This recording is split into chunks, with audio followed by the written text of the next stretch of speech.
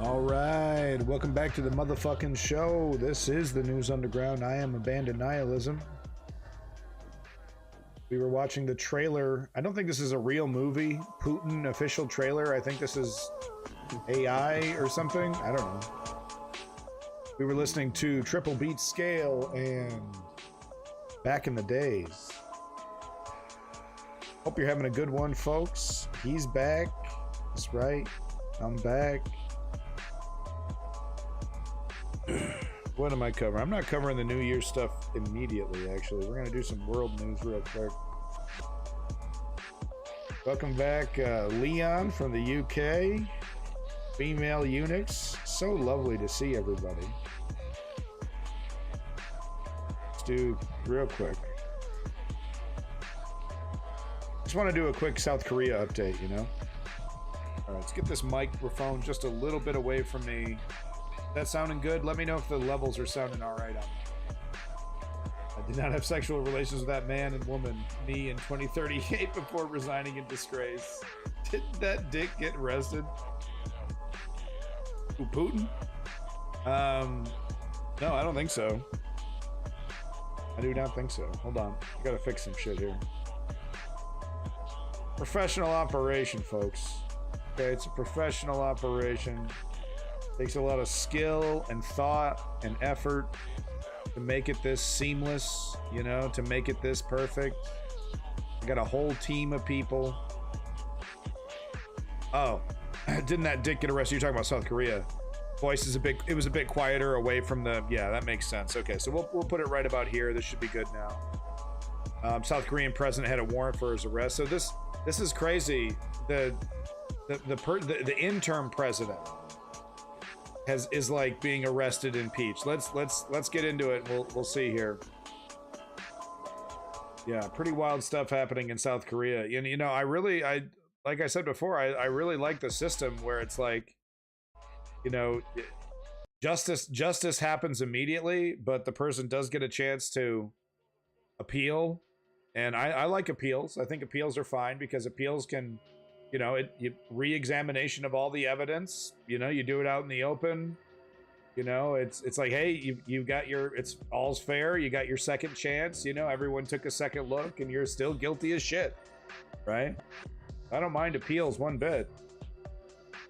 Let's get into it though. So we're going to do just a touch of world news, a bunch of, you know, massacre, New Year's, chaos, murders happening all over the place on New Year's.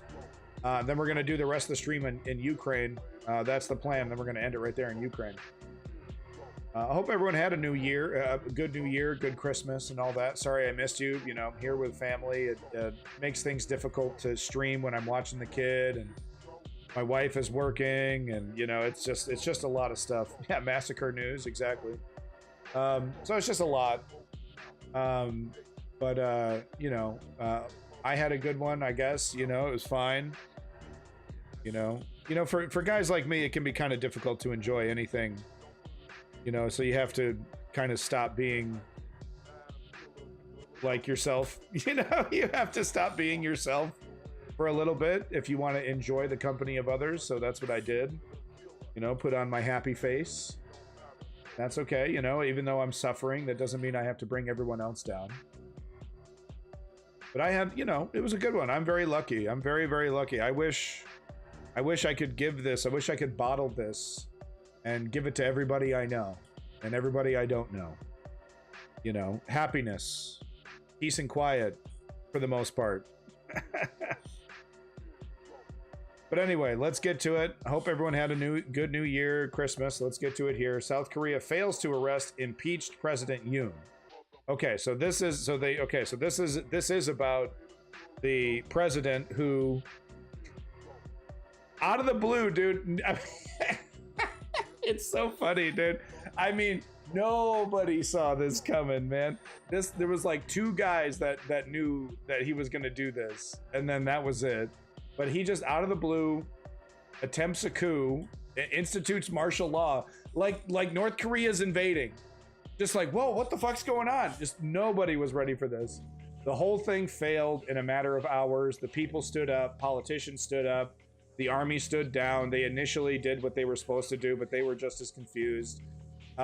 Dude gets impeached immediately, blames it on North Korea, says that the Western-friendly neoliberal South Korean government is colluding with North Korea. The whole thing's a disaster. He's trying to he's his wife is caught up in some corruption scandals. He has some corruption scandals. He just made things way worse. You've ever done this, right? You got a really bad problem and you make a rash decision and you make things way worse. Have you ever done that? Well, he did that, except he's running a country, right? He didn't accidentally throw gasoline on a campfire thinking it was water.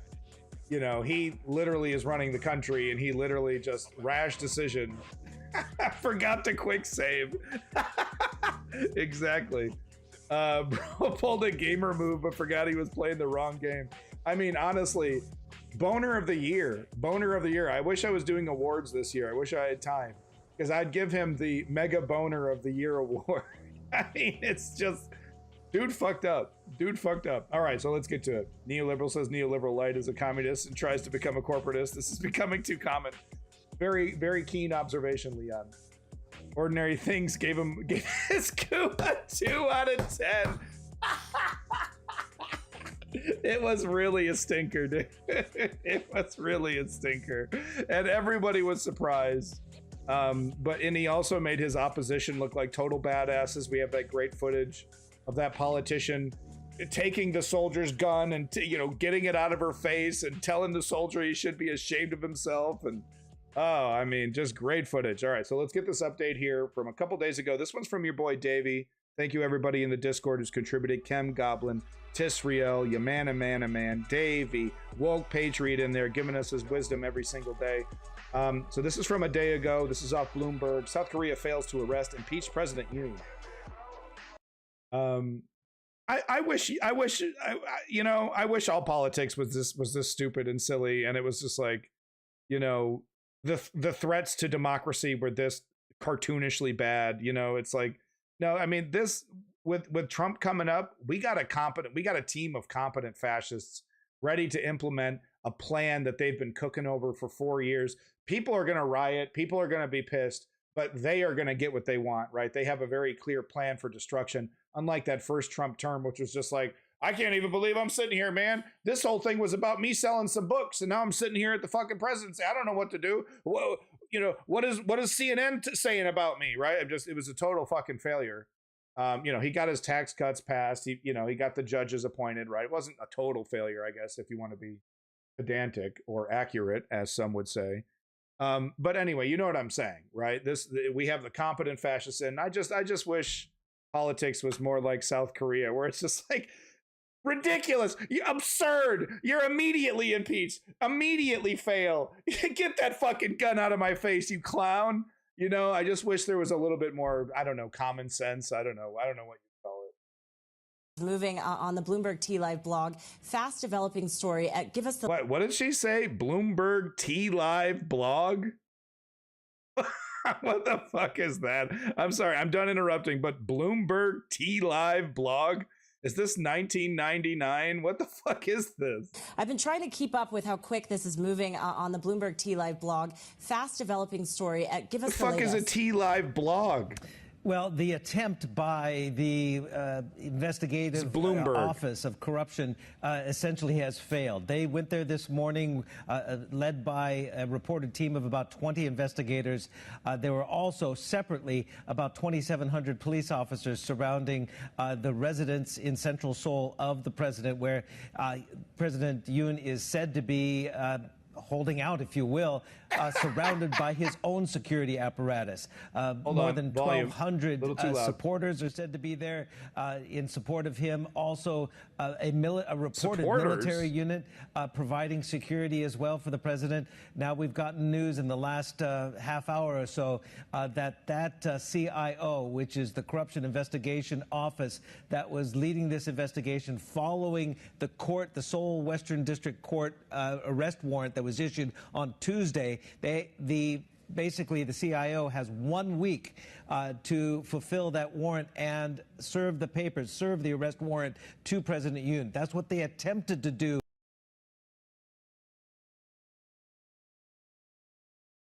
Sorry, I was just saying, I really love this, no months-long delay, no, mulling it over in court, no feckless AG that apparently can just, flout the law whenever he wants. Nope. Bang, bang, bang, bang, boom, right? There's a procedure, you're a human being, you're not a king. There's no conservative Supreme Court that can destroy this. I don't know South Korean politics. Maybe there is. Maybe their system is completely corrupted and I'm just not seeing it. But I don't know. It's just a nice change of pace, wouldn't you say? Imagine it, Leon. Imagine if Boris Johnson, got this kind of treatment after the COVID revelations was discovered, when he was having parties when everyone else had to stay home, right? It's just nice to see. This morning, but they faced resistance from his own security apparatus. We're getting statements essentially saying they've called off that attempt to serve him the papers, the arrest warrant, and they say that they deemed that it would be impossible to do so because of the security apparatus. They also expressed deep regret over President Yoon's stance. So we're at, again, a bit of a... Well, thank you for that update, Strategy Member. By the way, welcome back, everybody. Strategy Member Kem, Goblin, Leon. We got eunuchs, female eunuchs. Appreciate it, everybody. Standstill on this political crisis. The markets kind of cheered a little bit this morning with the Kospi up because they seemed to think that investors did that, everything else was the bad news over the last month. Keep in mind, this is 1 month to the day after that surprise martial law order was issued by President Yoon that triggered this whole crisis. So it's already been priced in pretty much over those last 30 days. But the market rallied a little bit thinking that there might be a conclusion. Well, we got ahead of ourselves. There's going to be no conclusion today. That arrest warrant, though, expires on Monday. So we'll have to see whether another attempt will be made. Okay. All right. So things are proceeding. The bad guys have not won in South Korea. It doesn't look like he's going to be getting away with it. So we'll, I'll just do another follow-up on that pretty soon, maybe next stream. Authorities retreat after failed arrest. Hold on. To South Korea, and the country's political crisis is flaring up again this morning. It's been sparked by an attempt to arrest the country's president earlier today. Right. That is video showing authorities moving into the presidential compound. They had wanted to bring in Yoon for questioning as part of an insurrection probe. He's already been impeached by South Korean lawmakers over his failed attempt. Okay, so he is flouting the law a bit here. Month to impose martial law. As Yenna Lee tells us, officials had to retreat after a standoff with the president's security team. We saw dozens of anti-corruption... That's ridiculous. That's ridiculous that he was able to get away with that. Officials, flanked by more than 100 police officers, tried to enter the presidential compound in order to arrest President Yoon Suk-yeol. They gained access into the residence grounds, but not much further, as an estimated 200 of the presidential guards, including soldiers, blocked them. Now, this standoff lasted around 5 hours before the investigation team gave up, citing security concerns. After Friday's botched arrest, the head of the president's security detail and his deputy have both been charged with obstruction of justice. This is just the latest. All right, so they're piling on the charges. Latest in South Korea's political crisis. President Yoon Suk-yeol's failed attempt at imposing martial law last month resulted in Parliament impeaching him and prosecutors opening an investigation into alleged insurrection. Yoon has so far refused to cooperate, ignoring This is an insurrection at this point. He's not following the legal process, and he's using force to keep his seat. This is definitely an insurrection. Summonses. He's holed up in his official residence. Yoon says he's been watching his supporters' live streams on YouTube. And Yenna, Yoon is facing insurrection charges and an impeachment trial as well. I don't know, man. Maybe the Luddites are correct. Maybe we should just literally EMP this motherfucking... Just format the world, dude. Just format the world. Welcome back, Quick Double Tap. So what do we watch for next? It's really unclear what's going to be happening next, Chris. This is all uncharted territory. If South Korea has in the past sent ex-president to jail, this is the first time a sitting president is facing arrest. Yoon Suk-yeol is a prosecutor by trade, so he's likely to use all the legal knowledge and the political capital he has left to avoid jail time. Boy, he fucked up. The lawyer, meanwhile, has vowed to take legal action against what he described was an invalid arrest warrant. You know, he could have just like resigned in shame or just waited out to the, let the corruption scandals with his wife kind of play out and just kind of quietly go to the end of his term. Boy, he threw gasoline on this, man. Today, he was seen telling Yoon supporters that this was wartime. I mean, I agree, strategy member. I'm being hyperbolic, but it's just like, modern right-wing fascism is benefiting so much from social media and the fact that moneyed interests own the major avenues of the internet. It's not like they own the internet, but they own the websites that everyone goes to. So it's been so detrimental because oligarchs love right-wing narratives. They love it. Inadvertent, vote against your own self-interest, cut my taxes, etc., etc. It's what they want to hear. So right-wing narratives get amplified on these, big money to own websites, the top 10 websites owned by billionaires. Okay? So I don't know, man. It's just like the left needs to fund things. The left needs to give up that ching-ching. We don't like to donate. We really don't. Time. Investigators, meanwhile, gotta have money, try man. to arrest the president again. This current arrest warrant expires on January 6th. If they fail to do so, they could issue another one or a different type of warrant. But the risk is having the same problems occur once again, just like No, this today. is ridiculous. The opposition Democrats. This is ridiculous. The police need to call in every goddamn cop in the country. Get your ass over here. Every fucking SWAT team.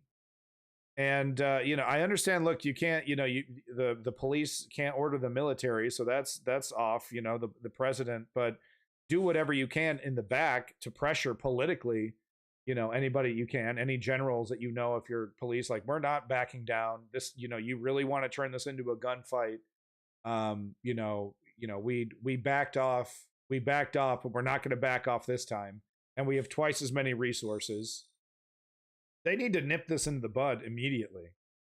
Have complained that the acting president, Choi Sang-mok, one of Yoon's cabinet ministers, in fact, should have publicly called on the Secret Service to comply, to cooperate with investigations today.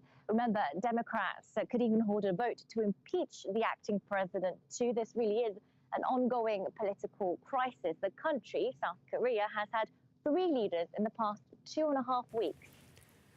Report. 3 leaders in the past 2.5 weeks. Wow. This guy fucked up. I mean, you think you've had a boner at work? Oh boy. Hey, welcome back, Rob MQ. Updated that new year. You got a new year, new picture. All right. Welcome back, Rob. Good to see you. Oops. Let's go ahead and switch over to this crazy. This is nuts, right? There's really only one word for this. Insanity.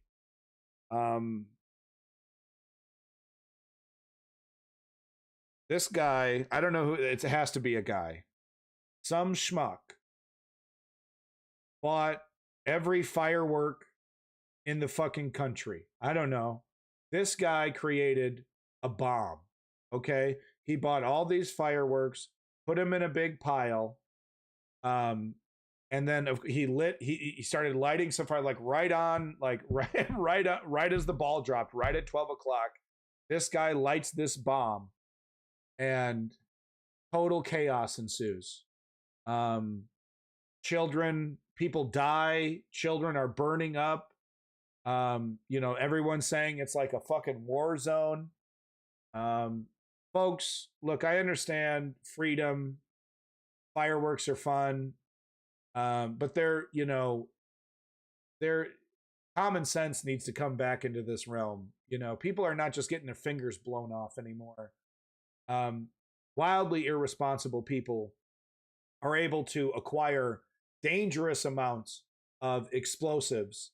And, you know, this is not the first time I've reported. I think I reported on something similar last year. Massive explosion. So here's the update here. It was space lasers. This was not space lasers, okay?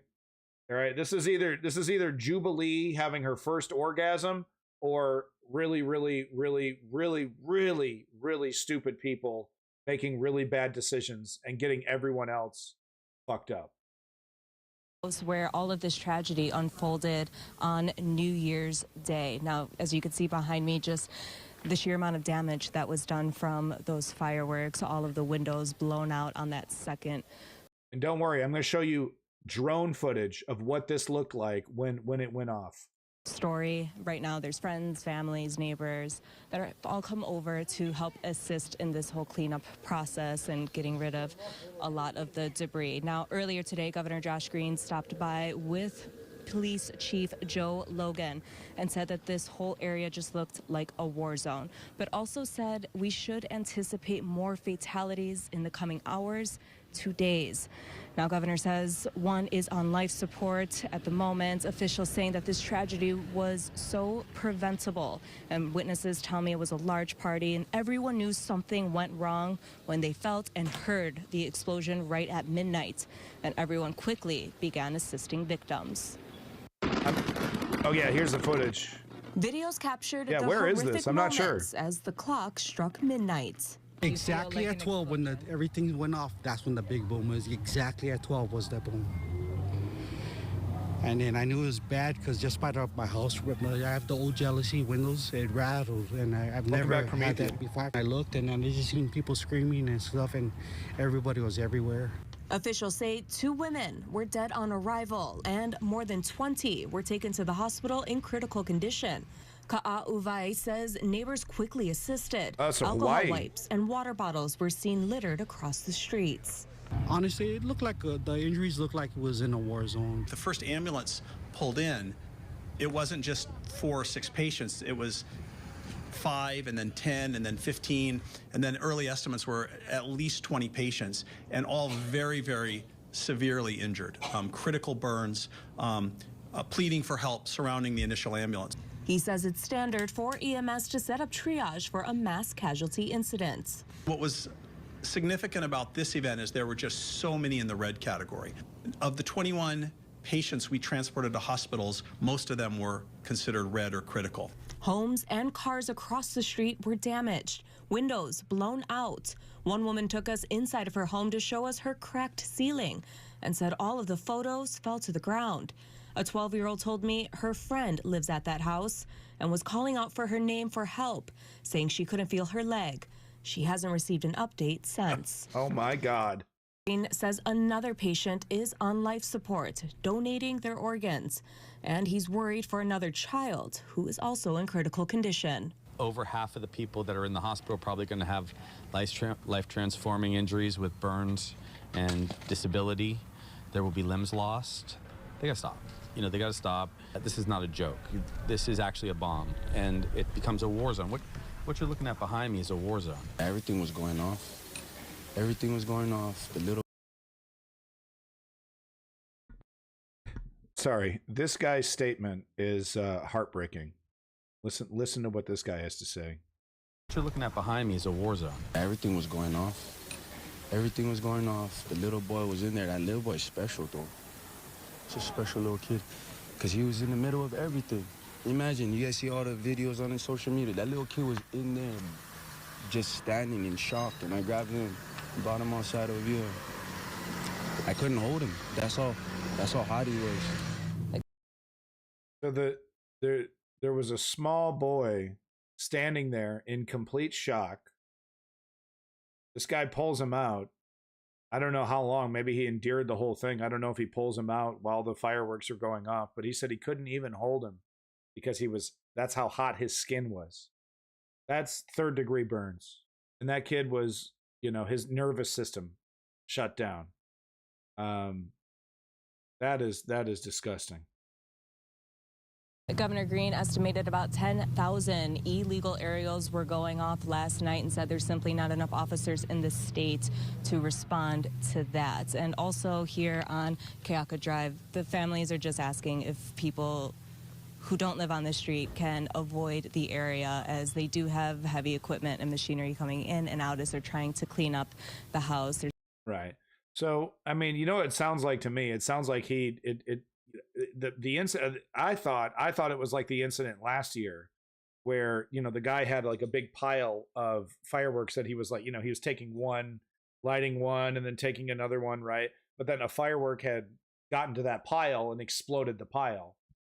It sounds like this guy thought he was a genius and put everything in a big fucking box. You know, it sounds like he tied them all up, fused them all up. I don't know what he did, but it sounds like this was intentional. And yeah, the footage speaks for itself. Shocking.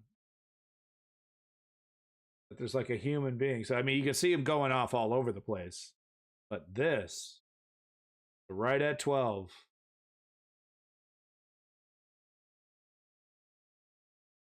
And yeah, they're not going off properly. Yeah, everything off all at once, everywhere. Like how H-1B visas are starting a civil war in MAGA. I know, it's like, fuck the poor. No, fuck people of color. I thought we were all racists here. What's going on? I thought we were all racist. What's going on?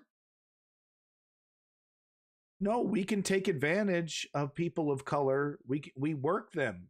We bring in skilled workers from other places. How we make the ching-ching.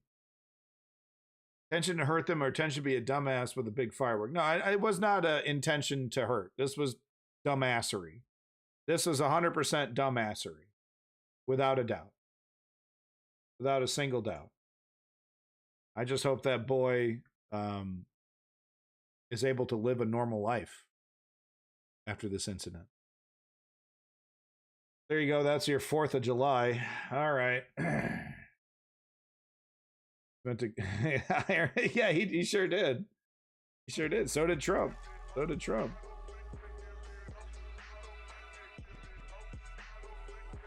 What are we gonna call this? What?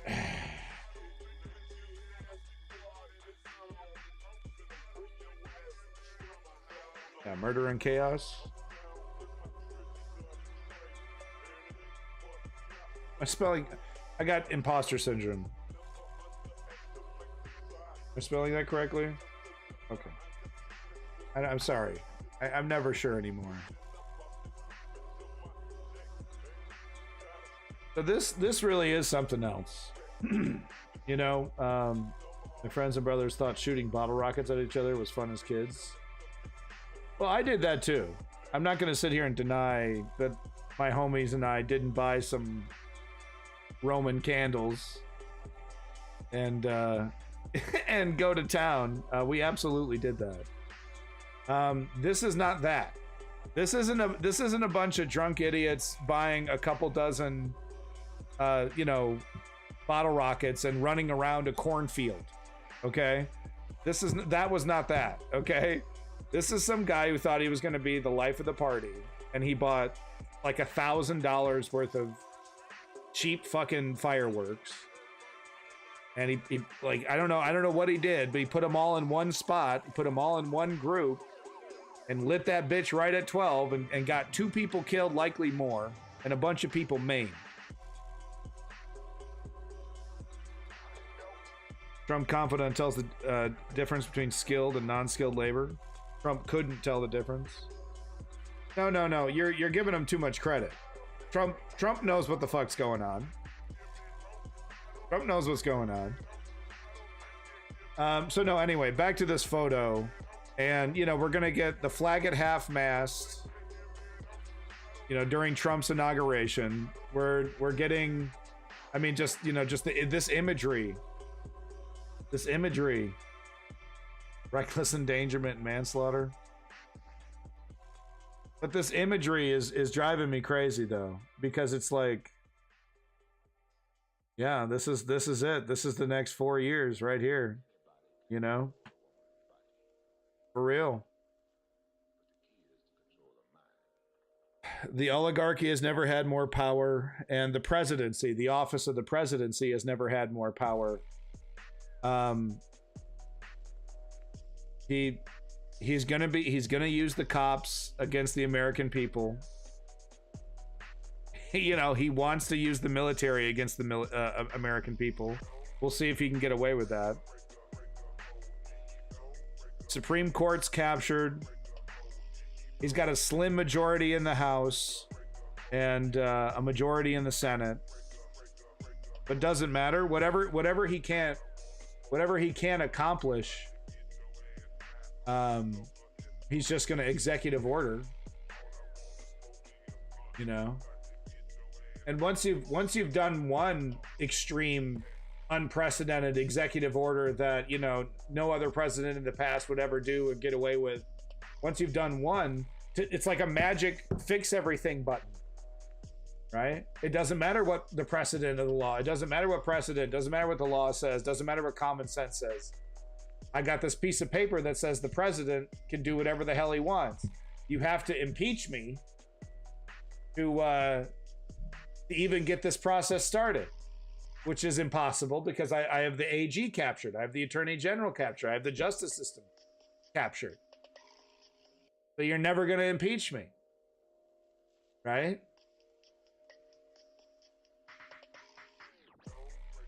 Well, I don't know about if he wants to be president for life, but he is going to want to hand over power. You know, he's going to want to, you know, hand it over to his fucking family, to his little turdlings. That's what I think is going to happen. He's going to try to, I don't know if he's going to attempt a fake election or what.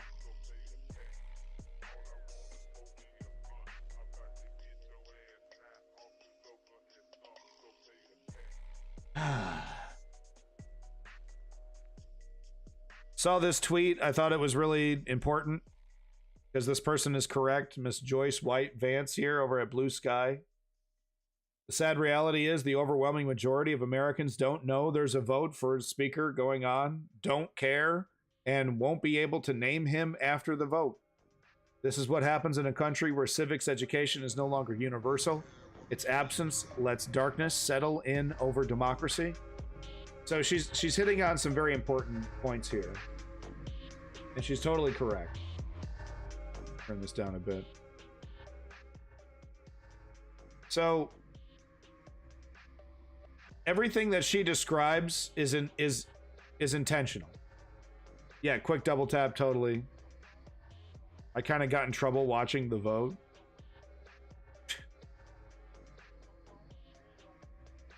Stop politics. I don't want to look at politics. Turn the politics off the TV. No more politics. I just want to live in ignorance. I just want to live in ignorance and vote against my self-interest. You can't stop me. You can't stop me. Something like that. Birdman. But no, let me break this down. Because all of this is intentional. All of this is built. Oh, I see. Yeah. Oh, well, work's a little different, right? Work's a little different. I guess it depends on what you're doing, right?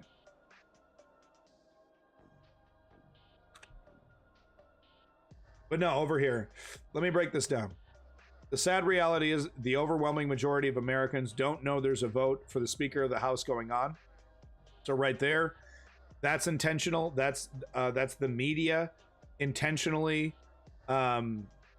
Well, I mean, it's not like MSNBC wasn't really covering this, but in the way that they cover it is in a way to avoid actual discussion, right? Any kind of actual interesting discussion. So did they take this opportunity to discuss, you know, strategies, you know, from both sides, you know, how both sides are operating? Or is the media just basically either cheerleading for the Democrats and giggling at what they think is the disintegration of the Republican Party, while the Democrats have never been more, you know, destroyed? you know, it's either that kind of partisanship or it's extreme right-wing partisanship. So why even tune in, right? Because there's very little discussion of substance. Now, in the indie space, that, you know, there is discussion of substance, even now, you know, but, I mean, you know, a lot of people don't seek that shit out. If it's not on the cable, you know, if it's not right there, one click away, you know, right in front of them, in a format that makes them feel safe, that makes it feel professional, right? A lot of people don't want to listen to the news. A lot of people don't want to listen to indie news. It needs to be presented in a certain way. And that requires money. Don't care and won't be able to name him after the vote. So the don't care is the nihilism that I talk about so much. We're going to be talking about nihilism throughout this segment here, Murder and Chaos. But that's a big part, and that's very intentional. It's a lot harder to kind of pinpoint any one thing that says, you see, this is them perpetuating nihilism. But it's more of like a feedback loop, like an echo, right? Like they feel the cynicism, they feel the negativity, they feel that we want to give up, and then they reinforce it. They reinforce it, bounce it back to us. Yes, nihilism, the concept that life doesn't really matter, why bother even trying? It's pointless, just give up. Nihilism. My name is Abandoned Nihilism because I believe that nihilism, the embrace of nihilism, is one of the main reasons Western democracies across the world have been failing.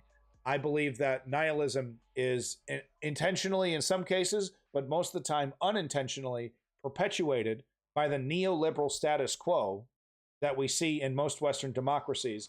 And then, of course, the extreme end of the nihilistic cancer is, of course, the right-wing fascistic movements that are currently trying to destroy and dominate neoliberal Western democracies. So anyway, this is what happens in a country where civics education is no longer universal. Once again, this is intentional.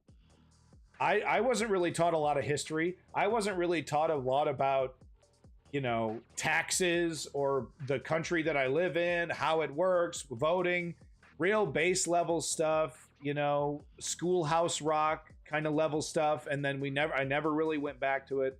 I don't know what your high school education was, but a lot of this civics information is actually left out of high school curriculum now. And a lot of people don't understand local government. They don't understand who's running their governments. You know, it's one thing to not know all these people by name. I don't know every fucking politician by name. Are you fucking joking, right? It's really more of just understanding the function. Okay, it starts with my tax dollar. What happens with my tax dollar? How is that decision made? How is it, you know, what are these, midterm elections? What does that mean? These primaries, you know, how does that work? How do these two parties work? You know, how are they vying? You know, all that information is basically left out of high school curriculum, and that is intentional. Okay, you get a real base level stuff. You get, you know, oh, there's a governor and blah blah blah. You get some base level stuff, but you don't really get into the nuts and bolts of how that actually, you know, how an idea turns into a policy, that is, brought forward by a politician, voted on by people, and then enacted into a law, et cetera, et cetera. You don't really get into the nuts and bolts of that. You know, maybe there's some rich high schools, some private high schools, you know, that have like model UNs and, you know, some of that stuff where that, you know, these kids are going to be going to Ivy League, you know, are going to be going to college. You know, I'm sure there's some high schools that are like that. I really wish I could have gone to one. That would have been sweet. But a grand majority of public high schools are, okay, do you know how to read? Do you know how to write? Writing is not as important. Do you know how to fucking, count money? You know, do you know how to make a spreadsheet? Do you know how to make a PowerPoint presentation? Okay, throw you out of the nest. Good luck. Good luck. Greetings from south of Boston. It's your boy, Lenny. Thank you, Lenny, for showing up. Do appreciate it. Folks, make sure you're liking and subscribing to Lenny. He's the #1 financial contributor to the News Underground. Always appreciate Lenny coming back. The average American don't even know who their mayor is. And look, it's okay. You don't know every name. It's not as important to know every name. It's more important to know, what the levers do. You know what I mean? What the levers of democracy actually do, how they achieve things, how you can make society better for you and your children, right? For you and your family by pulling certain levers, by supporting certain people who are promising to pull certain levers, etc., etc. None of this is taught to us in schools, and it's intentional. Its absence lets darkness settle in over democracy is exactly what I'm explaining. So thank you so much, Joyce White Vance, with this very, very poignant, well-written, right to the bone. This is all very intentional, okay? And we're seeing the fruits of this. This is not new, okay? This is not something that they've just flipped a switch and all of a sudden this is how it is. This is how it's been for motherfucking decades, okay? And I'm not getting conspiratorial on you here. It's more complicated than what I'm letting on, but dig into it yourself, okay? Follow that 3-step program. Step 1, inform yourself. Do your own digging. Lots of documentaries about this. Howard Zinn, the brilliant and nonpartisan Howard Zinn, whose only bias is really for humanity. Howard Zinn talks about this a lot, and he's very, very keen on this. He's not a conspiratorial fake academic like Jordan Peterson. He's got the credentials, okay? He knows what the fuck he's talking about. Look him up. If you don't want to believe me, believe somebody with a college degree. Welcome back, Ribbons.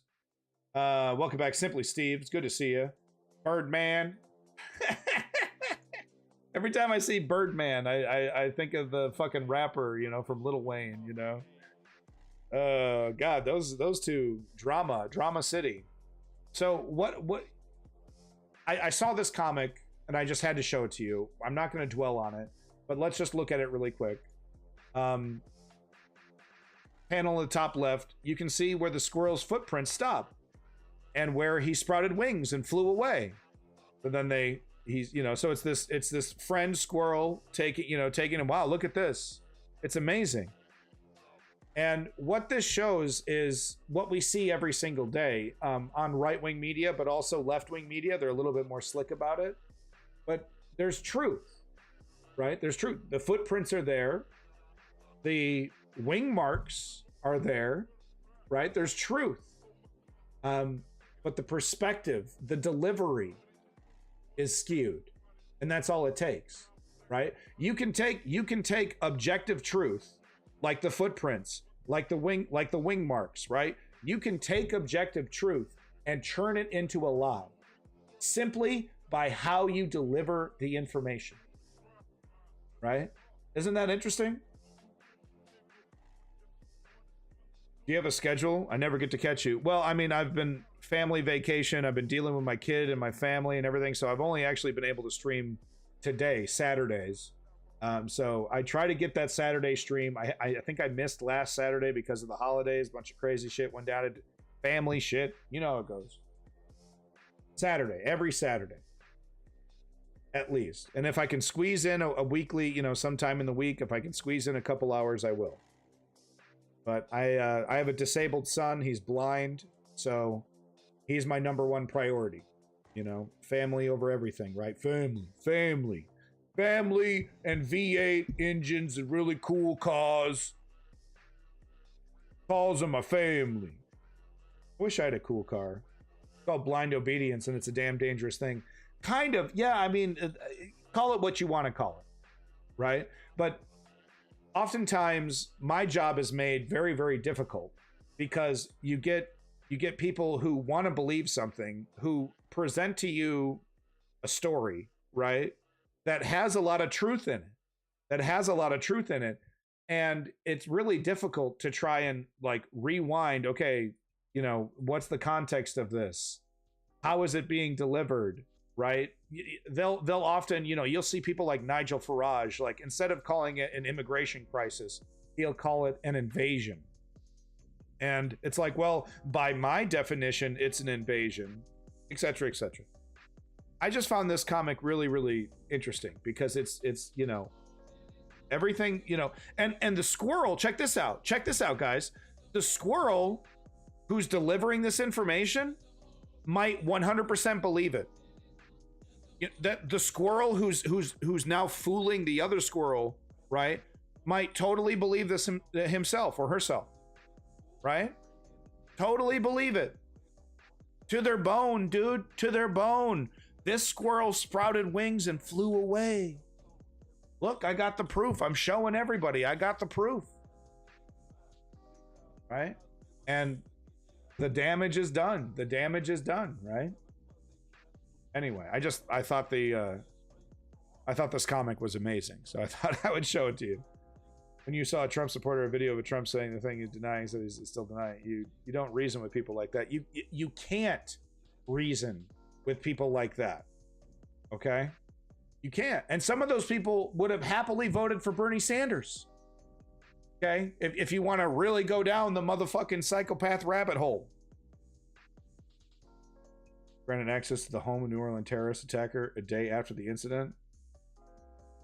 Yeah, Cody, that is kind of interesting. It's not unprecedented. It's not exactly unprecedented, but they were really pushing the multiple people terrorists. So we're going to get to that. We're going to get to that. We're going to dig into that because there was a lot of misinformation. I'm really glad I've had a couple days to, you know, for the information to come in, because we're going to get to the skinny, down to the fucking root of this here. Maybe, yeah, who knows? But there was definitely a ton of misinformation that was being pushed by the New Orleans local police department. Oh, it's terrorism. Oh, multiple people. Oh, yeah, man. But I mean, you know, I think one of the reasons why they're pushing that so hard is because of the ISIS flag. I think it was terrorism. I think he was doing it for ISIS. Let me be clear.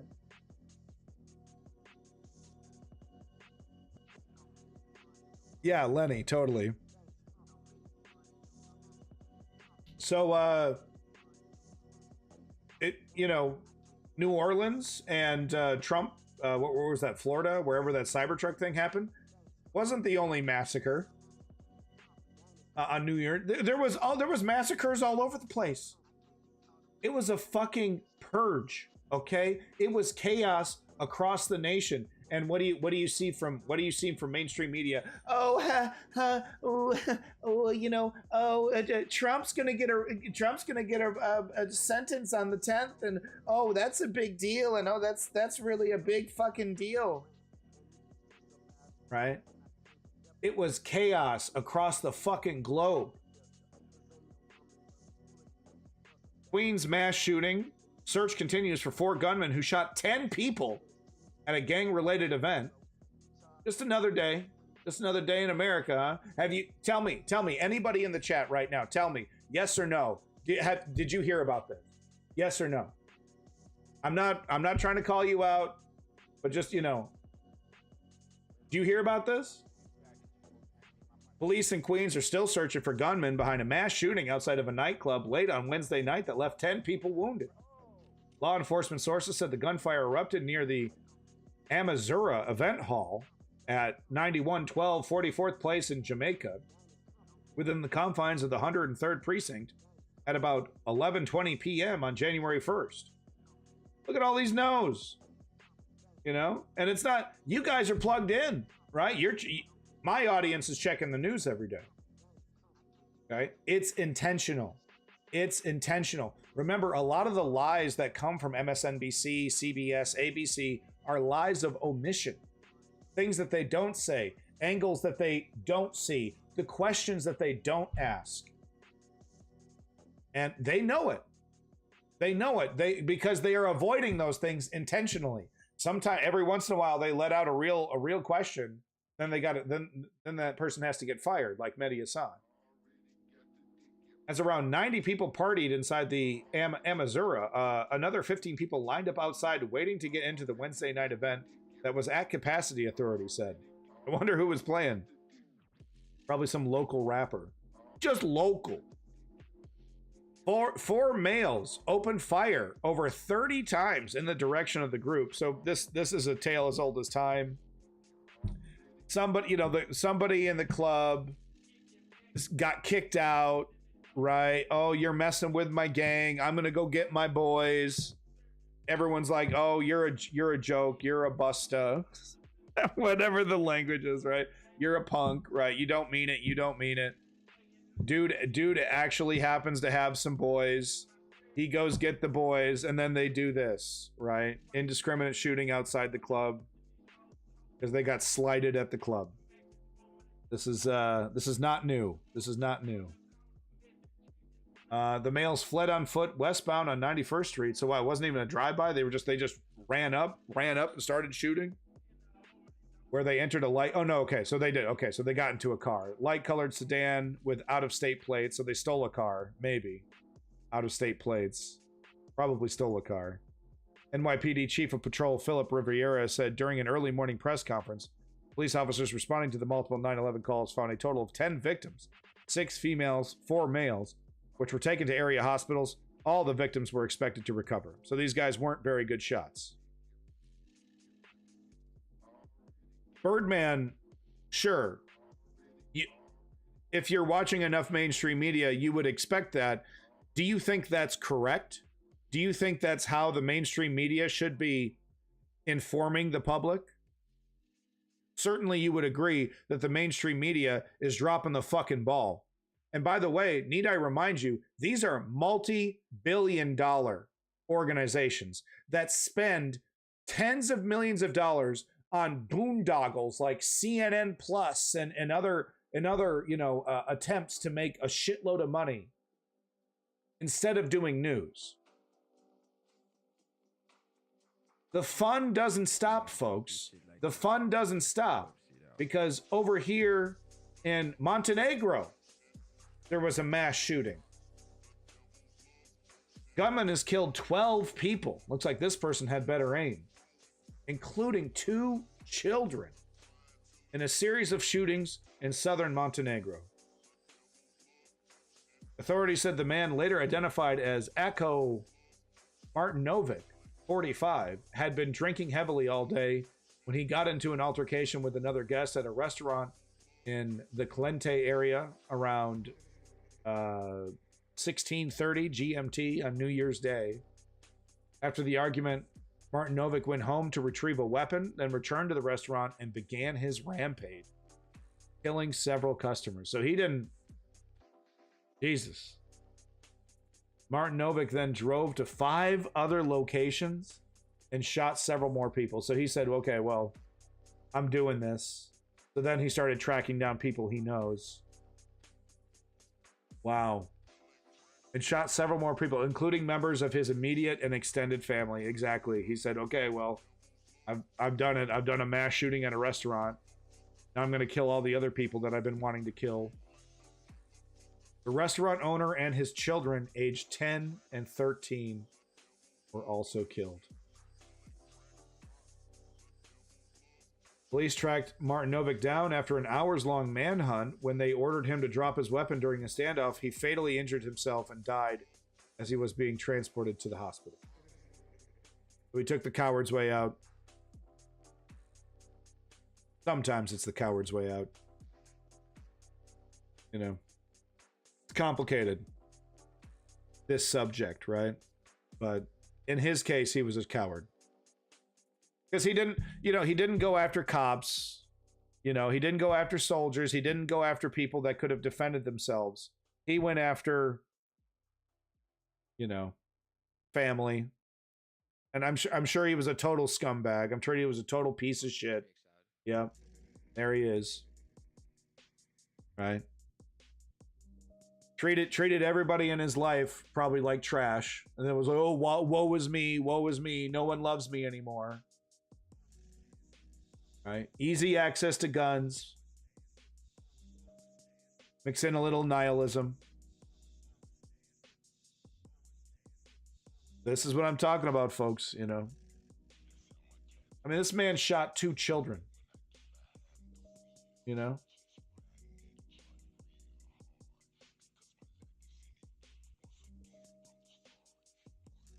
Writing on social media, the Prime Minister said, Quote, this senseless act has caused immeasurable sadness and bitterness in each of us. There are no words of comfort. Well, hey, at least he didn't bust out the classic thoughts and prayers, huh? Do you think this prime minister is going to do jack shit about it, though? There's a higher chance than in America. You know what the line is now in America? This is the new normal. That's what you're seeing from right wingers. Yep, nothing we can do about it. Can't fix it. There's nothing to fix. This is the price of liberty. That's the new narrative. You know, seeing it from hacks like Sagar and Genetti. You think people will start avoiding sports stadiums and concert events? Not until it becomes an everyday thing. Once it becomes an every single day thing, then people will start avoiding public spaces. But they'll just, you know, then what those public spaces will start doing is, you know, charging more, but having, you know, security armies of their own, right? So really the only kind of public events will be the big Taylor Swift ones. And they're, you know, everyone else is just going to have to risk their life, you know, or just have them outright banned, which I don't think that's going to happen.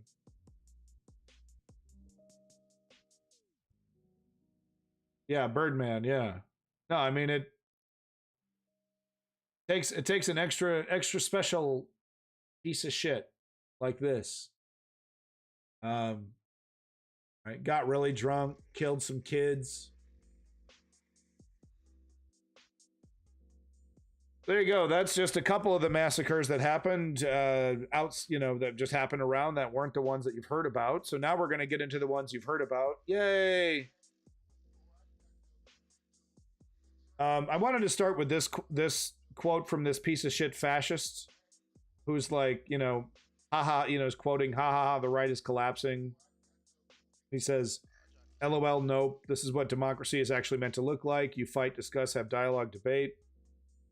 Your side didn't even hold a primary. So I believe this account is run by Jack Posobiec, who is a well-known white supremacist, great replacement theory, xenophobe, right? Nick Fuentes friendly type, you know. They probably have each other in their phone or something. So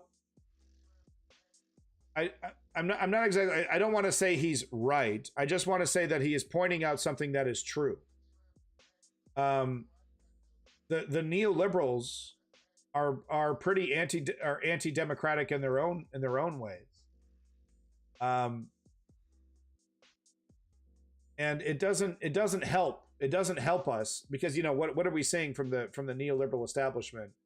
Oh, we need to be more corporatist. We got to take more corporate money, right? We got to eject the woke. We got to stop talking about gay rights and equality for black people, right? We got to throw all that out the window and we have to emulate these right wingers.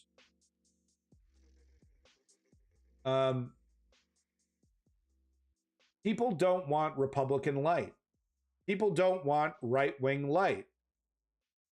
Okay? They're either going to vote for the right wing or they're just going to check out of politics because you know, we're talking about people that have come to the restaurant, they've looked at the menu. Oh yeah, okay, corporate neoliberalism, barely getting anything done. Prices continue to go up and they lie to my face. Okay, turn the page. All right. Okay. Right-wing fascism. Nobody gets anything except for the extreme rich. Fuck you.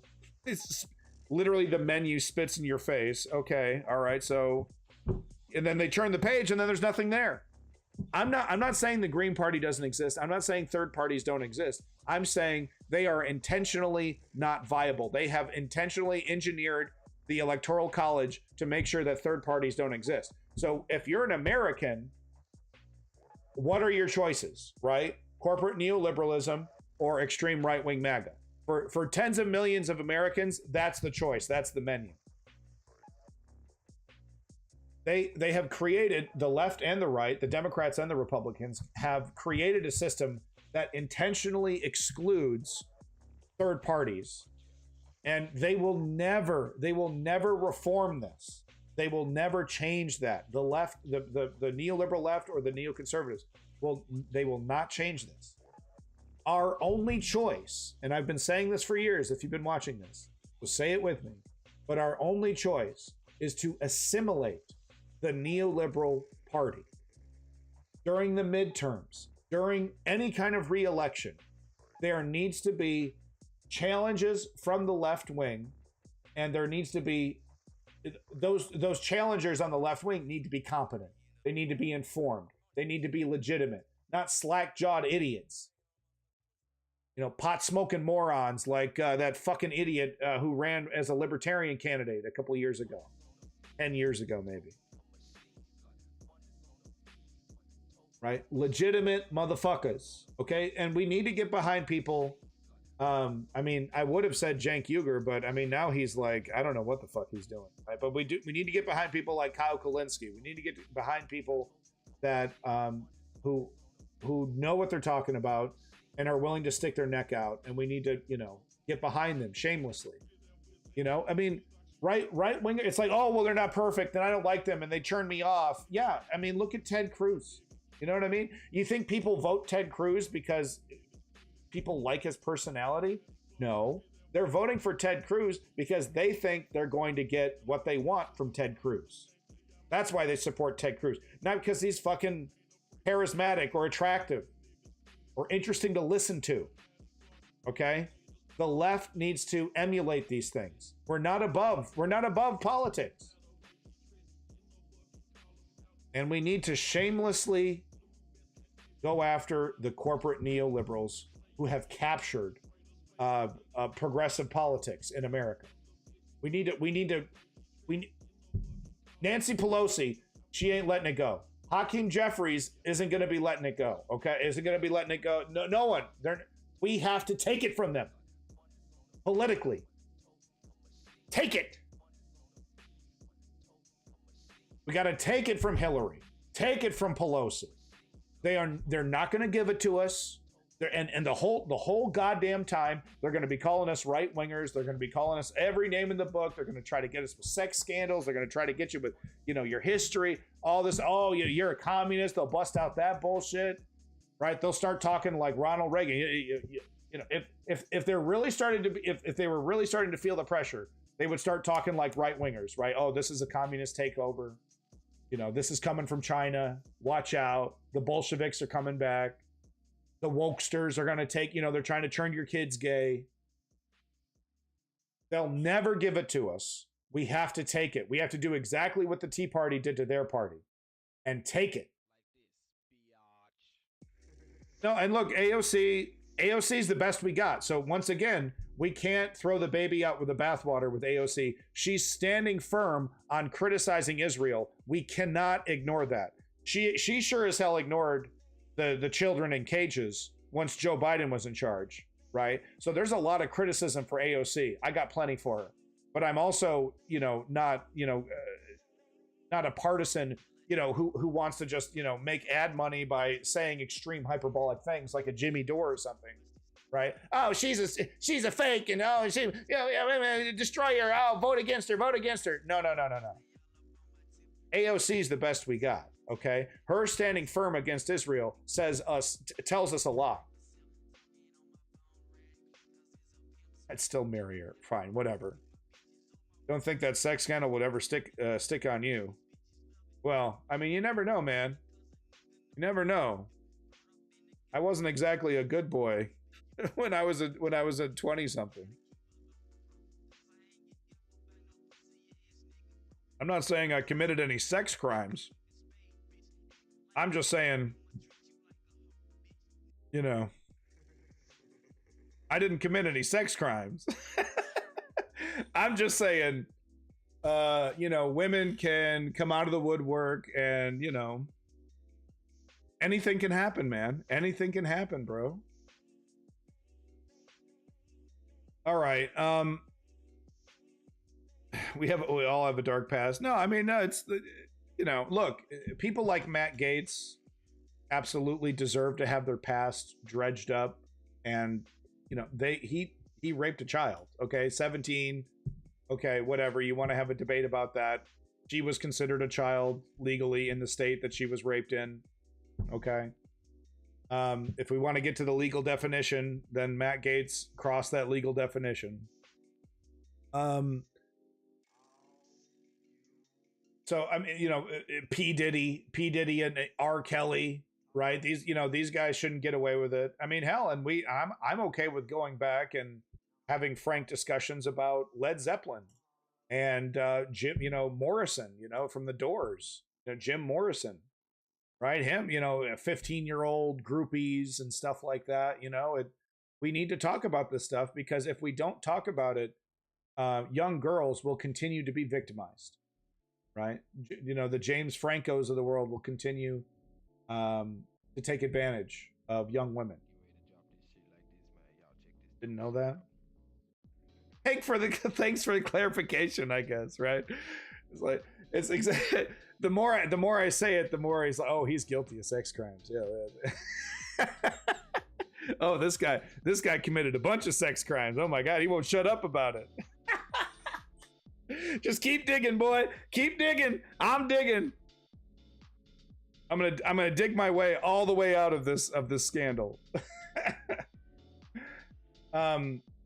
But at the same time, there are people that,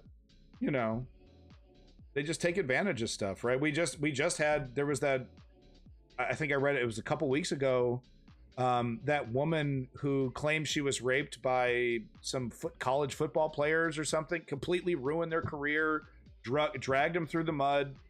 She finally admitted, no, they didn't rape me. That it was I kind of made that up. We had consensual sex, and then that shit does happen, right? So you never know. And let me tell you something, Nancy Pelosi, any grain of anything that could be misconstrued even slightly would be spun completely out of control, right? We would see Rachel Maddow, oh, you hear the unbelievable, oh my God, we got the proof, right? I never stole gold or trinkets from the Dwarven treasury. Yeah, right. We know. Yeah, right. A goblin not steal trinkets and treasures. You never leave a goblin alone with trinkets and treasures. Come on now. It's basically your fault, right? I mean, come on. I mean, we don't know. Maybe she said that as a part of a settlement. Well, I'd have to look up the story, but no, it's like, I think they're going back in court. Like, I think she's like, they're getting the whole thing retried, if I remember correctly from reading it, but whatever. We're not going to get into that. Let's get into, I can't show you this footage, but if you want to see, this is not the full uncensored footage, which is out there if you want to see it, which I don't advise because it is just horrific. I mean, it's people, I couldn't even stomach it. I couldn't even stomach it. I've seen it before. I think there was that one in France that I watched. People just getting mangled and crushed. He's in one of those big fuck you trucks. Bodies everywhere, blood. I mean, just big pools of blood, etc., etc. Just horrific. This is the individual who is very likely a supporter of ISIS. Who killed over 10 people in New Orleans, drove a truck right down Bourbon Street, which is just horrific. So I can't show you this footage, but if you want to click the link, it's right there for you. So I thought I would just show a quick clip of what it looked like right in the moment when people were first discovering what was going on, and then we'll get into what we know now. Welcome to WFAA News at 6. We start with a look at New Orleans. It remains an active crime scene there as the FBI investigates who else may have helped an Army veteran from Houston attack New Year's revelers overnight. This is a live picture right now of that sole officer. One thing that I will say from the footage that I have seen, and I have some edited footage that I'm going to show you, is that the flag was rolled up the whole time. The flag was rolled up like right at the start of his rampage. So I don't know, maybe he just said he got, he's like, now's the time, got to do it right now. Like, I think maybe the plan was he was gonna unfurl it later, right? He installed it when he rented the truck, and then he installed this flag. Early pictures also were showing a camera. I haven't seen any of this footage. Some were speculating. I was speculating that he might have been live streaming, right, with this camera that was mounted on the back of the truck. Like, perfect spot to put a camera to view the horror. If you wanted like the Grand Theft Auto, external camera shot of you running into people, there was a mount right there. There was a camera mount and everything. So I don't know if he actually did it, but weirdly the flag was never unfurled. So I think he installed it, and then I think he just got too excited. Patrolling the streets of Bourbon Street, again Disgusting remaining asshole. an active crime scene.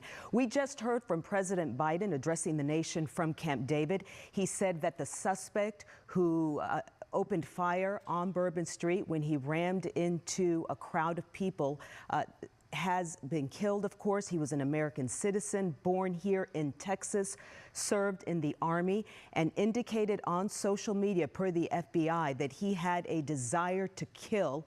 Explosives were found in his vehicle and nearby. And tonight, we are also learning more about the people who lost their lives. Among the 15 dead is the brother of a TCU football player. This is a quickly developing story, with investigations stretching right now from New Orleans to Beaumont, even to Houston. So here's a look at where it all started. In New Orleans, on the popular Bourbon Street, right there in the French Quarter, police say the suspect, named Shamsuddin Jabbar, drove his pickup truck into the crowd. In fact, we just heard the president say he was racing for 3 blocks, leaving mangled bodies and blood scattered everywhere. The attack happened less than a mile from where the Sugar Bowl was set to take place. As a precaution, with safety being top of mind, the game has been postponed to tomorrow at 3 o'clock. And during a news conference this afternoon, the FBI said they do not believe Jabbar was solely responsible. We heard President Biden just reiterate that. Right now, they are searching. Yeah. So remember, this was like the day of, right? So we have some new information. We're going to get to that very soon. You're fine, strategy member. We all cope with trauma differently. Searching Jabbar's home to find information about a possible motive and the others possibly involved. Investigative reporter Morgan Young spent the day digging for new information and has the latest on the suspect. A New Year's Eve nightmare in New Orleans. This is not just an act of terrorism. This is evil. Corner bus after corner bus. And on Wednesday, law enforcement shared more about one of the people responsible. And it looks, the cops, everything was chill. Everything was chill. Cops were like, everyone's behaving, It's just, we're never, unless we talk about our feelings, unless we talk about the sadness that subsumes us all, we're never really going to get down to this. Even if we were to ban all guns, right? Because this, outside of how he ended it, right, when he came out, he apparently like shot 2 cops. The guy was definitely a solid shot, right? So he's like kicking down the door and shooting cops and stuff. Outside of that, this whole thing could have happened, in a totally gun-free world. You know what I mean? We need to talk about how having access to the guns is a big part of it, right? But it's not just the guns, and it's not just the economy either, because the economy is a big part of it, right? If people could just work and earn a decent living. But it's not just money either, right? A New Year's Eve nightmare in New Orleans. Snow, you're this is precious. Not Thank just you, Snow. An act of terrorism. This is evil. Corner bus. No, in OK Life, you're not allowed to be nihilistic. Okay, the best I can give you is existentialism, which has to acknowledge nihilism in a way, but you must work towards a solution. Okay. That is your purpose, whether you accept it or you don't accept it, and you say, no, life is meaningless and none of this matters and whatever, that's, you're wrong. But you have a goal, It's to get humanity, exploring the stars, exploring the universe. Okay, understanding the mysteries of life and understanding the mysteries of human life, etc., etc. So whether you embrace that fate, whatever you want to call it, whether you embrace that reality that this is humanity's mission or not, that's up to you. After coroner bus. And on Wednesday, law enforcement shared more about one of the people responsible. 42-year-old Shamsuddin Jabbar was an Army veteran and a Texan. His current address on record is at this home in Houston. A man who also lives in Houston says he owns the white Ford pickup truck that Jabbar used for the... Wait, does homie got a cat? He's got a cat. A man who also lives in Houston says... Wait, what the hell is that? I'm sorry, what the fuck is this? Is this a head crab? What the fuck is this? On record is at this home in Houston. It's like a head crab. A man who... What the fuck is this? Guys, what the fuck is this? Also lives in Houston says he owns the white Ford... What the fuck is that? Home in Houston. A man who also lives in Houston says he owns the white... Fuck is that? Ford pickup truck that Jabbar used for the attack, telling ABC News he rented it to... Wasn't moving like a... I'm sorry, one more time. I'm sorry. It wasn't moving. It's not moving like a cat. It's not moving like a fucking dog. What the hell is that? The white... This wait, home... Wait a minute. Wait a minute. I think maybe I see the tail. Hold on. A man... Is there a tail right there? Who also lives in Houston says he owns the white Ford... No, not really. It's got to be an optical illusion, man. I'm tripping. Ford pickup truck that Jabbar used for the attack, telling ABC News he rented it to an individual through a car-sharing app called Turo. The FBI says law enforcement found an ISIS flag, multiple weapons, and potential explosive devices inside of that vehicle, and other potential explosives in the French Quarter. Investigators do not believe Jabbar acted alone as they reviewed surveillance footage Wednesday. This has been retracted. They are now saying that he acted alone. It's interesting how the FBI came down and it was like, chief of police is saying a bunch of crazy shit. We don't think that's the case on some of these, So it's very interesting. We had the chief of police coming out saying contradictory things from the FBI. It was kind of a crazy situation. Clearly, it was weird. Definitely some kind of power struggle. Definitely some kind of struggle over the narrative. No doubt about it.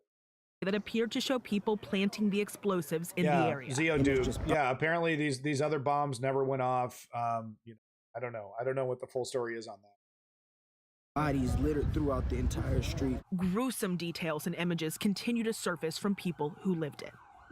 Unimaginable casualty. The disfigurement and the bodies strewn. Something you can't unsee, you'll never forget. Yeah, Real life. That video right there, that she's standing next to her friend. There's a massive pool of blood that's growing, and apparently, if you listen to the video, she's still alive and she's groaning in pain. It's just the worst, the absolute worst, guys. Horror movie, everything in the car is hitting, it's getting thrown. City and state leaders asked visitors and residents to avoid the French Quarter as they work with federal agents to continue investigating. Everywhere. This city has been tried by fire before, but fire makes things stronger. We are going to get these people. There is a path forward. And I got to point this out. I pointed this out in the Discord. What the fuck does any of this mean? Completely, utterly, and completely meaningless statement. One more time. Tried by fire before, but fire makes things stronger. We are going to get these people. There is a path forward. Yeah, we're going to get these people. Yeah, you're going to collect the bodies. Yeah, we expect you to. There's a path forward. Huh? What's the solution? There's a path forward for what? For who? In context to what? We found them. We found the bodies. Well, congratulations, bitch. It's a completely meaningless statement. There's a way through? What? To where?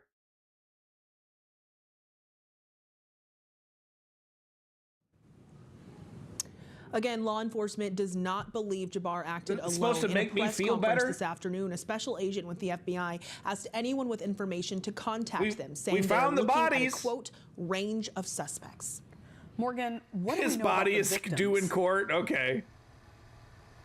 Slowly starting to come in. You know, you just mentioned that. We do know of at least one tied to North Texas at this point. One of the people who was killed in this attack is a young man named Tiger Besh. His brother, Jack Besh, is a student and football player at TCU. Can we get the other names? Okay, I'm okay. Well, we don't have the names yet. Okay, I don't know. Whatever. We got to talk about the fact. Oh, one of them is related to a sports guy. Does that change anything? I don't know. I guess it's newsworthy. It seems like a weird focus. I don't know. Jack posted this on X today saying, "Love you always, brother. You inspired me every day. Now you get to be with me in every moment." TCU's chancellor released a statement this evening offering condolences and prayers as well. Izzy. Our thanks to you, Morgan. Yeah, you're and right, there was Zeoduke, you're a right. Cybertruck found in Las Vegas that exploded outside a Trump's hotel there. Investigators say it was rented. Whoa, you're jumping the gun here. Don't worry, we got more information about this massacre in New Orleans before we get to the Cybertruck debacle. Not really a massacre in that one. See, that's how you do it right. The only person that killed, got killed during the Cybertruck thing was the idiot that, I mean, his whole life was destroyed, man. Fucking lost his wife. We'll get to it. So this video here, this is a little bit more up to date. This was from 2 days ago, but this has a freeze frame that will shock you. I'm sure this video is on Live Link or something. I'm sure if I wanted to, I could track it down and I could put it in the Discord. But I mean, I've seen enough mangled bodies.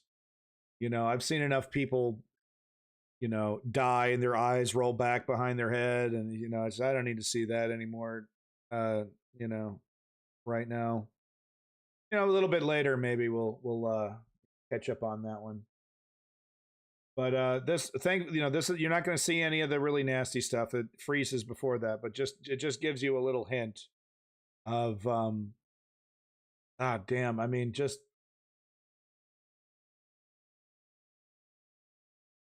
I'm a very angry person. I don't know if you could tell, right? I got a lot of anger issues.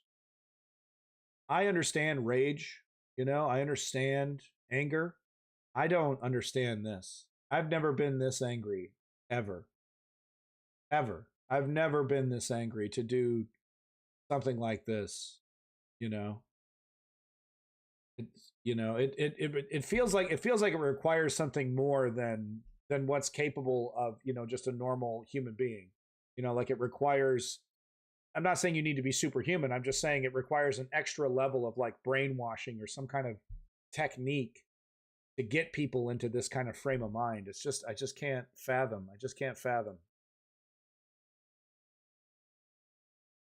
I'm also very angry. Grr. No, look, I'm an angry fella. I get that. I'm not like that. I'm not this angry. I'll defend myself with this kind of fanaticism. You break into my house, but to plan it and then go through with it, We are now taking a live look at Bourbon Street in New Orleans, where a man from Houston intentionally plowed a pickup truck into a crowd just hours into the new year. Investigators are calling the incident an act of terror. And officials say at least 14 people and the driver are dead. 14. Dozens more were injured. Investigators believe the attack 15 total. May have been inspired by ISIS. We caution some of the images you're about to see may be disturbing. Here's ABC's Lionel Moyes. Don't worry, no blood. This morning, the careful work of gathering evidence continues just over 24 hours after carnage on New Orleans' most famous street. New video shows the speed of the pickup truck that plowed into people, killing at least 50 So right there, you know, that's the start of it right there.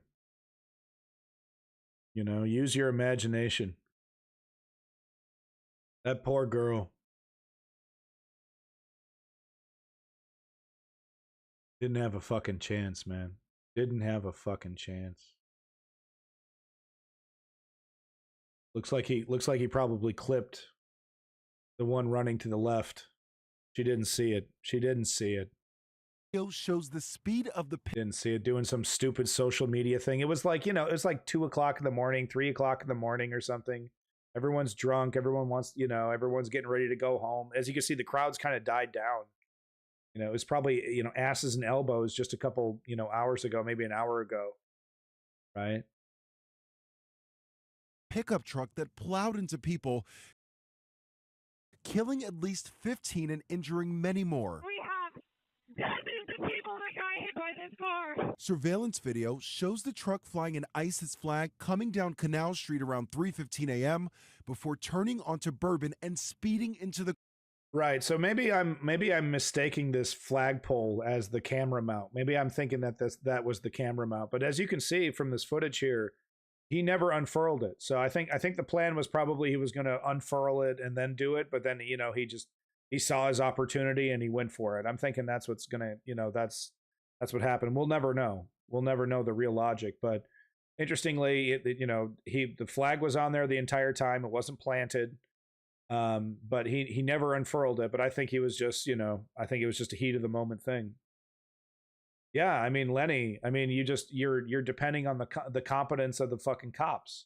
You know, you're depending on the competence of the cops at that point. And let me tell you something, folks, never depend on the competence of fucking cops. I'm not joking. I'm not joking. They will let you down. You need to defend yourself. Defend yourself and your property, okay? Because the cops are only there to take a fucking record. They're not there to save you. Moving on. On Canal Street around 3:15 a.m. before turning onto Bourbon and speeding into the crowd.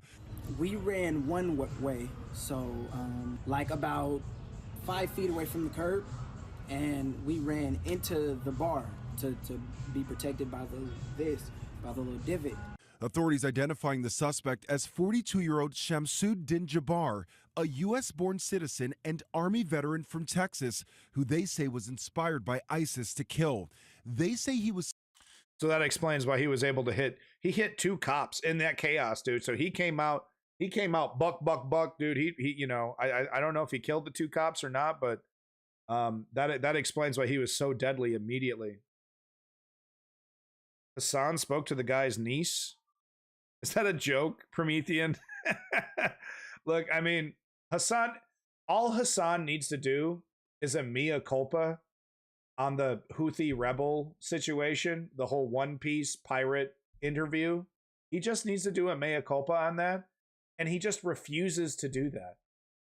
And it's like, bro, you need to have some strength of character to admit that you were wrong on the Houthi rebel shit, so that we can all move on with our lives. Because I'm not going to defend you.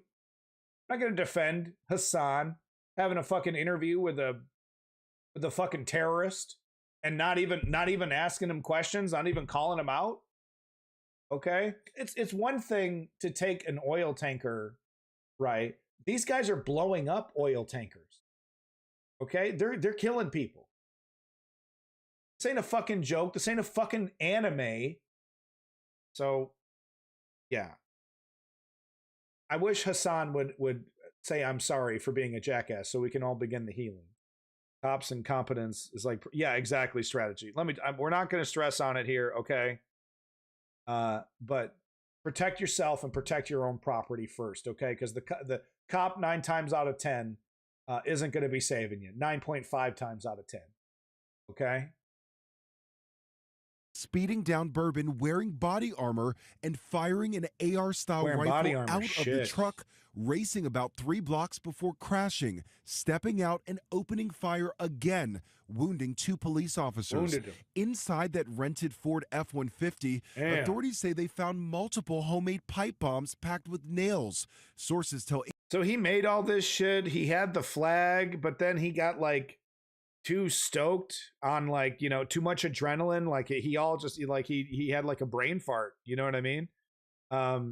Maybe the idea was to plant more of them, but I think he was driving and he's just like, this is it. This is my opportunity. Boom. I know I have more bombs on my flag and I had a plan and I was going to play music and all this. I was going to do all this. No, I'm running people over right now. It's happening right now. What a piece of shit. What a monster. He was just so excited. He couldn't wait to do it. Couldn't fucking wait.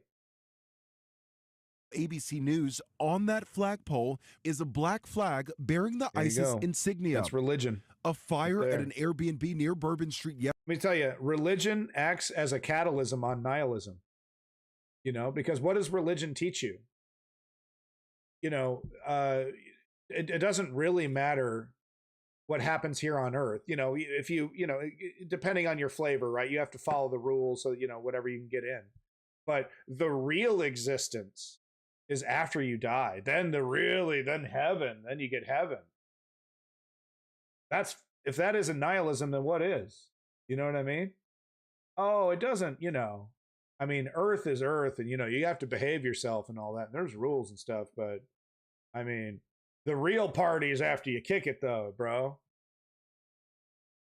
It's just nihilism with extra steps, in my opinion. Organized religion. Yesterday morning is now reportedly being linked to Jabbar. No, the flag was not planted. We just saw the footage. We just saw the footage of him driving in. The flag was there. So how do you explain that, Simply Steve? Are you denying that? Because we literally just saw that. This massacre is brought to you by IHOP. Officials say it appears explosive devices associated with the attack were made at that property. Officials say steel bollards installed on the street were unreliable and were in the process of being replaced ahead of the Super Bowl in February. Vehicles had been placed as blockades, but there were gaps. We had barriers there, we had officers there, and they still got around.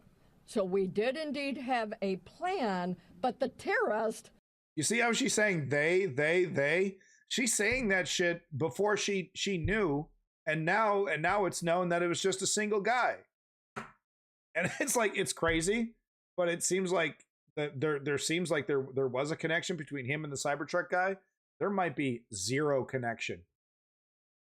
The Cybertruck guy and this might be a complete coincidence that it happened basically around the same time, that they used a similar app, Torino or Toro, to rent a vehicle.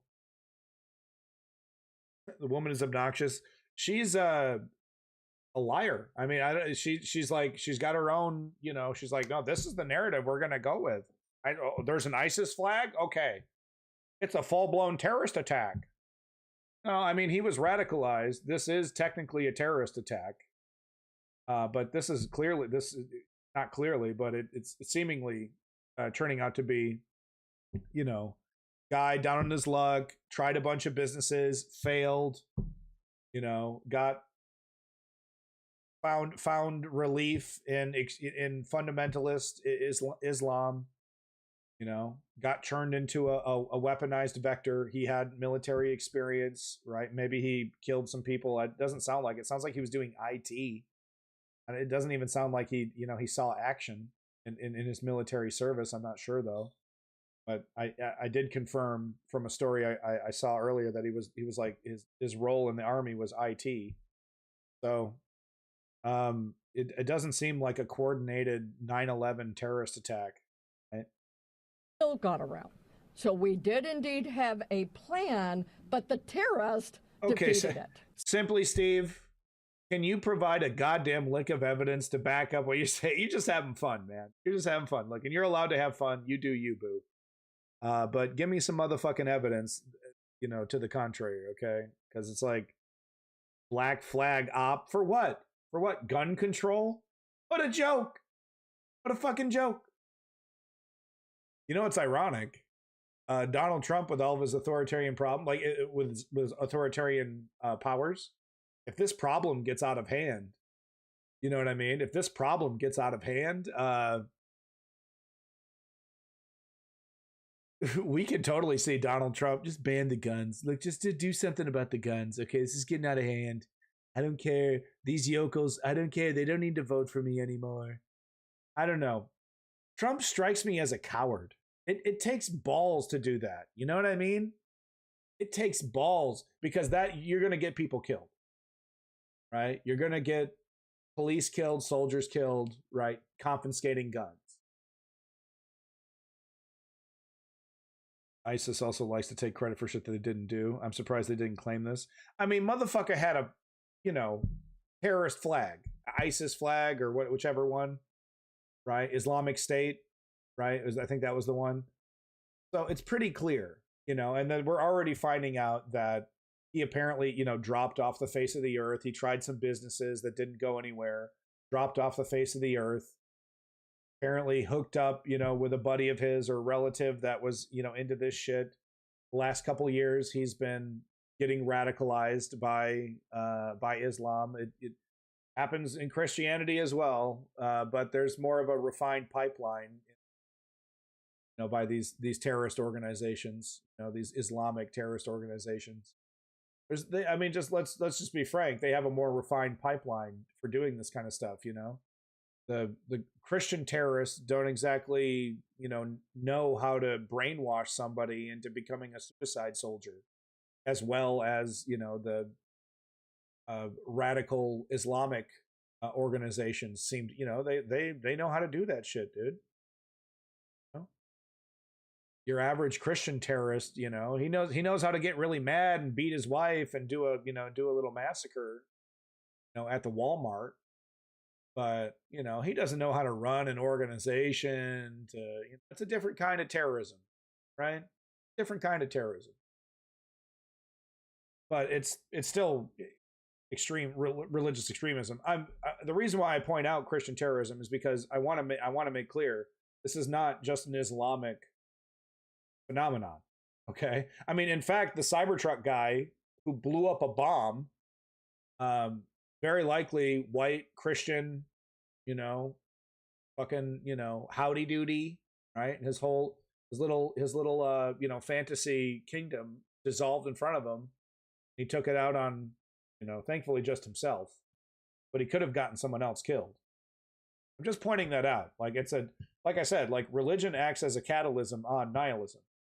Okay, it's just a different kind of nihilism. It's nihilism with more steps, religion, right? But it's clearly it's actually fucking crazy if you think about it, because here we have an example of the same happened on the same night, right around the same time, even some similarities, right? But wildly different motivations, right? This guy's doing it for Islam and against the white devil, against our crimes against whoever, Afghanistan, Palestinians, you name it, right? I mean, whichever crime that we're committing, Syria, right? Who knows what we're up to? Okay, we're fucking up the Middle East. Okay, lots of reasons to hate the West, right? And then you got this guy doesn't give a shit about the Middle East, right? His wife leaves him. He's his whole fantasies going up in flames. So he rents a Cybertruck, fills it up with a bunch of bomb materials, offs himself, and blows up the motherfucker. Not because of God, not because of his own problems, right? But he was likely, if he ever went to church, it was probably a Christian one, right? And there was probably at times where guys like that often are like, oh, I'm a Christian. If you ask me, I'm a Christian. I believe in God, right? Those kind of types. But he's not exactly going to church every day. So it's fascinating, happening on the same night, right? But what is it? It's different flavors of nihilism. Right? It's different flavors of nihilism. City officials say they questioned the construction timeline, wondering why the replacement didn't happen months ago. This construction should have happened coulda, woulda. Much earlier, and everything really should have been ready and in place, fixed, repaired, ready to go now. Lionel Moise, I need ABC a pillow. News, My ass New York. hurts. Ah! All right, hold on. We're going to get to the next video here. Whoa, this might be too juicy. So this is nuts. Take a look at this. This is the killer. This is, before Islam, before, probably, he probably was a Muslim, he probably was, religious, but this is before the radicalization, I should say. Not Islam. I don't want to speak too generally here.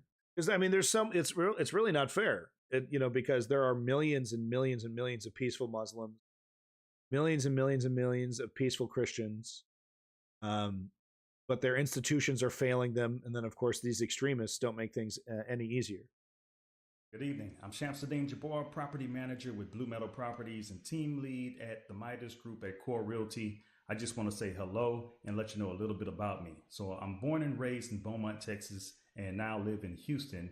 And I've been here all my life, with the exception of traveling for the military. It's a boy! 10 years as a human resources specialist and IT specialist, where I learned the meaning of great service and what it means to be responsive and take everything seriously, dotting I's and crossing T's to make sure that things go off without a hitch.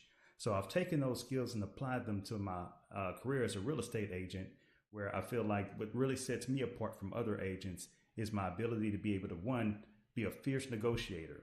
So not only yada, yada, yada, you're a fucking killer, piece of shit. But what does this show us? What does this teach us? You're not alone, right? If you live in America, if you live in some of these Western democracies and you're like, I'm not exactly suffering, I'm not exactly starving, but something isn't right. Something doesn't feel right. You're not alone. It's this embrace of nihilism. But really, if you want to talk in different terms, it's class. This is what happens when the upper class suppresses all the other classes. The reason why everything's more expensive, you're earning less, you're working more, is because that's how they're building. That's how they're building this system. They have control. They've captured government in many different ways, and they've built a system that is intentionally like this. Okay? So just ignore all the philosophy, ignore the word nihilism, and really just remember that it's up versus down. It's not left versus right. It's the rich versus the poor. It's the oligarchy. And even, of course, if we were to live in a world that didn't have these kind of inequities, individuals like this would still exist. But they would just be way, way more rare. They wouldn't happen. Multiple massacres in one night. Lots of, insane, depressed people, taking it out on the world. Anyone can be radicalized. Yeah. So even in a full-blown utopia, we would still have these anomalous events. But it wouldn't happen with the frequency that we see here. And I truly believe it's society, it's, the nihilistic cancer, right, is eating away at people. And it's like, it's just becoming the background hum of our life, this violence. It's literally the number one cause of death in children. I mean, that's you have to kill a lot of kids, Trump is losing his shit because flags will be at half mast for Jimmy Carter during his inauguration. Yeah, Crail, we were talking about that a little earlier at the start of the stream when I was showing that image of the Cybertruck. And don't worry, that's, we're getting into the Cybertruck here. I think this is the last bit of the New Orleans thing, and then we're going to get to the Cybertruck. Yep. This is the latest bit. This is the latest news on the New Orleans situation, presented by Canadian News, which is going to be a little bit more frank and honest about the situation, unlike American news that is, I don't know, trying to save face for this police chief who's clearly a whack job, trying to say it's multiple terrorists, I don't know what her game was. I think it was just incompetence. I think she's just a goofball. But here's the latest news that we have on the New Orleans situation. Then we're going to move on to the Cybertruck. As new details emerge about a deadly terrorist attack in the heart of the city. Yeah. So anyway, I'm sorry, just to go back to what you were saying, Krelazaneth, about the half flag. I mean, it's really, I didn't really finish my thought back then either, but really, I mean, the symbolism is off the charts, man. I mean, I don't believe, I don't believe in fate. I don't believe in a plan, God, right? You know, I don't believe in any of that kind of stuff, but it's hard to ignore. It does feel like the universe, right? The universe, something is warning us, is screaming at us, you know, with this symbolism. And of course it's all coincidental, you know, it's humans interpreting, you know, humans seeing the face on the moon, right? We're just interpreting things. But the symbolism is off the charts. And it doesn't feel like it's the end of democracy. It doesn't feel like, you know, when the country, I've seen a lot of documentaries, I've seen a lot of dramatizations of the birth of the United States. And it was like, it was a buzz, right? It was like the hot thing to talk about. Whoa, a constitution. Holy shit, a constitutional convention. Like, you know, and the Federalist Papers were coming out and, you know, getting published. It's like, whoa, have you read this one? This is hot shit. Whoa, we get rights. Holy fuck. Inalienable rights. Holy shit, man, that's crazy shit. Right? There was a buzz, right? But there's not much of a buzz for the death of America, right? It's just like, oh, okay, look, I got to get back to work, man. Yeah, it's like, yeah. The end of democracy. Okay, bro. I got like 30 minutes lunch. I got to eat my Chipotle and get back to work, bro. Right? It doesn't really feel like there's much of a buzz about it. And I think what we're going to experience is kind of like a shock in the ass. Like, I think Trump is going to wake up a lot of people. And I've said it before, I'll say it again. I think either by the end of Trump's term or in that 4 years, we will see right-wing leaning people marching in the streets with left-wing leaning people of all various stripes, right-wing various stripes. I think we will see, you know, people of all stripes in the streets marching against this. The question is, you know, does Trump have the balls, you know, to go full Mussolini, to go full Putin, right? To deputize his police, to do whatever he needs to, you know, militarize the police to an extent and really crack some heads, you know, throw tens of thousands of Americans across the nation in, you know, American gulags. You know, does he really have the nutsack to do it? I don't know, man. He's kind of a mega fucking coward. You know what I mean? He's kind of a guy that wants to be loved. He's like he's not like Ted Cruz, who like wallows in the hatred. Like, Ted Cruz fucking jerks his dick thinking about how many people hate him. Donald Trump, not so much. As much as he fucks over people, he still wants them to be like, well, they don't like me. How come they don't like me? Aren't I a nice guy? Don't I do nice things? Why don't they like me? Right? It's a little different with Trump. He's that petty. You know, is he really gonna cut off hundreds of thousands of elderly Americans' Social Security and et cetera, right? Is he really gonna do that? Gonna get grandma conservative in the streets? I don't know. I don't know if he's got the fucking cojones. You know what I mean? If not this time, maybe next time. Got to stop the ratcheting. I mean, it's so interesting that you say that, because yeah, you talk about that phenomenon of you know, increasing fascism, increasing authoritarianism. One click of the ratchet at the time. One click. Always moving forward, impossible to move backwards, ratcheting forward. I mean, if Trump isn't the proverbial step on the gas, you know, going crazy, I don't know. I'll be surprised because I mean, he has everything. A slim majority in the House. He's got the Senate locked down. Supreme Court will do whatever he wants. He's going to completely weaponize the Justice Department with his AG pick. He's got a plan called Project 2025 with a bunch of eggheads that want to implement stuff, and they're basically telling him, this is how we're going to turn you into a dictator. You'll never have to leave office when we're done. Right? Just do what we say. Ignore all the suffering. Ignore the lamentations of the wailings of the plebeians, and we'll make you a fucking forever king.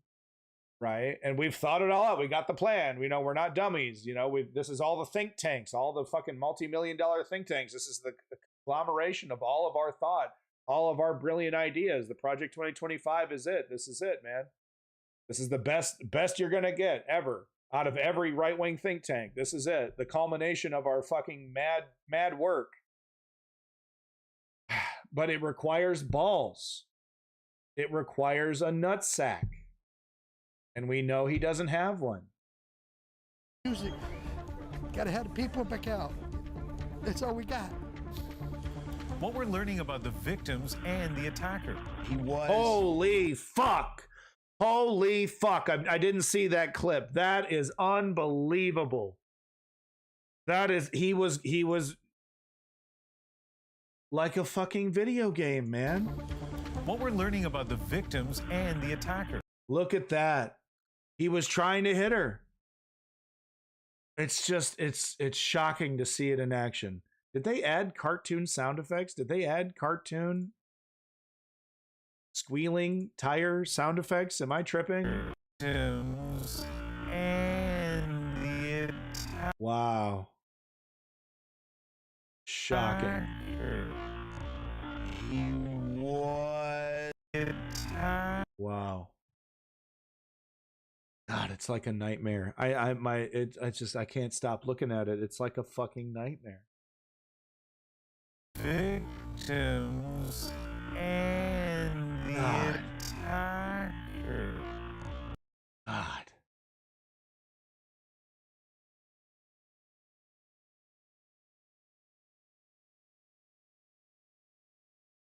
He was 100% inspired by ISIS.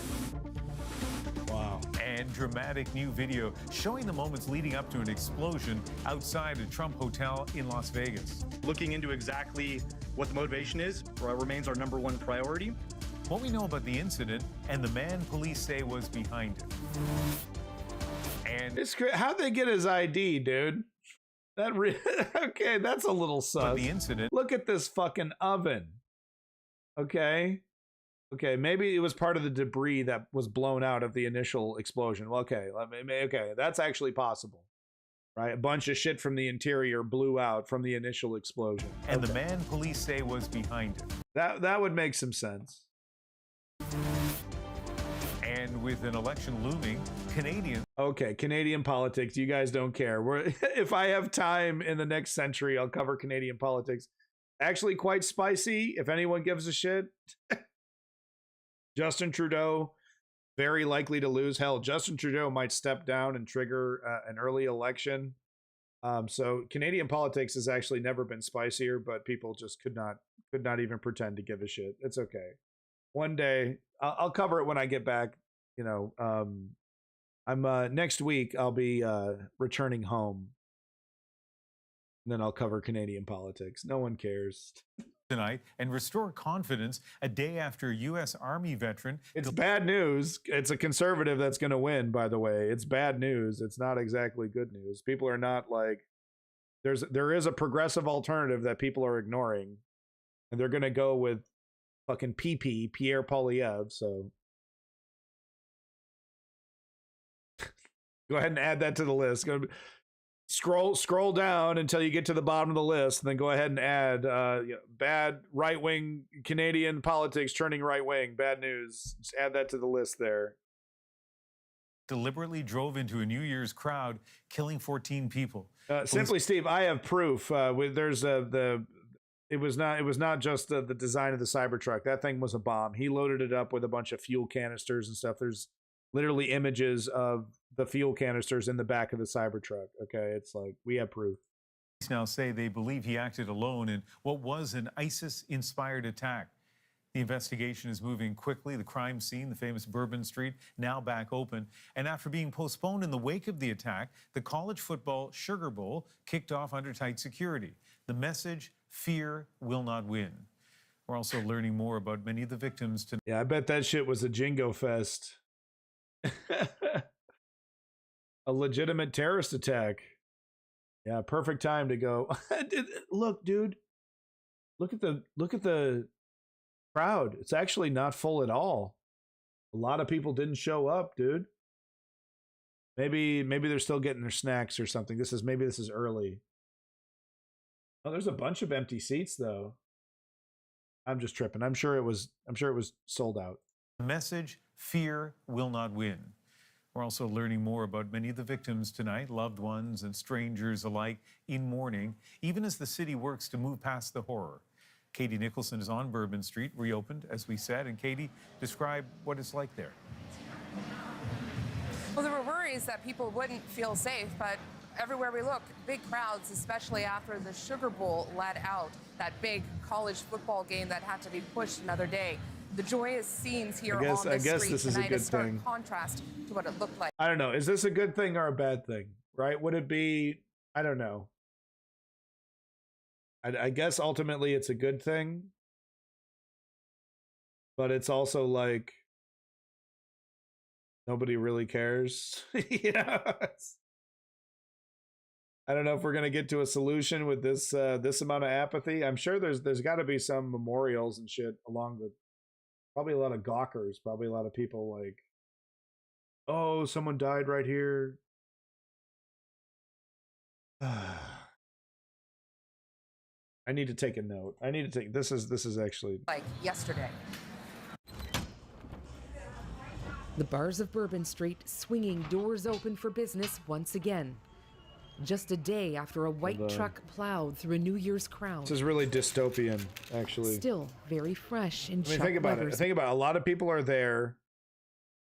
They probably went right to the spot where that woman bled out, like right there, and they were probably like taking pictures and being like, "Oh, it was right here. It was right here." I mean, that's got to be fucking weird. Look at this guy, man. What are you doing, man? He's got the titty beads on. He's got the titty beads on day after the fucking, I don't know, man. We can't let the terrorists win.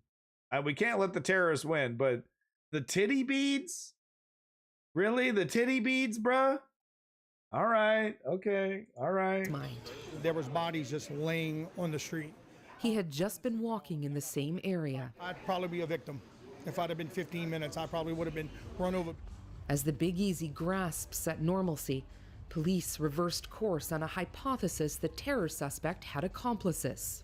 We do not assess at this point that anyone else involved in this attack is involved in this attack except for Shamsuddin Jabbar. This after investigators say they interviewed more than 100 people and collected 3 phones and 2 laptops connected to Jabbar. While questions linger about how the former U.S. Army vet became a radicalized ISIS terrorist, thanks, quick double the friends and family of his 14 victims grapple with grief. In a Lafayette church, a gathering to remember Tyler Besh, a former college football player. There was Nakira Cheyenne Dido, who at 18 was hoping to study nursing. This kind of looks like that young woman that we saw in that footage earlier where it freezed before it hit her. And Reggie Hunter, father of 2, whose last message on the family group chat was Happy New Year.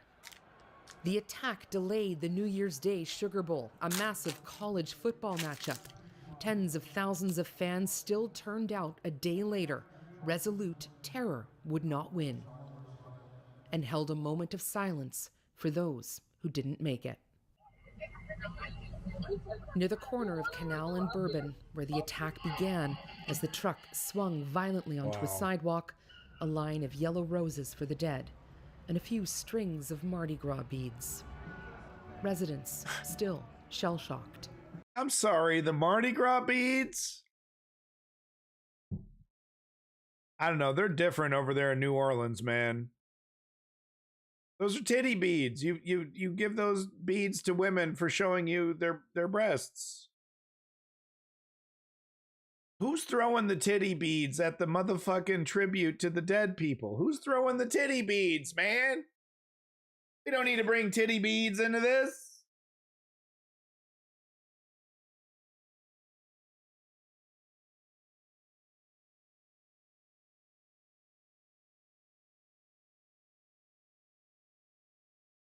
Of Mardi Gras beads. Residents still shell-shocked. Get the titty beads off the damn. You have something like this happen to your town, a city that you love. It's different here. it's hard to understand.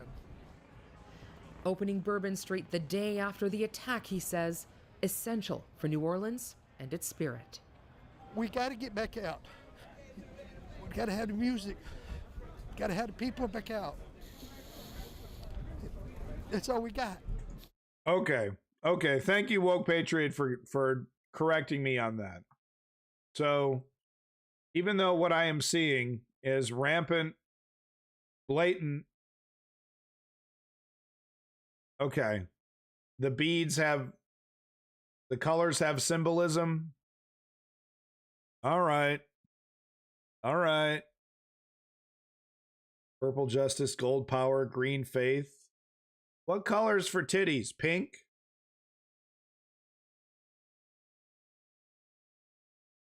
All right. If it has meaning, if it has cultural meaning.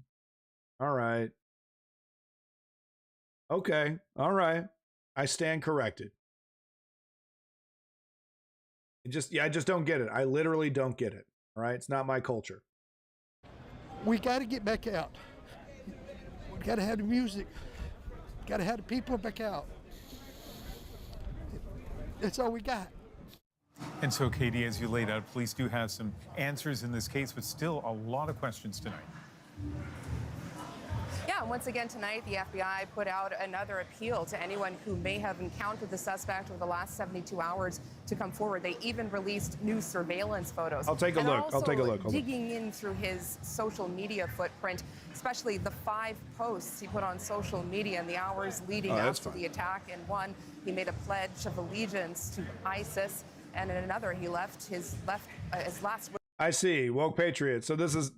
Are you telling me white people have ruined? So it used to be. Wow. It used to be like the beads had nothing to do with breasts, and then trashy white people came along.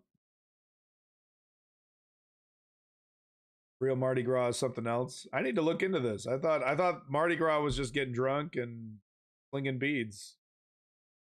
Goes way back, tradition long before drunk and assholes started to be the dominant media focus. Okay. Mardi Gras got you arrested. I mean, that's why people go now. My dad, please honor me with titty beads. You know what? I agree. Show my titties one last time. and then toss some beads on my body. Will and testament. Ian? Katie Nicholson in New Orleans tonight. Well, they're doing a lot of healing. Okay, people back to it. All right, so that was the New Orleans travesty.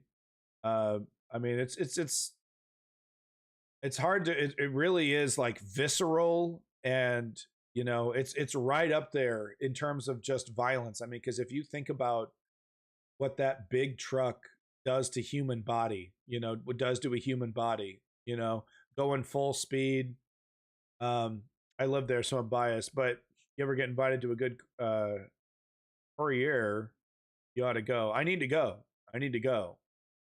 And I need to go with Woke Patriot is what I need to do. We gotta dress like the two hip and crazy guys from the SNL skit. Two wild and crazy guys. But then we have to shame every woman who has titty beads with their titties out. Be like, that's an ancient tradition that you're that you're destroying with your hedonistic flesh mounds. New Orleans Mardi Gras generates tons of plastic waste with those beads. I'm sure it does. I'm sure the sewers are absolutely filled with those goddamn beads. The guy did have loads of beads in their apartment. Titties improve all traditions. Okay, you know what? I'm pro beads. I'm totally pro beads now. Throw some, so you know, next time you see one of those street side tributes to a tragic car accident, throw some titty beads on that bitch. Okay, Justice. Make sure there's a lot of gold and purple in there. Justice and wisdom something else. Who the 10 feet tall drink cups represent? A good time. A good time. All right, guys. All right. Cybertruck time. No, I've talked so much shit about this truck. It's so crazy to see it used this way, but I guess we should expect this. If you don't know, if you haven't watched the show or you haven't watched any of my specials on Tesla, I absolutely shit on this truck. It's one of the worst trucks ever made. Ever. There's nothing authentic about it, about what it claims to be. It's a complete farce. It's unsafe. It's not cool looking. It's ugly as sin, but that's objective. So we're not even going to talk about how fucking ugly it is.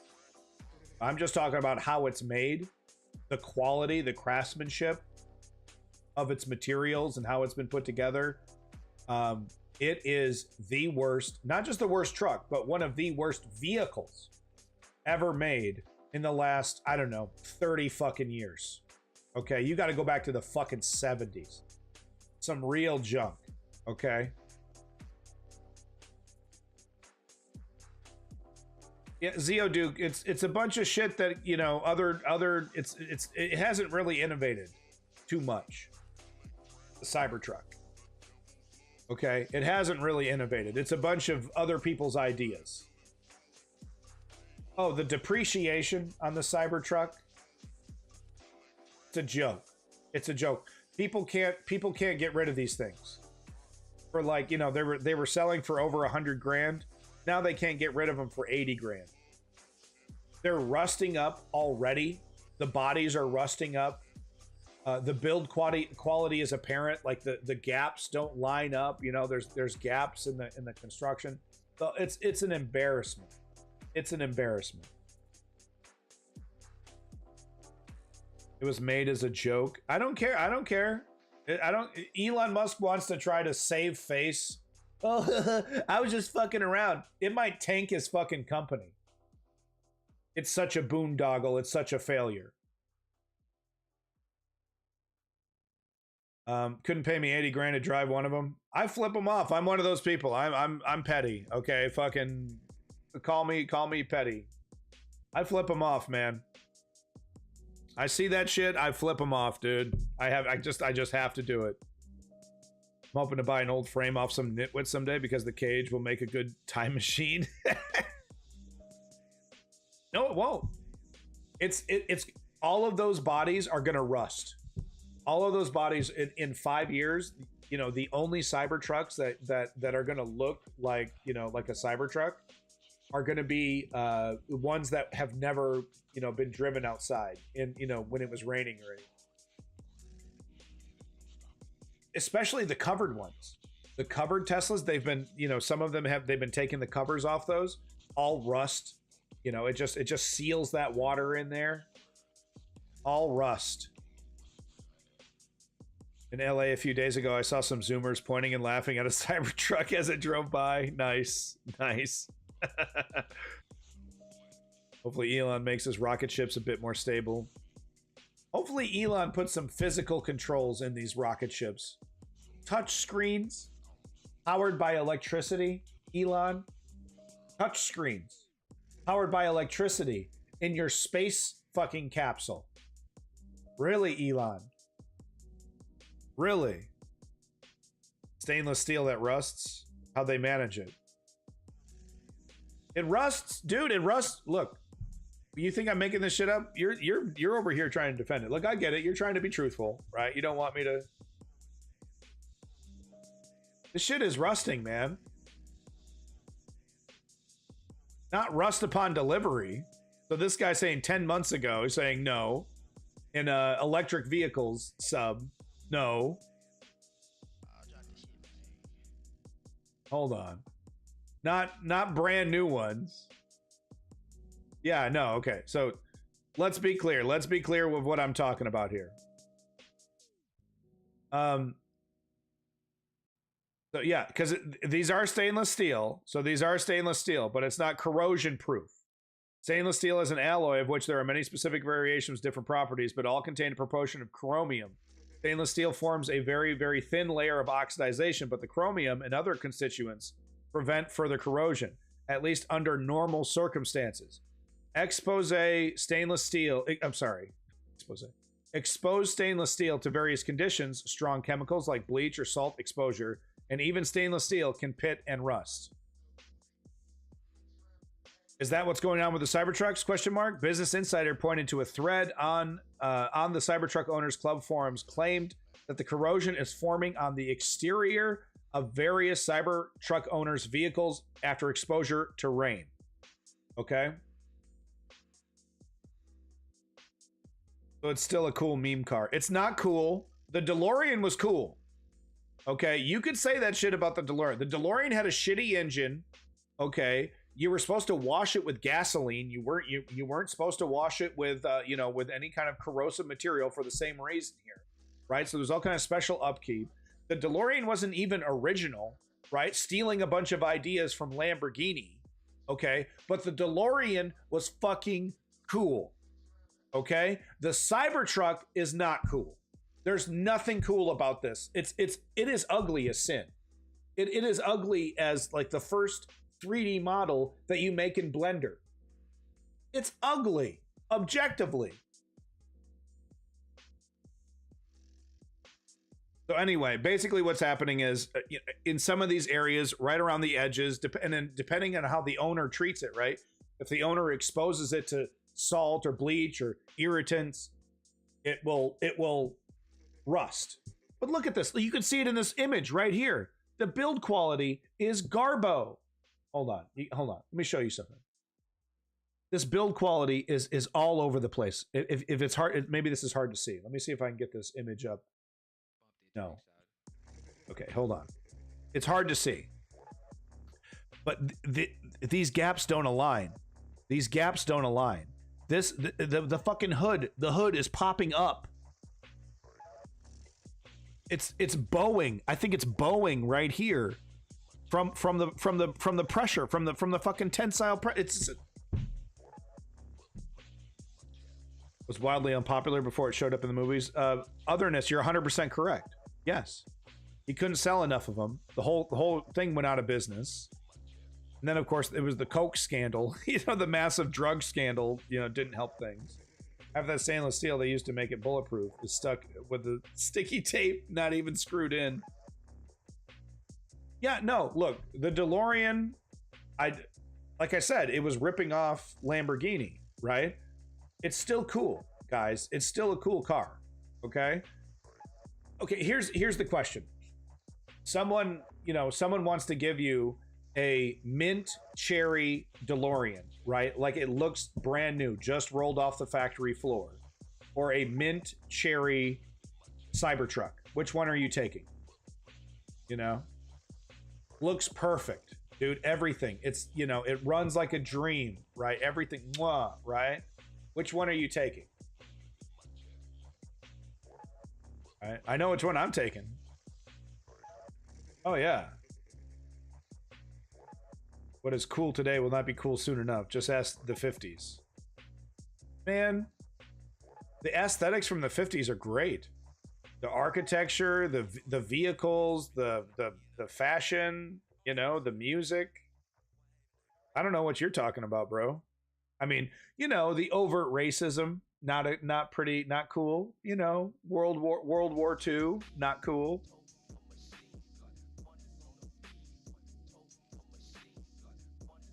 The civil defense posters were really cool, totally.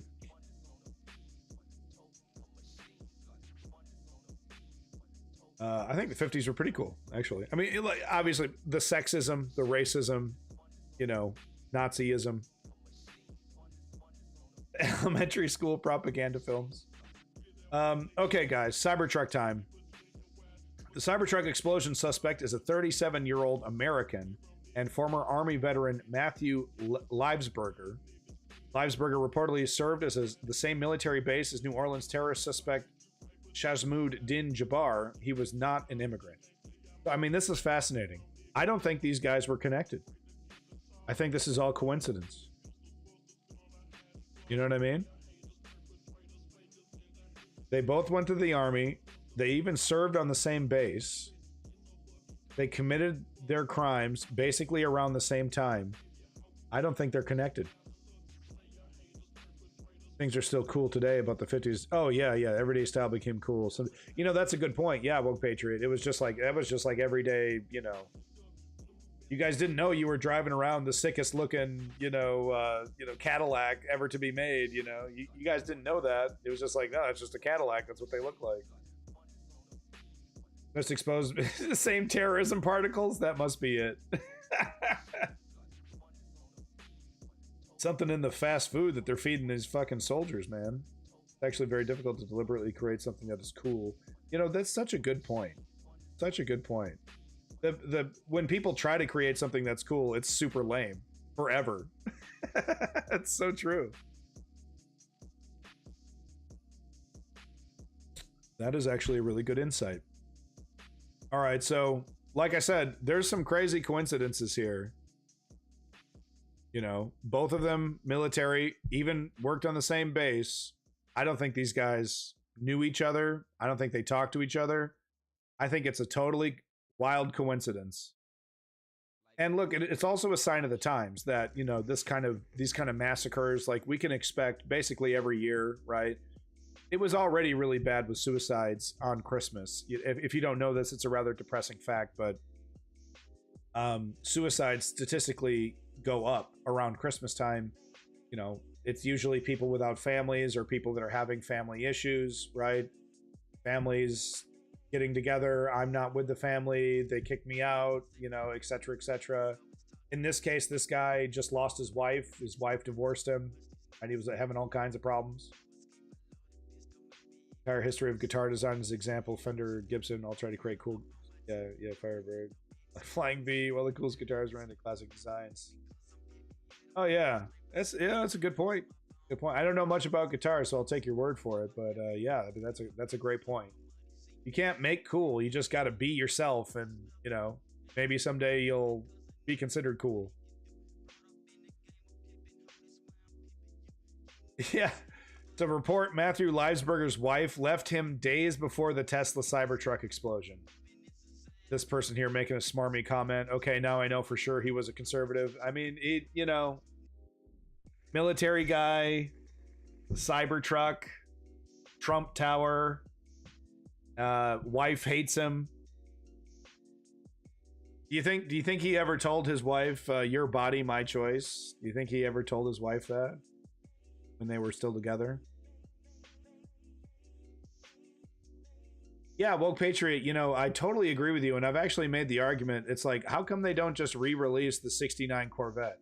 Same thing for the video game companies. What, we can't make new Nintendos? It's literally impossible to make a new Nintendo Entertainment System and sell that to people? Re-release some Nintendo cartridges? This is impossible now? Same thing with cars. Re-release the 69 Mustang with an electric motor. What are we talking about here? No, I know the NES Classic, but why not? Okay, why not just make a fucking Nintendo with cartridges again? You know what I mean? What are we talking about? Right? Same thing with cars. I don't get it. Oh, well, we already did it. So what? Hollywood's figured this out. Hollywood's like, we will sell you 500 Toy Stories. We won't call it Toy Story. We'll call it A Bug's Life. We'll call it a fucking Inside Out. We'll call it Up. But it's basically Toy Story. Same beats, right? I don't get it. Hollywood's figured it out. I don't get it. Anything other than a cube is too much. The NES CPU, the 6502, it's impossible to make more 6502 microprocessors? I refuse to believe this. Okay, we got Neuralink, right? We're putting chips in people's brains. We got maybe UFOs and shit floating around, but we will never be able to make more 6502 microprocessors. That shit, just impossible. humanity reached its peak when we were producing those, and then we're done. We're done. We're done. No more chips. Oh, so I wanted to talk about this briefly, just real quick.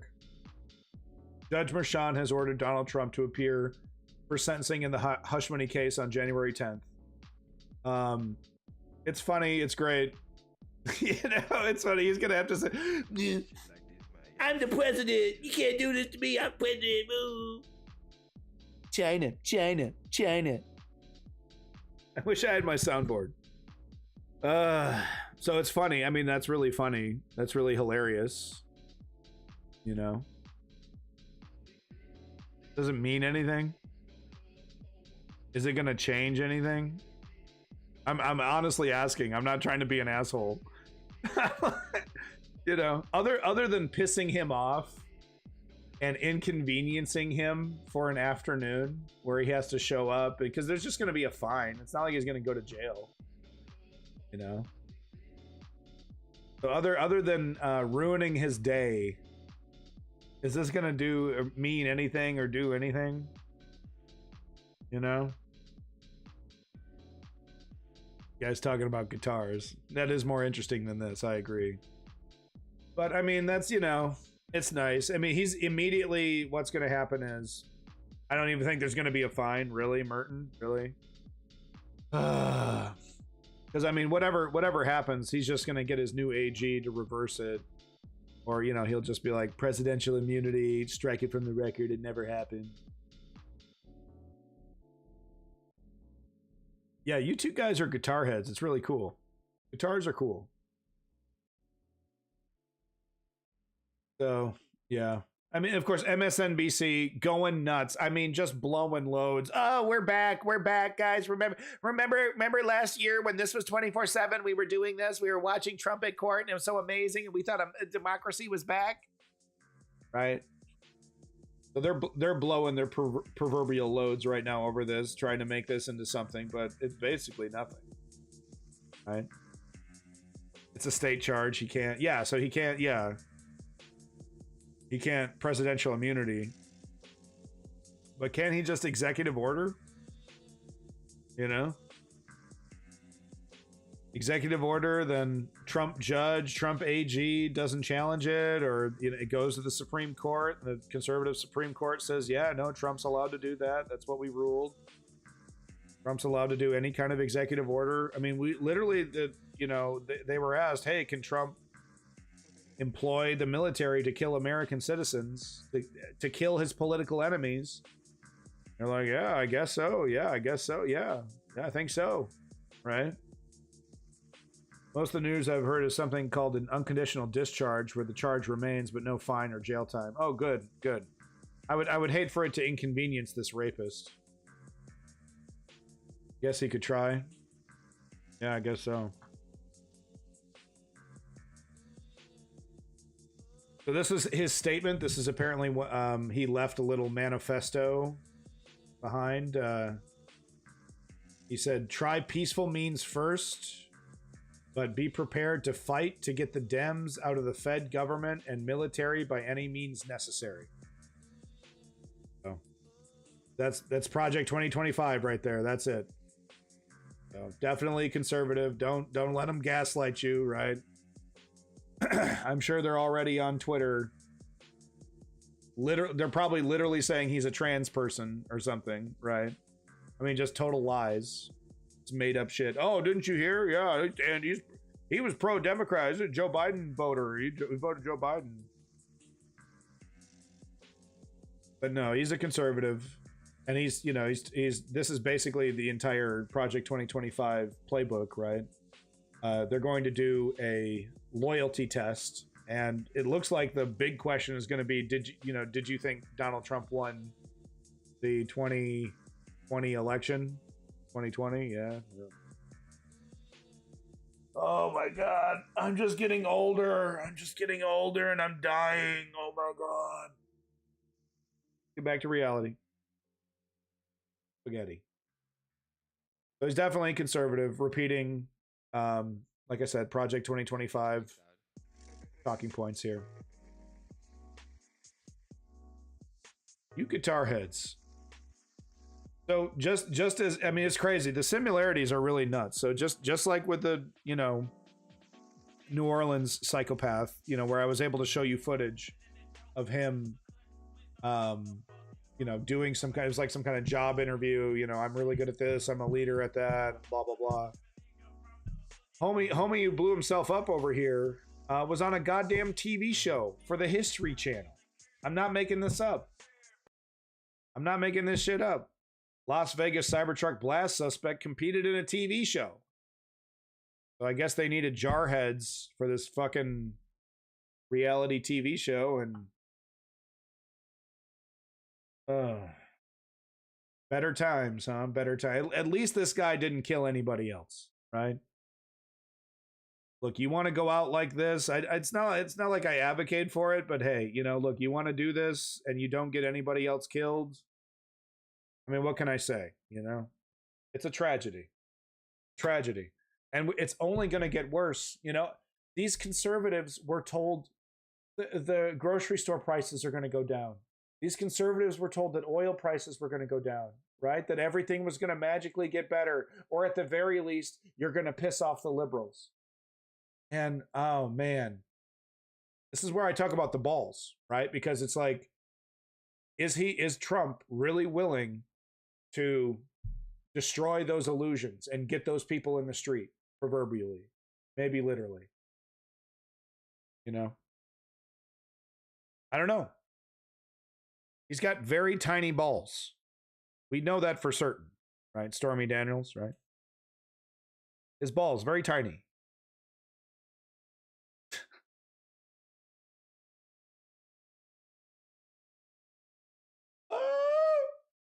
It's a reality show that pits teams of elite soldiers from around the world against each other. Matt and Tim from the U.S. Army Special Forces, better known as the Green Berets. Matthew Livelsberger and his partner Tim Kennedy, both Green Berets, appeared on the Ultimate Soldier Challenge 12 years ago on the History Channel. While the other guys are still setting up, the Americans take their first shot at the sniper on the top of the tower. They not only won, it wasn't even close. You know, for television, they always try to make it a little bit more competitive, but we swept the whole entire show. When he appeared on the show, Livelsberger used a shortened version of his name, Matt Berg. So it took Tim Kennedy a while to put two and two together. Hollywood name. About 12 hours of me seeing some photos as more photos started coming out of you know, who he was. And then I saw a Matt Berg with a older photo of him, and I was like, oh no, dude, I know that guy. And then it just like tore my heart out because he was a really great Green Beret. And what was he like? He was charming. He was talented. He was personable. He was kind. He was all the things that you would expect. Yeah, right. Let's hear what his wife had to say about him. Remember, his wife had just left him. Okay, this guy barely knows him. He didn't even recognize him, you know, from a photo. It took him, like he said, 12 hours, right? Before he even recognized him. Okay. What does his wife think about him? From a Green Beret. At one point during the show, Livelsberger had to stop taping in the 90-plus degree heat.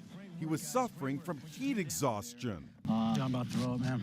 I got heat exhaustion, man. I need to take this off right now. Tim Kennedy says he hadn't heard from Livelsberger for a few years. It just categorically does not make sense. From everything that I have heard, he was universally valued by his team, by his peers. I don't understand. It doesn't make sense, and it is just except the person that's closest in your life. You know, except the one person that knows you the best. Horrifically heartbreaking.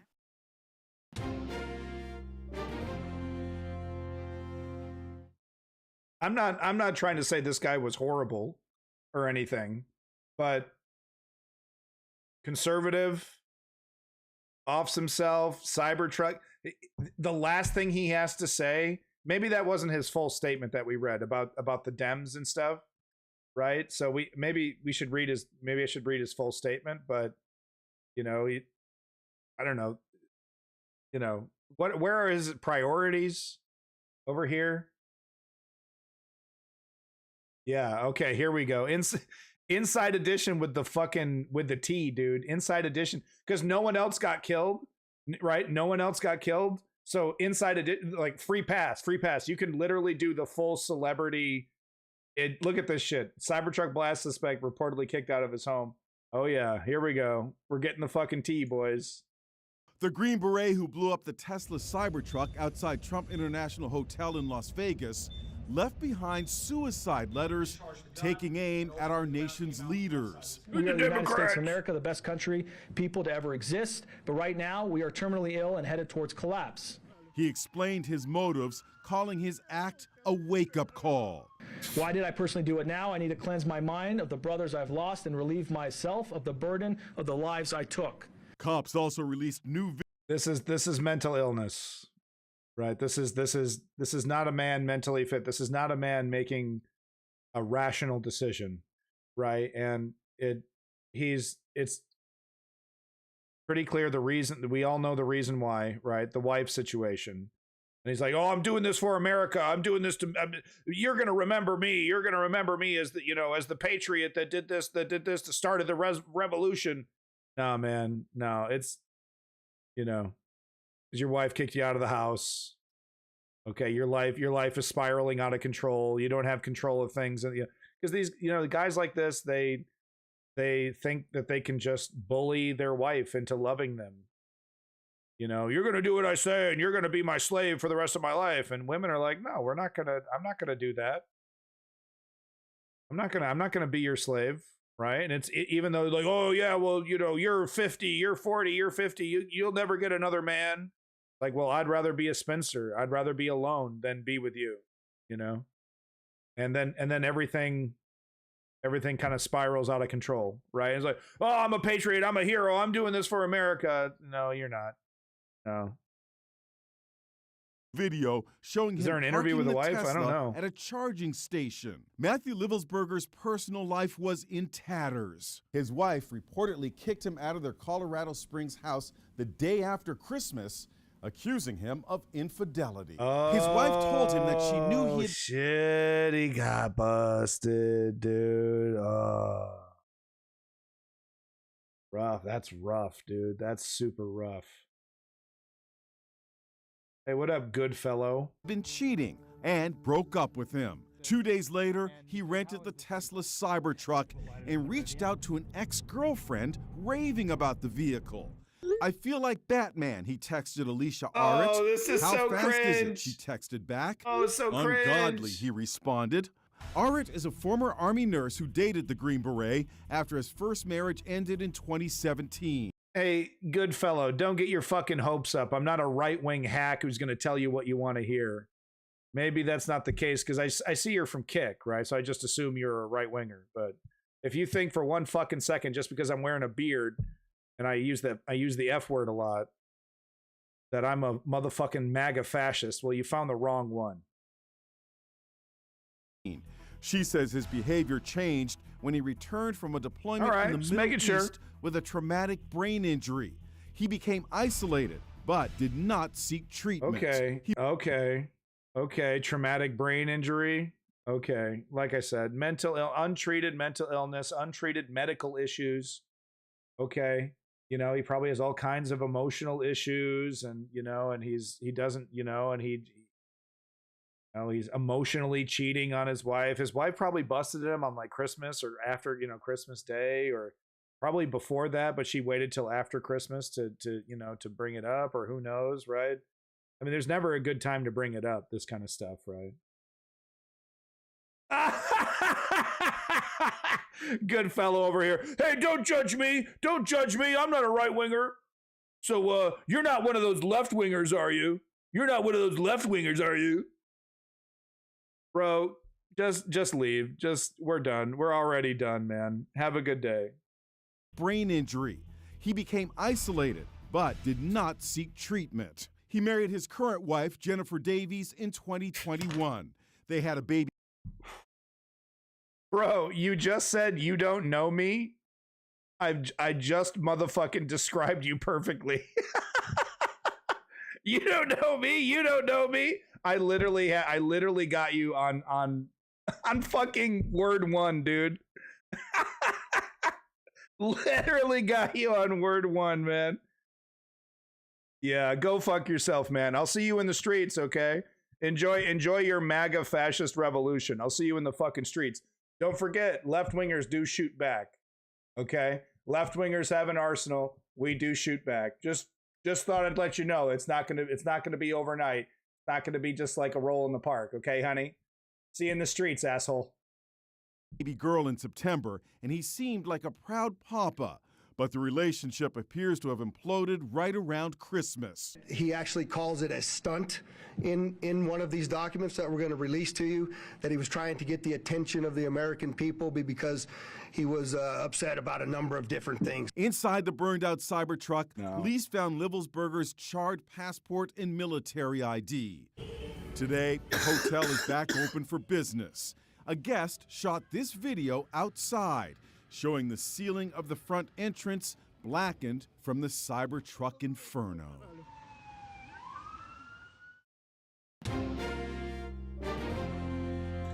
So yeah, right-wing terrorism.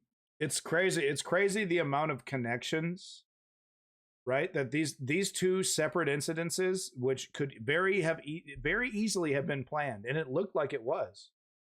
No, there's a pseudo manifesto, Zeoduke. If you look it up, I'm sure it's out there somewhere on the internet. But there is a pseudo manifesto. But it's totally wild.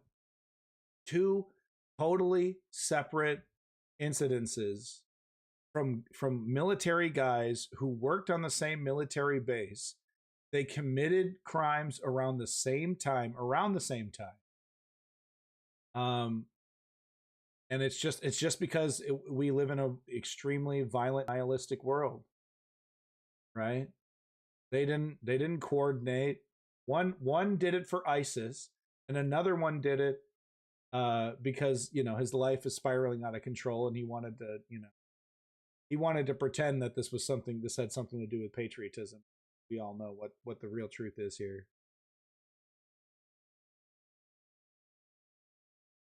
What I determine as real is what affects me personally. Merton, what's interesting to me is that mentality works as long as you have liberty and democracy. As long as those things are healthy, you're entitled to live a life of total delusion, and you don't really receive any punishment, right? You can be stone cold wrong, but there's no real ramifications for being wrong. It's when the safety of liberty, it's when the safety, the shroud of democracy, when that is removed, and the individual is left extremely vulnerable, only then is an individual challenged with those delusions. You know what I'm saying? It's interesting. Oh, good fellow. What do you think you're doing, buddy? Look, I'm going to stop interacting with you. It's pretty clear what you're going to do. Go ahead. Proceed to do a fake report trying to say that I threatened you personally, all that. Try to shut down my free speech because you're a pro free speech right winger, right? I'm not a right winger. I just agree with all the right wing positions, but I'm not a right winger. God, you every single time, you might as well be the same person. Hundreds of you come through my stream, hundreds of you, and you literally might as well be just the same person. So go ahead, weaponize the reporting feature on Kick. Go ahead. I was being kind. Oh, you were going to do it anyway, honey. Go ahead, weaponize the reporting feature because you agree with free speech, right? Those two thoughts exist in your head at the same time. And just get out of my life. I'm going to actually go ahead and ban you from the chat, from the general chat, so no one can actually see what you're saying unless they're over there on Kick. And over there on Kick because it's a piece of shit website. All right, moving on. Right. I'm going to report you. I believe in free speech, and I'm going to shut you down. You've offended me. Why? By pointing out the objective reality that if fascist America tries to take over a authoritarian style, right, mass you know, millions of people getting deported. You don't think that there's going to be some violence? Honestly, have yet to find anyone in my life who's been able to offend me. Merton, you're cool. I like you. Misinformation won the election. It totally did. It really did. It works.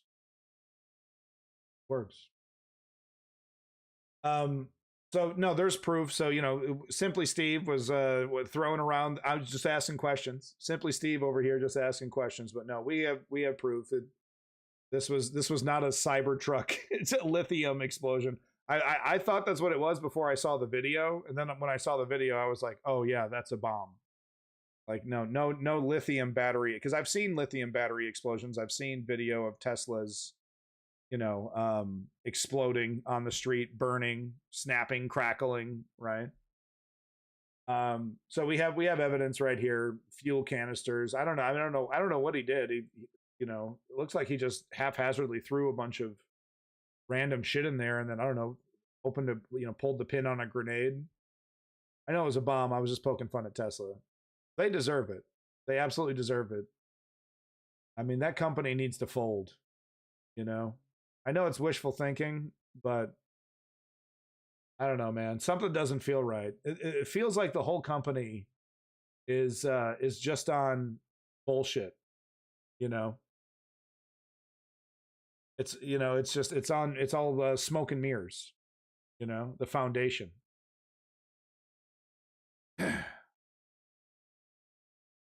J6 Monday, J10 Trump gets sentenced, and J20 a new end. Damn, Lenny. Damn. Yeah, it looks like there's some kind of shit in here. Remember, he was a military guy, so he might have had some, I don't know. It looks like conventional stuff. But one interesting aspect is the social media. Right-wingers on social media are literally using this opportunity to try and say, oh, look, the Tesla absorbed the shock, absorbed the explosion, and protected everybody. J16 is my birthday, so it's not all bad. True. I mean, life goes on. Even after a total nuclear apocalypse, you know, life will go on. Apocalypse.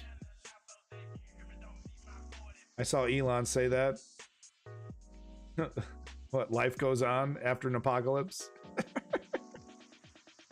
Don't worry. I mean, if I fuck it up, bacteria and cockroaches will still exist. Don't worry. But no, what I was saying here. Right-wingers on social media have been trying to say that's the good ending. They've been trying to say, oh, look, it's the super cool design of the Cybertruck actually saved people's lives. But no, that's actually not true. Rigidity, actually makes for a better bomb. And thankfully, I mean, this wasn't like a legit, explosive. It's very likely a legit explosive would have turned these side panels into a bunch of shrapnel bits.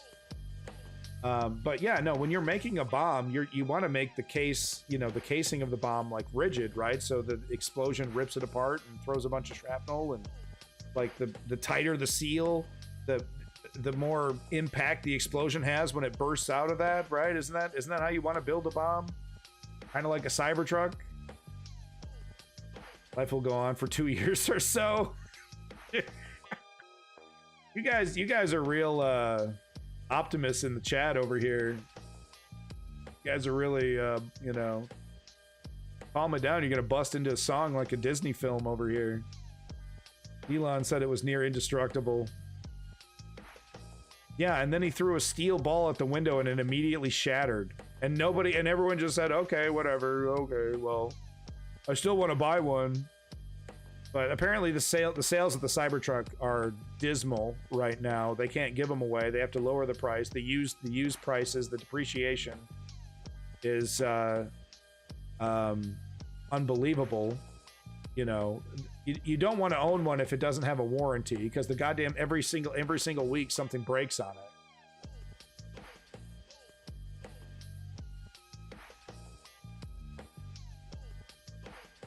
Okay, well, we already talked about this. We don't need to waste time.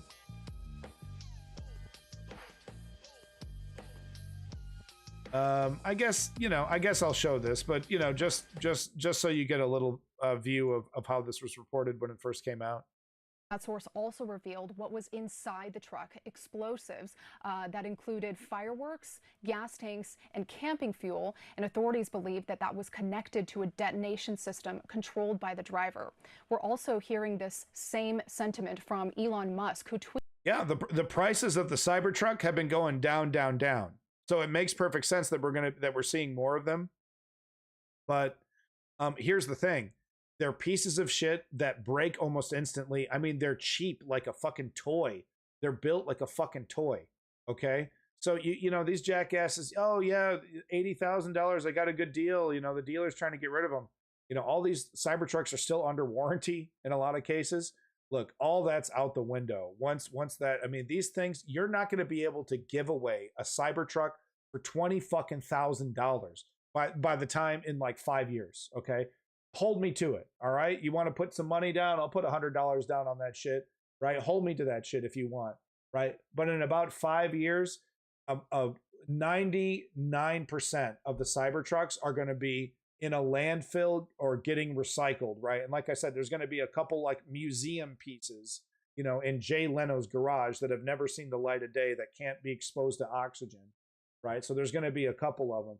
But these things, I mean, not only are they pieces of shit that'll fall apart very, very quickly, the maintenance is incredibly expensive.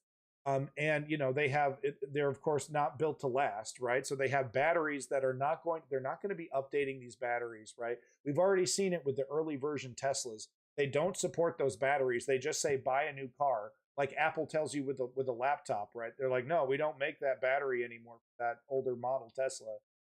You're screwed. You have to get a used battery, off the used market. There's nothing you can do, right? So they're already trying that shit. They're going to try to drop Tesla, right? They're losing so much money repairing these things. I refuse to believe that they're able to still make money off these Cybertrucks with the amount of repairs that each one requires after it being sold. I mean, the whole thing is a fucking boondoggle. Right, so they're going to try to get rid of these things as quickly as possible. The obligations that they have, on these Cybertrucks, they're going to get out of that as soon as possible. And let me tell you, you're like I said, $20,000 in 5 years, $20,000, right? Because it's not going to make a single lick of sense to buy one unless you want to. I don't know, maybe only for like show purposes, right? Hollywood purposes. Right, advertising purposes. I guess it does, because like you can't help but look at it. It's like, oh my god, what the hell is that? Oh yeah, it's one of those ugly ass trucks. Maybe not 20,000. All right, okay, let me readjust this. In 5 years, the Cybertruck will be worth. It's going to be less than 50. So I'm going to say $40,000, less than 50% of its MSRP in 5 years. $40,000 is going to be the average cost of a Cybertruck in 5 years. They're atrocious. They're pieces of shit. One of the worst vehicles ever made by mankind. God, I'm not even being hyperbolic. I'm not. It's in that echelon.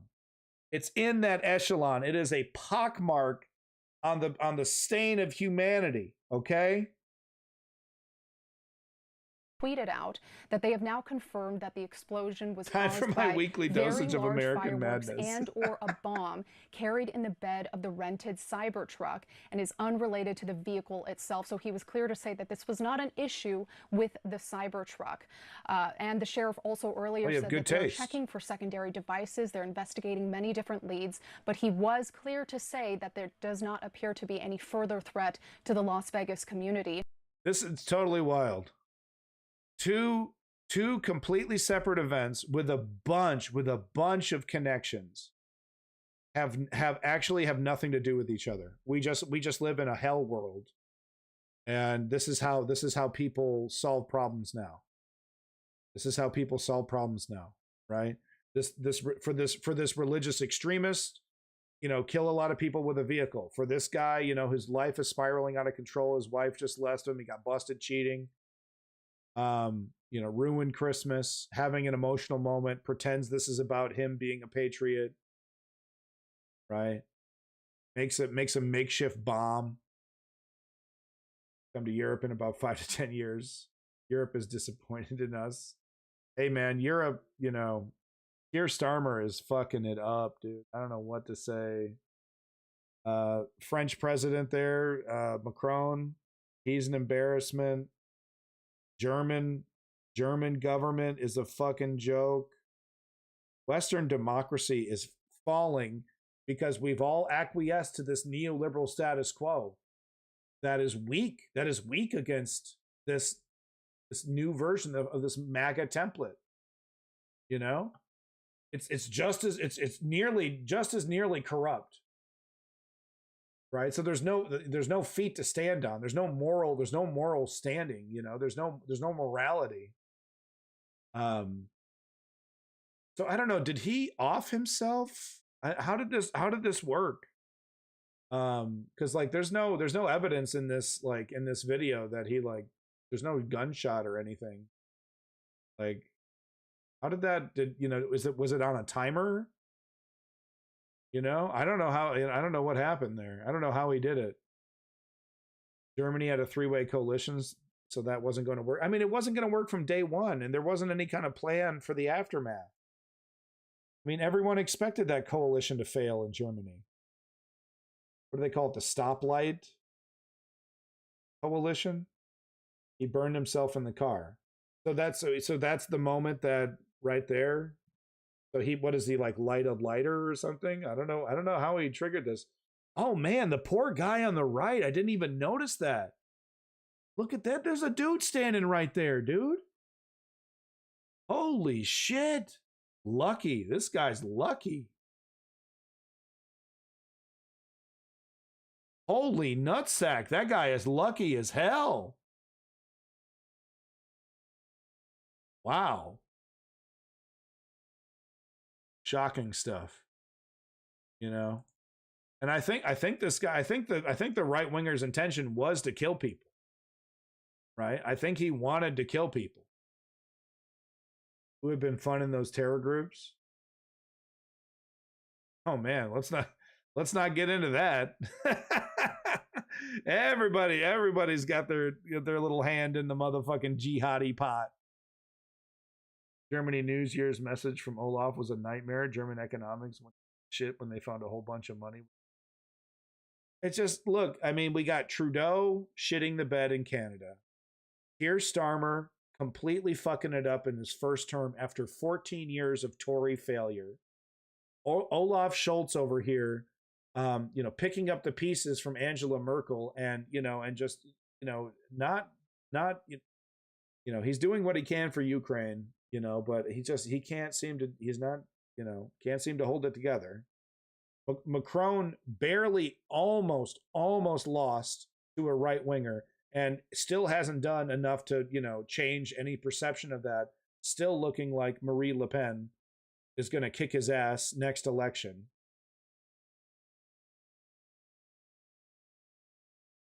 And then, of course, Trump.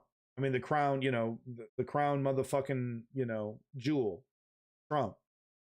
The very likely end of democracy.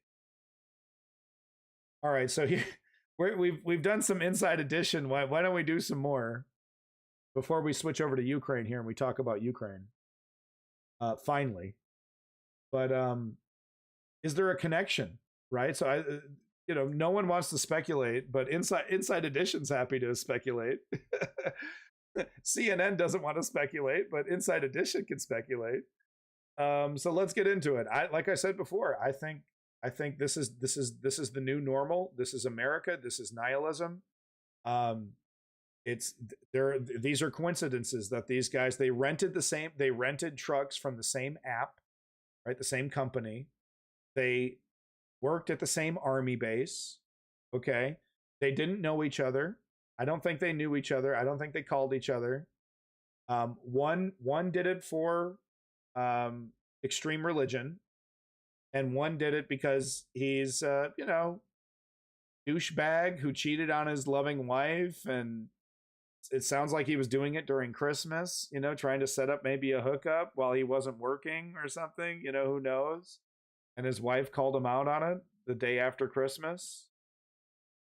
Right? So his life was falling apart, and he wants to pretend like he's a patriot. This is about the Democrats. Make sure you kick out every Democrat. Make sure you follow Project 2025 to the hilt. Right? A real original thinker. Right? Coming up with his own ideas and plans. Oh, I heard this JD Vance guy is a real clever dude. Right? That's why I did it. Bullshit, right? Anyway, what is Inside Edition? What has Inside Edition found in terms of connections? Let's find out. Oh, exactly, dude. That is why the chat is amazing. Fucking killer comment. Exactly. But yeah, own the libs once and for all. Exactly. You guys nailed it. You guys know exactly what I'm talking about. I appreciate that. Thank you. And I need to be looking up at the camera more. Sorry about that. But no, you nailed it. Is there a connection? The two men who carried out the New Year's Day attacks. Oh, super loud. Sorry, super loud. My bad. Super loud. Nothing wrong with liking Trump. There's actually everything wrong with liking Trump. You want to see something? You want to see something, PP Jackson? You want to see something cool? Show you something. Here is a list, a painstakingly documented list of every false statement or lie, misleading claim by Donald Trump. Every single one of them. We have different categories here: veracity and politics, business, career, In the Art of the Deal, September 11th attacks, 2016 presidential election, his first presidency, inter-presidency scandals, the sane washing of Donald Trump, public opinion.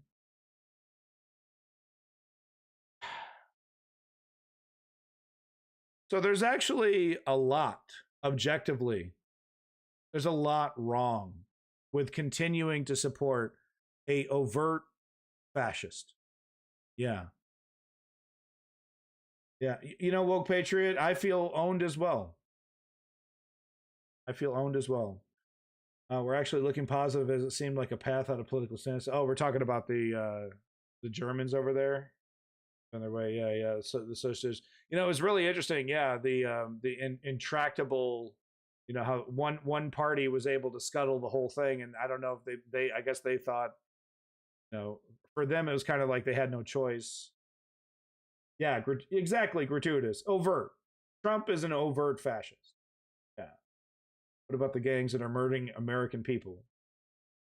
You think Trump is going to, even if I were to agree with your hyperbolic, because there is gang violence. I literally covered one of the massacres, right? We just heard, a gang got mad at a bar. They shot up a crowd. Hello, the German over there. But even if I were to buy your framing that there were, Charles Bronson style criminal gangs roving America and shooting people up, do you think Trump is going to stop that?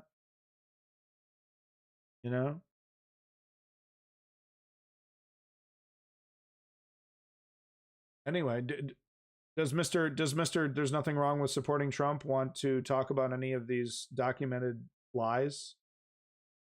Do we want to talk about that he's a convicted sexual assaulter? No. Convicted of numerous real estate crimes? All fake. It's all fake. It's all fake. It's all fake. Fake. similarities. Both are Army vets reportedly deployed to the same Army. That's somehow supposed to lower grocery store prices, deporting illegals. Is that what that's going to do? Really? Good luck with that one. Good luck with that one, man. It's almost like nobody's read What's the Matter with Kansas. What? Yeah, I guess they haven't. Base, Fort Bragg, North Carolina, now known as Fort Liberty. Yeah, both Merton, chose to act on exactly. New Year's Day within hours of each other. Both drove electric trucks, and they rented them from the same car rental app, Turo. Yeah. There are so many things that are crisscrossing. These are coincidences that really should cause pause. Fox News. Oh yeah, well I heard somebody said that we should pay attention to this. This is real scary. That's what I heard somebody say one time. Oh. Yeah, okay, you fucking hacks. You got nothing, man. Turned out to be simply similarities. Very strange similarities to have. Okay, don't this guy is not a very good spokesperson. The more this guy speaks, the more this it makes me think that there's something going on, right? Why are you so red, sir? Are you a berry? Are you a berry, sir? Are you a strawberry, sir? But today, the FBI says Yo, what the fuck, dude? Is it Lex Luthor and Joe Rogan had a baby, dog? What the fuck is this? Minion ass looking motherfucker, henchman ass looking motherfucker over here, dude. But today, the FBI henchman ass looking motherfucker over here, bro. Yeah, Kim Goblin is correct. I'm pretty red. Look at me. I'm red like a berry as well. Hey, we don't appreciate this kind of activity in this motherfucking region here. You know what I'm saying? I'm sorry. I'll stop. I'm sorry. They have nothing to come after me because I am not even an illegal and I am legal living in my own country. Yeah, wow. You're such American. English is your first language, huh, bud? Red from mirth, exactly. Yeah, English is definitely your first language. Timu Lex Luthor, yo. FBI says they have yet to find a connection. At this point, there is no definitive link.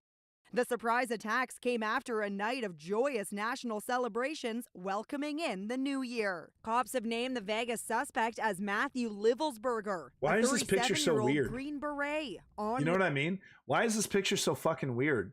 Why is this like a higher resolution than the rest of his face?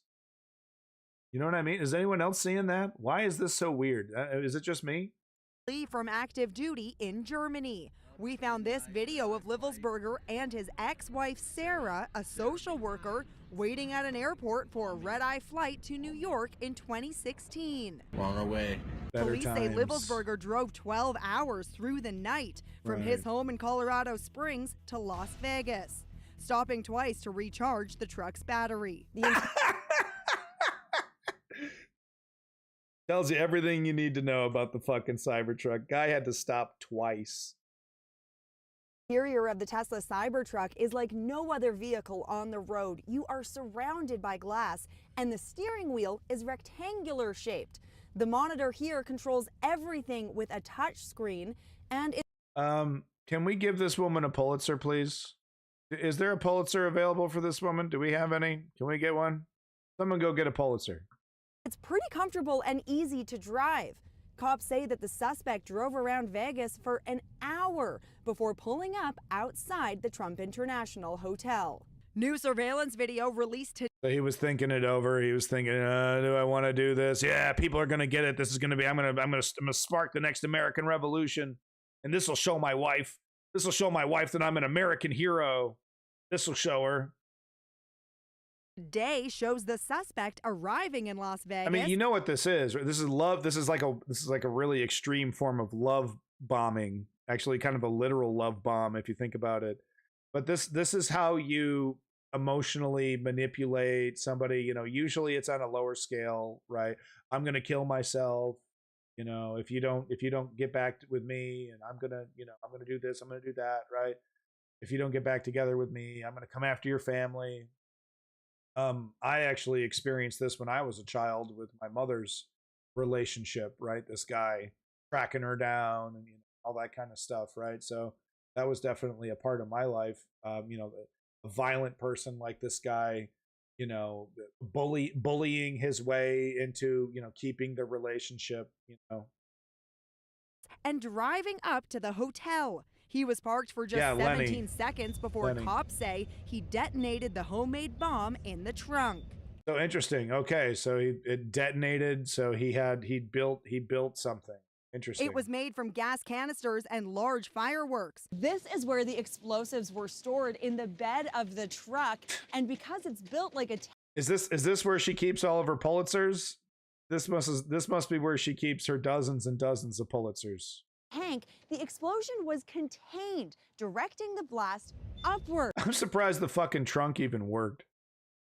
Remarkably, the explosion did little damage to the glass lobby of the Trump Hotel. It's the right. Cybertruck itself High was quality- engulfed in high quality flames, glass but was left right there. pretty much intact. Tesla boss that's Elon right. Musk proudly boasted.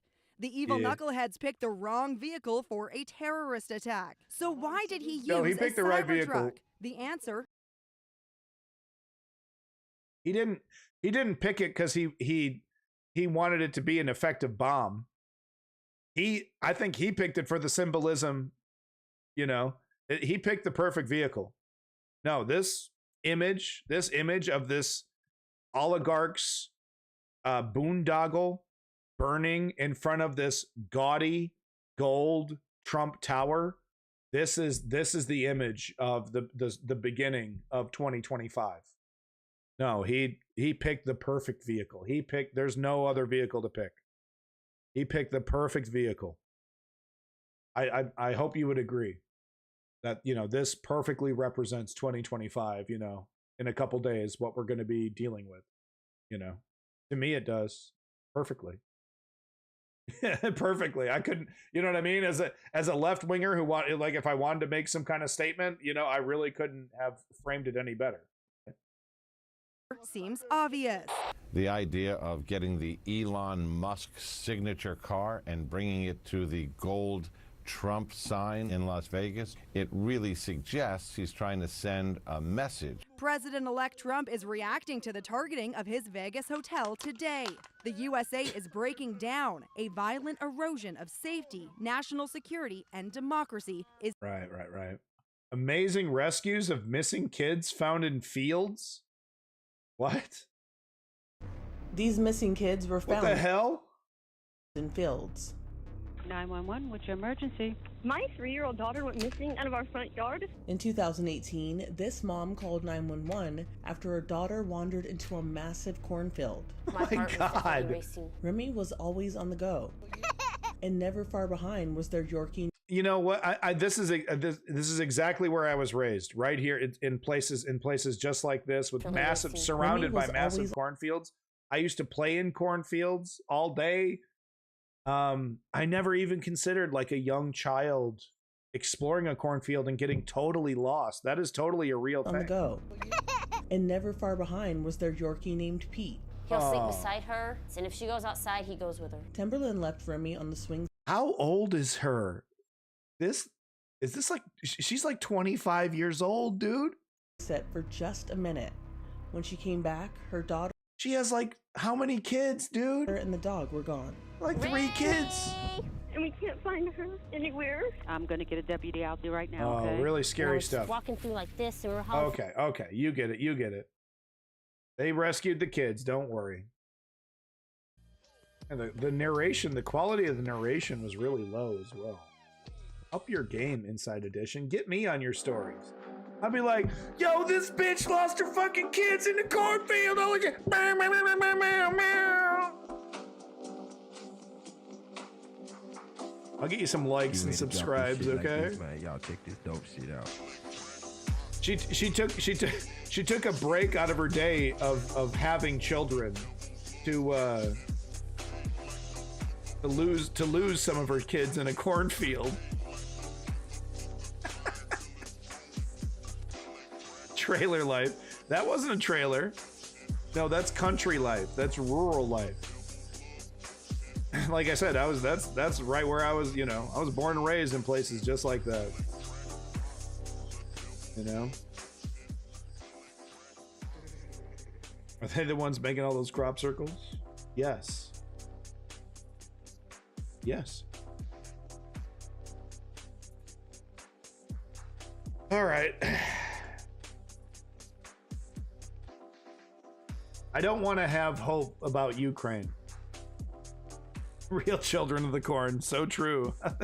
Man, they missed a great opportunity to name the story that, didn't they?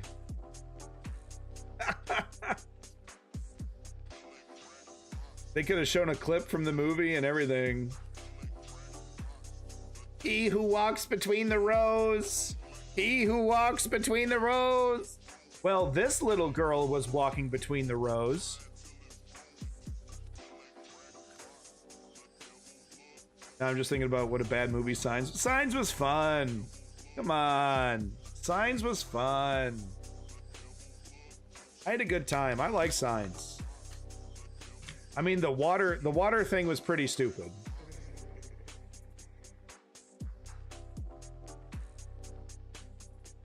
There was a, you know, there was a little truth. I wasn't one of those Russia guys. I really wasn't.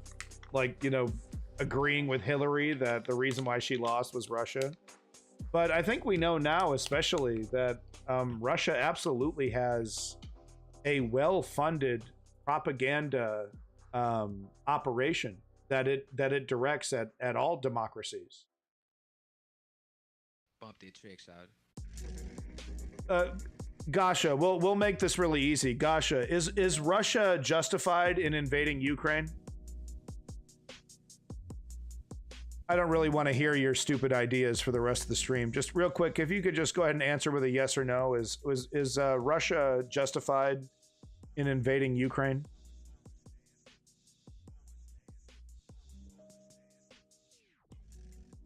That's ridiculous.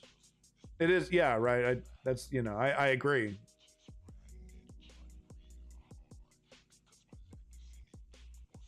But Mr. Gasha Walks, if you wouldn't mind answering with a yes or no, please. Is Russia justified in invading Ukraine? There we go. Thank you so much. Appreciate that. Yes, yes. Okay, we got two of them, folks. I wish I had my soundboard. Of course, I'd be hitting the flush button. Flush. Flush. 1 second here. Here we go. Ban. Flush. Bye-bye. Flush. Boom. Well, that was fun. We need some sounds. I know, Rob. I'm sorry. Next week, I'll be back at home. Next week, I'll be, we'll get the soundboard going. Yeah, look, I mean, look,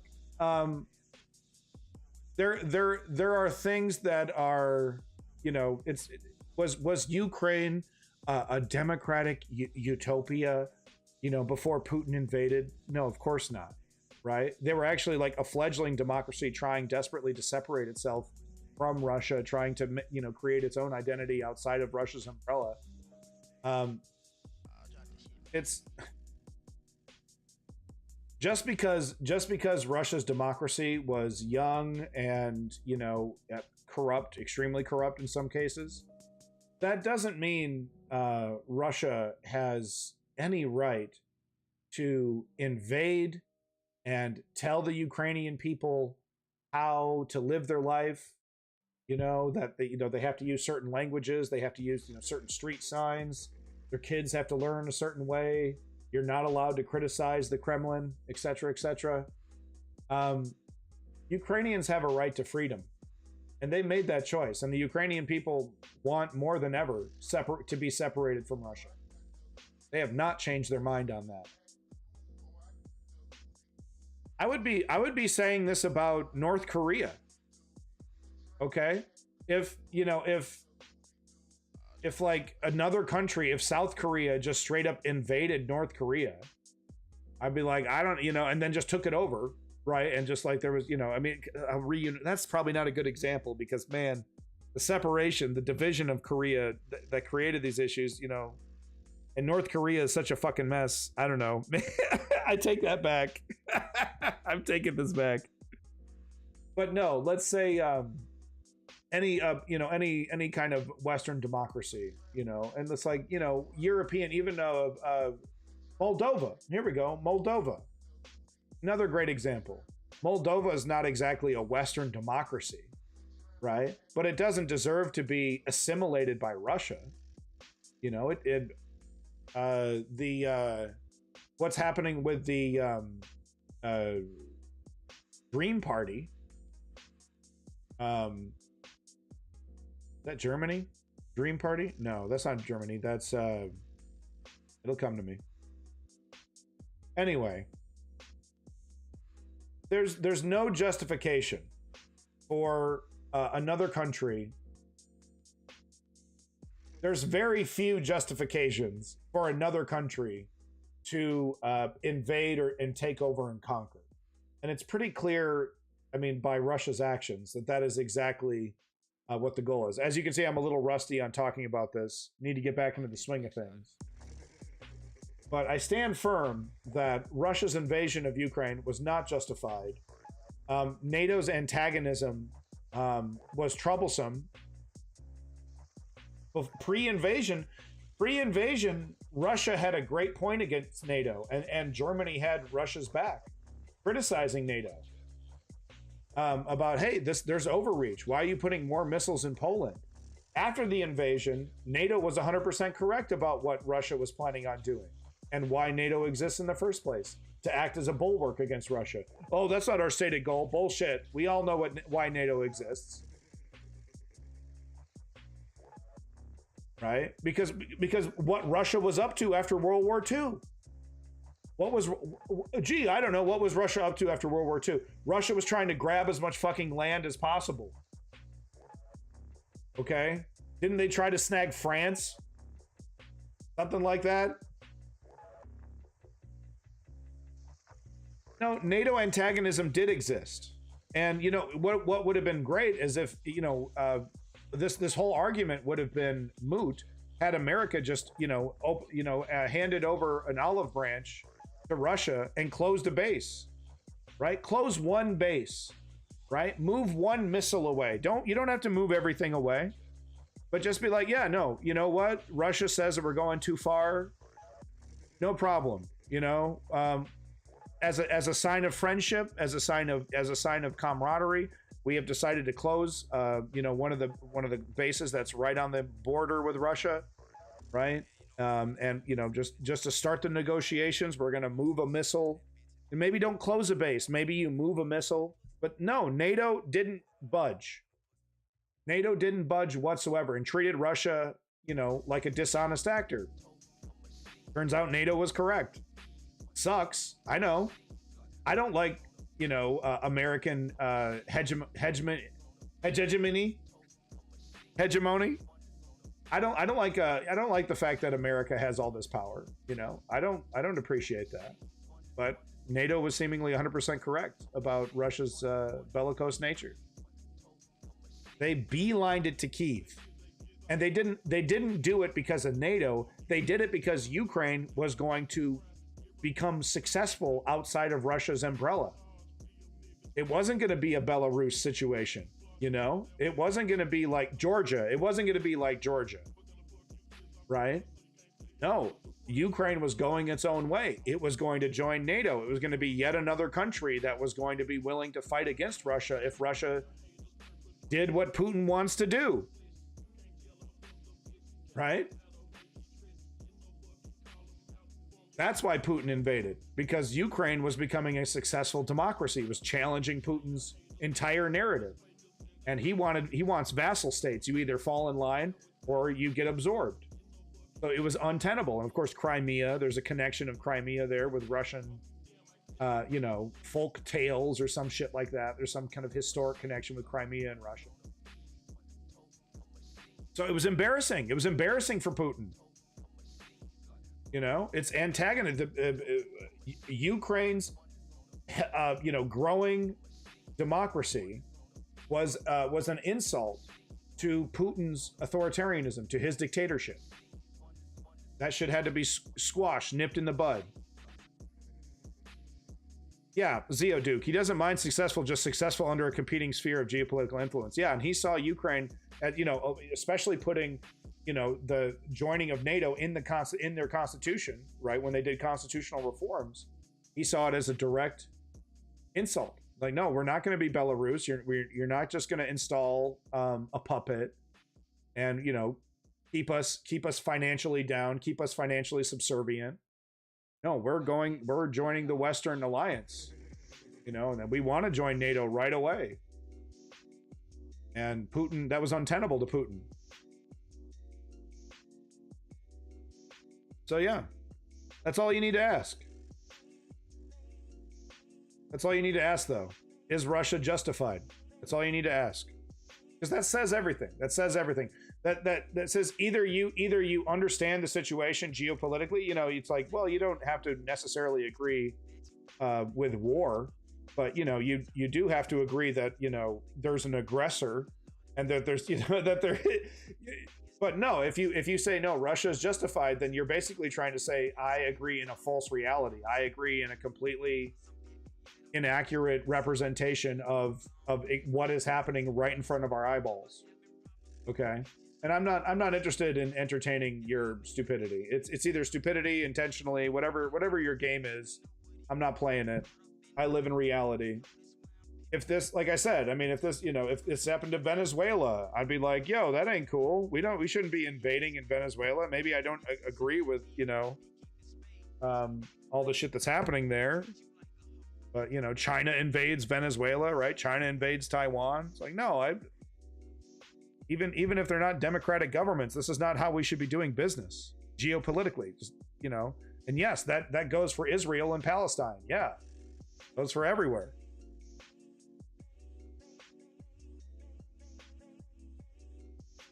So good news. More trouble ahead as Russia enters 2025. How is the economy doing? Not well. A crack in the Russian economy.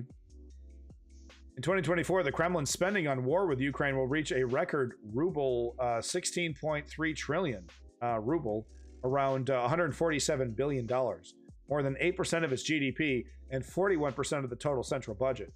Driven by an escalation in the intensity of fighting, Russia's military spending has risen by 59% this year compared to 2023. That is the real tragedy of all this, is that we got them on the ropes. We got them on the ropes. And we haven't even really been trying. This is...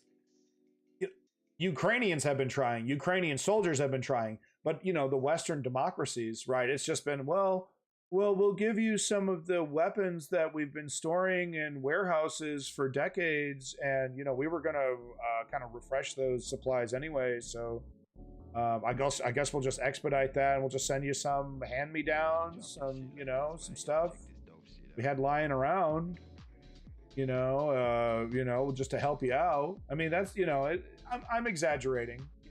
Some countries have stepped it up, and whatnot.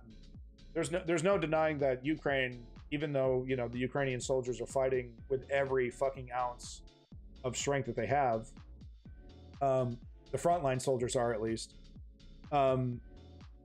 There's no denying that the American toys, the Western toys, not just American, German, right, Swedish, I think as well. I think in some cases, that those toys have helped. So what bothers me is that, man, we got them on the ropes, man. We got them on the ropes. You know what I mean? More sanctions, more pressure on the Western Alliance to hold true to those sanctions, more pressure on India, more pressure on Turkey, more pressure on China. Okay? And we keep giving Ukraine what it needs to kick ass, and we got this fucker in the bag, dude. Okay? Russia cannot sustain this. Russia cannot sustain this. Neither can North Korea.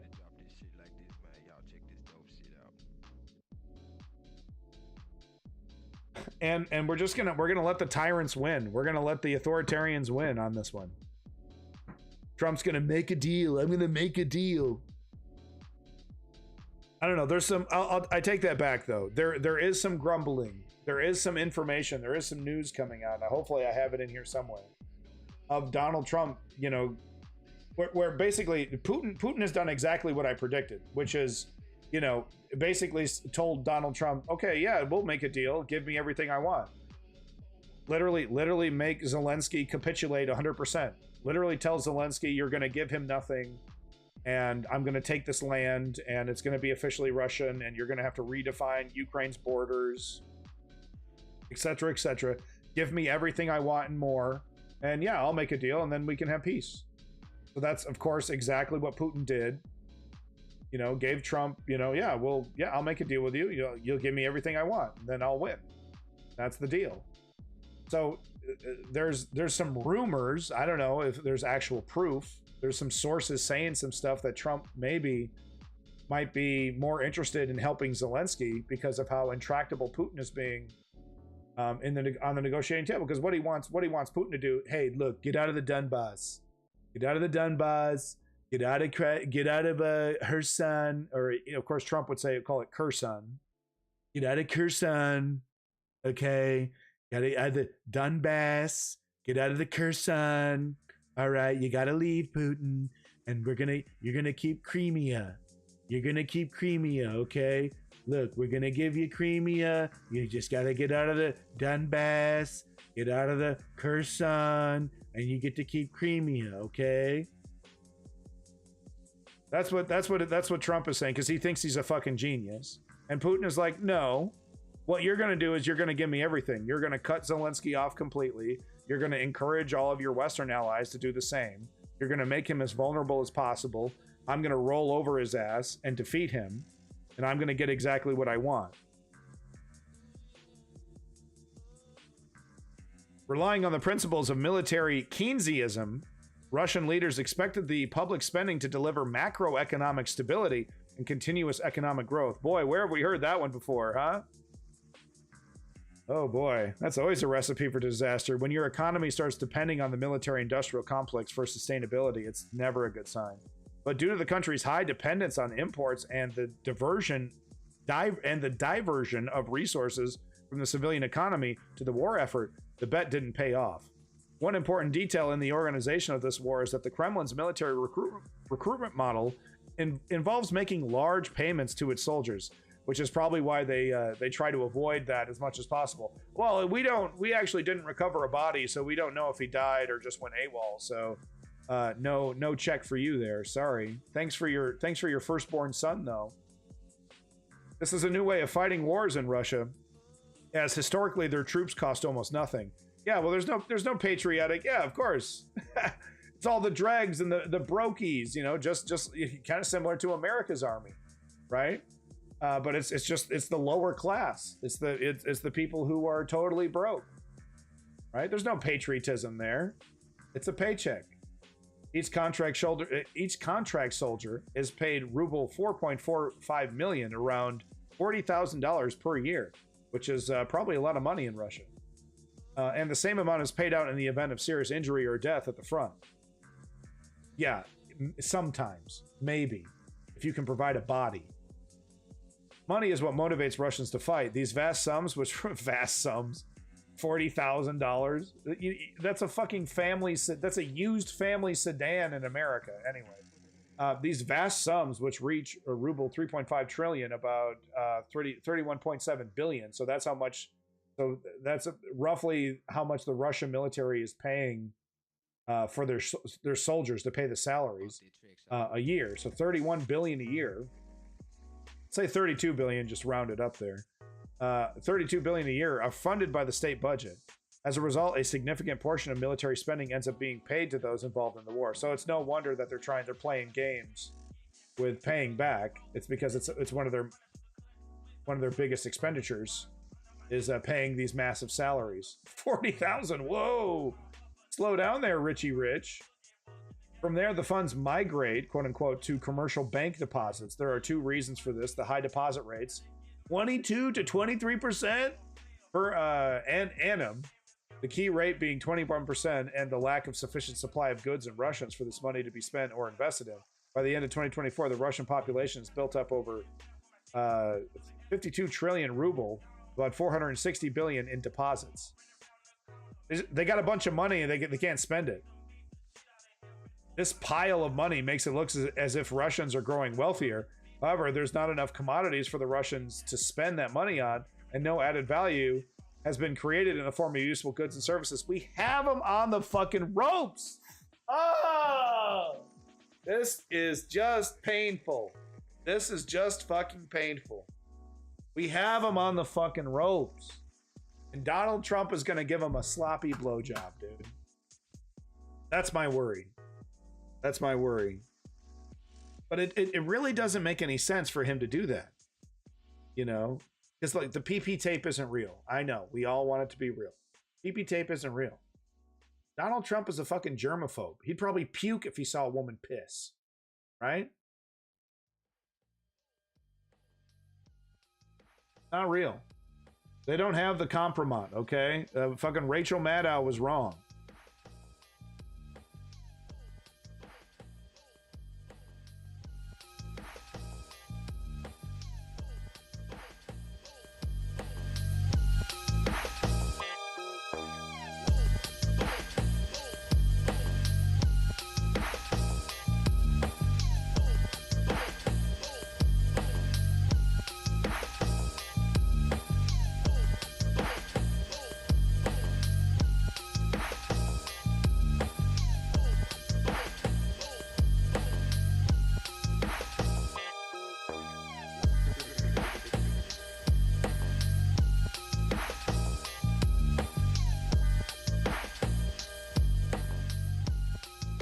You never watch her.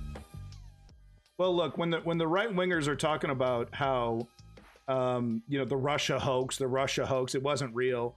Really, who they're talking about is how like, every single night Rachel Maddow was out there, exaggerating, because like I said, Russian propaganda was real. You know that we all know it's real. You know they all do it. We all know it's real.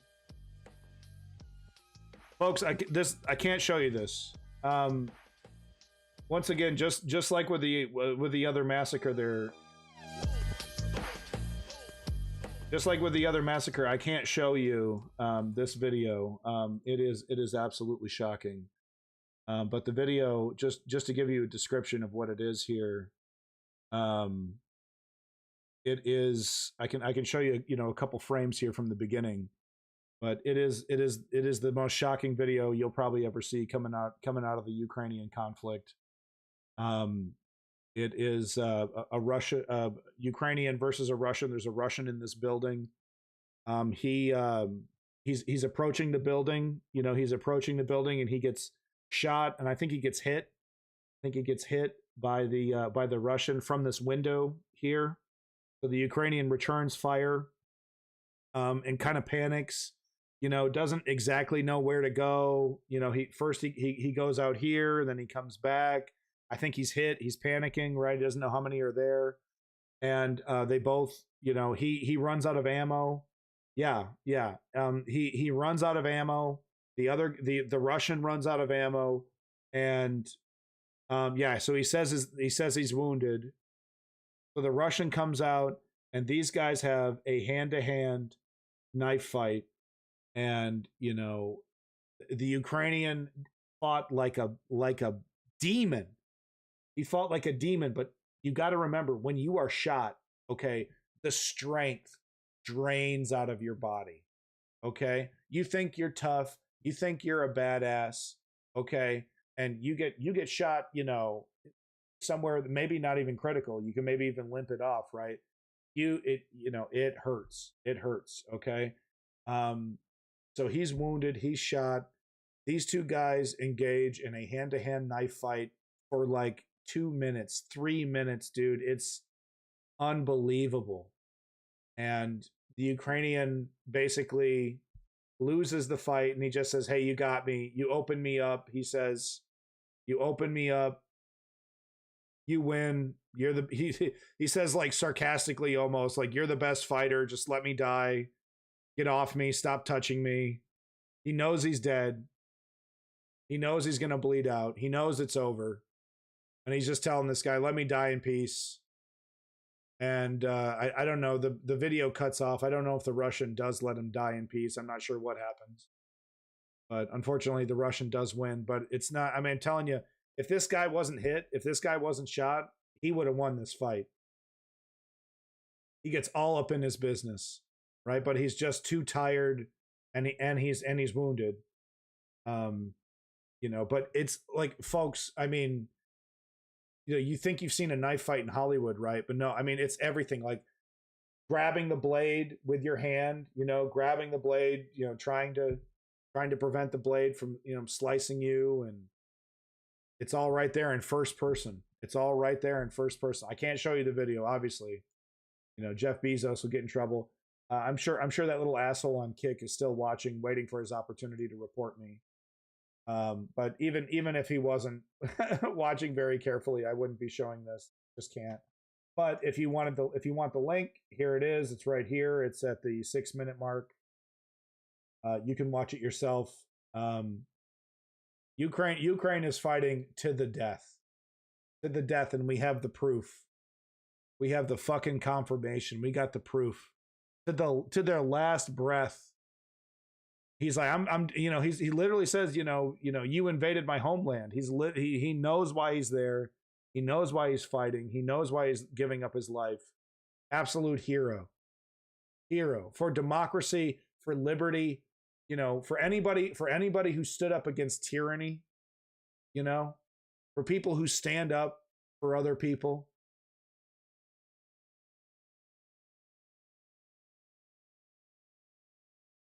An absolute hero.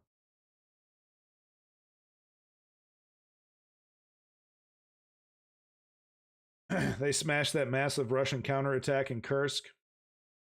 Right, so we're going to get into it. We got some updates here. So I can't show you. I really wish I could show you this video because I can't really put words to this video. Hollywood, you know, has never touched on this kind of heroism. It's unbelievable. It'll change your life. This video will change your life. You'll never forget it. I do encourage you to watch it. Some of this news is a little bit old. Some of this is collected throughout the last couple weeks. I've been meaning to cover Ukraine, but I haven't had a chance, so I apologize for that. Feed is so good, it's distracting. Oh, hey, talk to you later, Gratuitous. Thank you for coming through. I appreciate it. If Ukraine wants to give me a ride, no visa bullshit, I'll go fight for them. Well,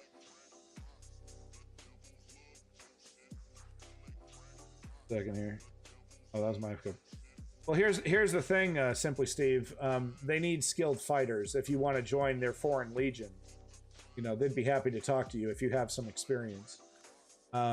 If you don't have any military experience, your best bet is to just get into the country through Poland and volunteer your services to the civilians that are there. So if I was single, if I wasn't married, if I didn't have, you know, all this family that I needed to protect, that's exactly what I'd be doing. I don't have any military experience, so I'd be, you know, taking a trip to Poland, crossing illegally into Ukraine. It's very easy. It's not very hard. Dirty little secret there.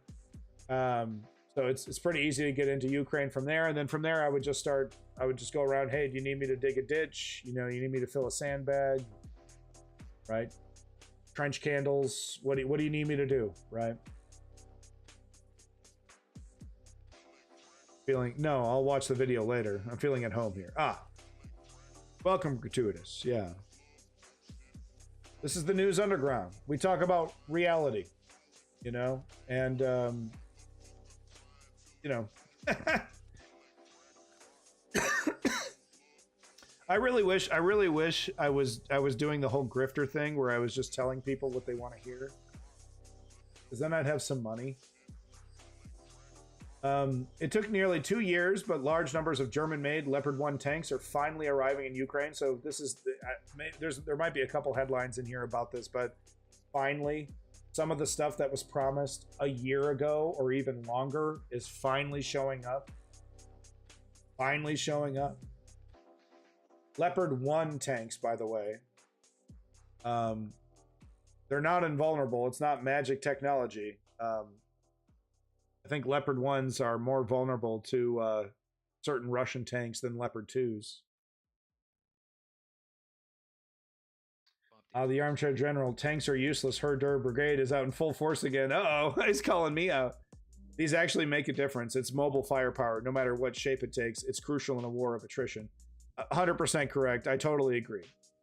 I totally agree. Because yeah, maybe you're not going to send your Leopard 1, you know, in one-on-one, but you're gonna launch weapons with it. You know, you can angle the gun, and yeah. What happened to the F-16 program? Was supposed to be delivered last year. I think some of them are there. I think there's F-16s in the air. I think there are Ukrainian pilots in F-16s in the air. I think that's the case. Correct me if I'm wrong. Yeah, gratuitous. I mean, that's exactly what the oligarchy wants, isn't it? They want us to just, oh, I hate politics. Go to sleep. Go to sleep.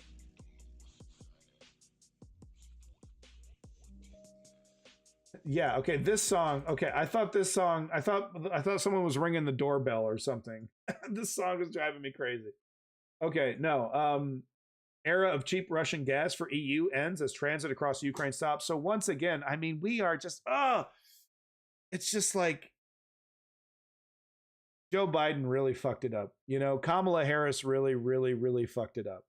Because if another 4 years of even just barely just, you know, just doing exactly what Joe Biden did for the last 4 years, just another 4 years of this, Russia can't keep it up.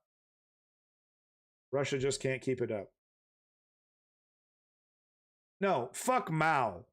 Fuck Mao. How about that? How about fuck Stalin? How about fuck Mao? How about fuck communism? All right? As you know, as a government. Communism as an idea, as like something that we need to debate, is very important. But actual fucking real legit communism running your life, it's a nightmare. It's a nightmare. I'm a democratic socialist. And the reason why I like democratic socialism is that you have the socialism there, which all these socialist ideas derived from Marx, right? But it's democratic in nature. So people get to choose the amount of capitalism that they want to mix in with their socialism. People don't want capitalist healthcare. People don't want capitalist education.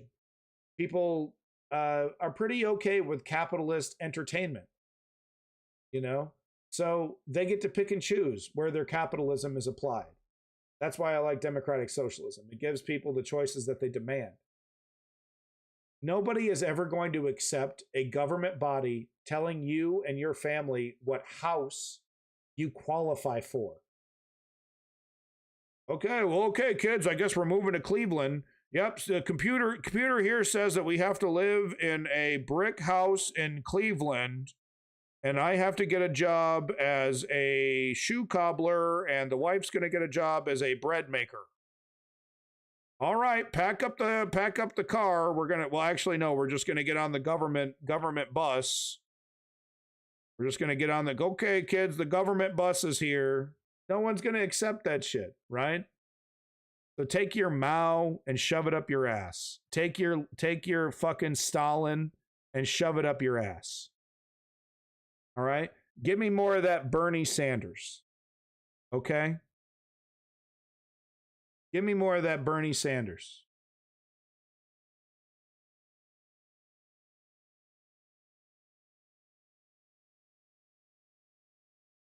Fuck Mao. Mao killed more people than Hitler. Goddamn. We're supposed to be admiring this guy? He's a fucking total failure. He thought the solution was killing all the birds. Kill all the birds, huh?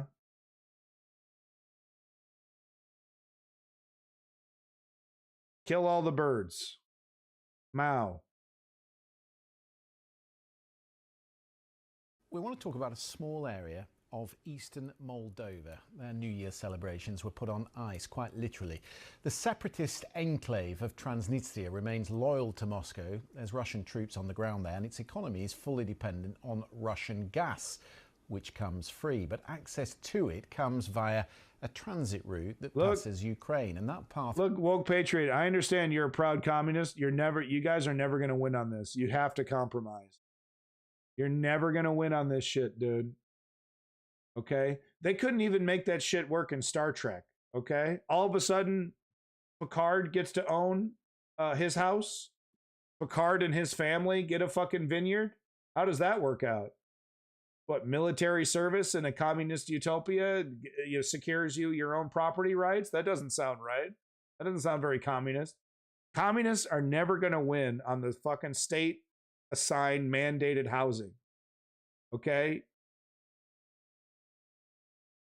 Look, I'm not saying that the government doesn't have an obligation to provide like a bare minimum, state funded, state delivered housing, right? And most people agree with that, actually. That's what I'm saying. Democratic socialism is like, we want the government to spend money on housing for the poor so that they can get on their feet.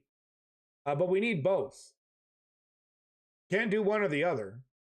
We cannot do one or the other. Okay? So get the Mao out of your fucking brain, dude.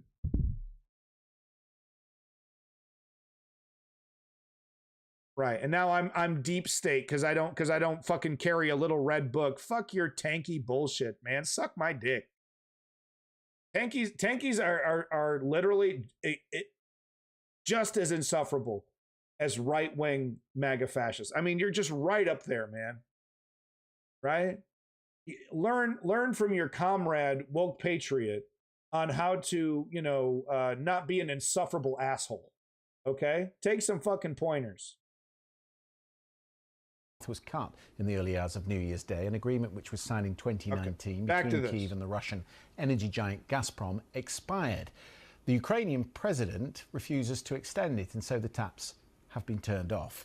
For now, only hospitals and critical infrastructure in Transnistria. Woke Patriot, why do what looks really bad for you? When you have to put words into my mouth to try and make your own point.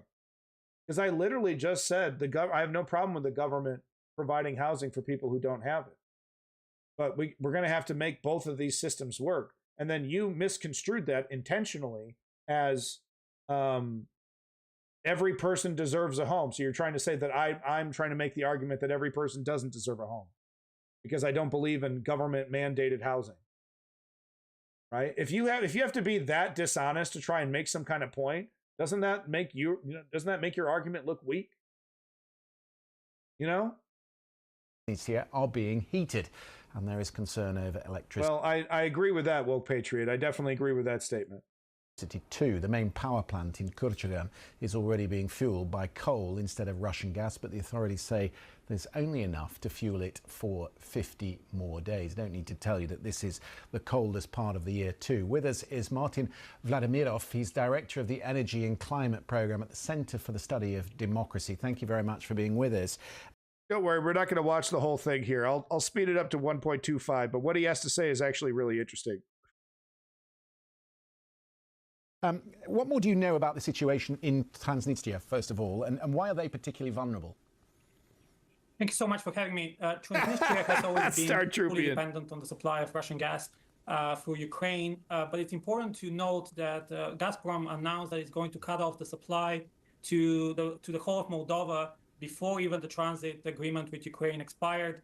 And this move is right out of the Kremlin playbook of creating instability and taking advantage of the over-reliance on one supplier. They're trying to create instability in Moldova. Okay, all right. In order to wield political influence. It's a very crucial moment. Moldova can get enough natural gas to Transnistria via an alternative route, the Turk Stream. Honestly, this comrade fella from Kick, I mean, come on, man. Is this what you got? I'm a Fed? Really? I'm a fucking Fed, really? I mean, get a new playbook, dude.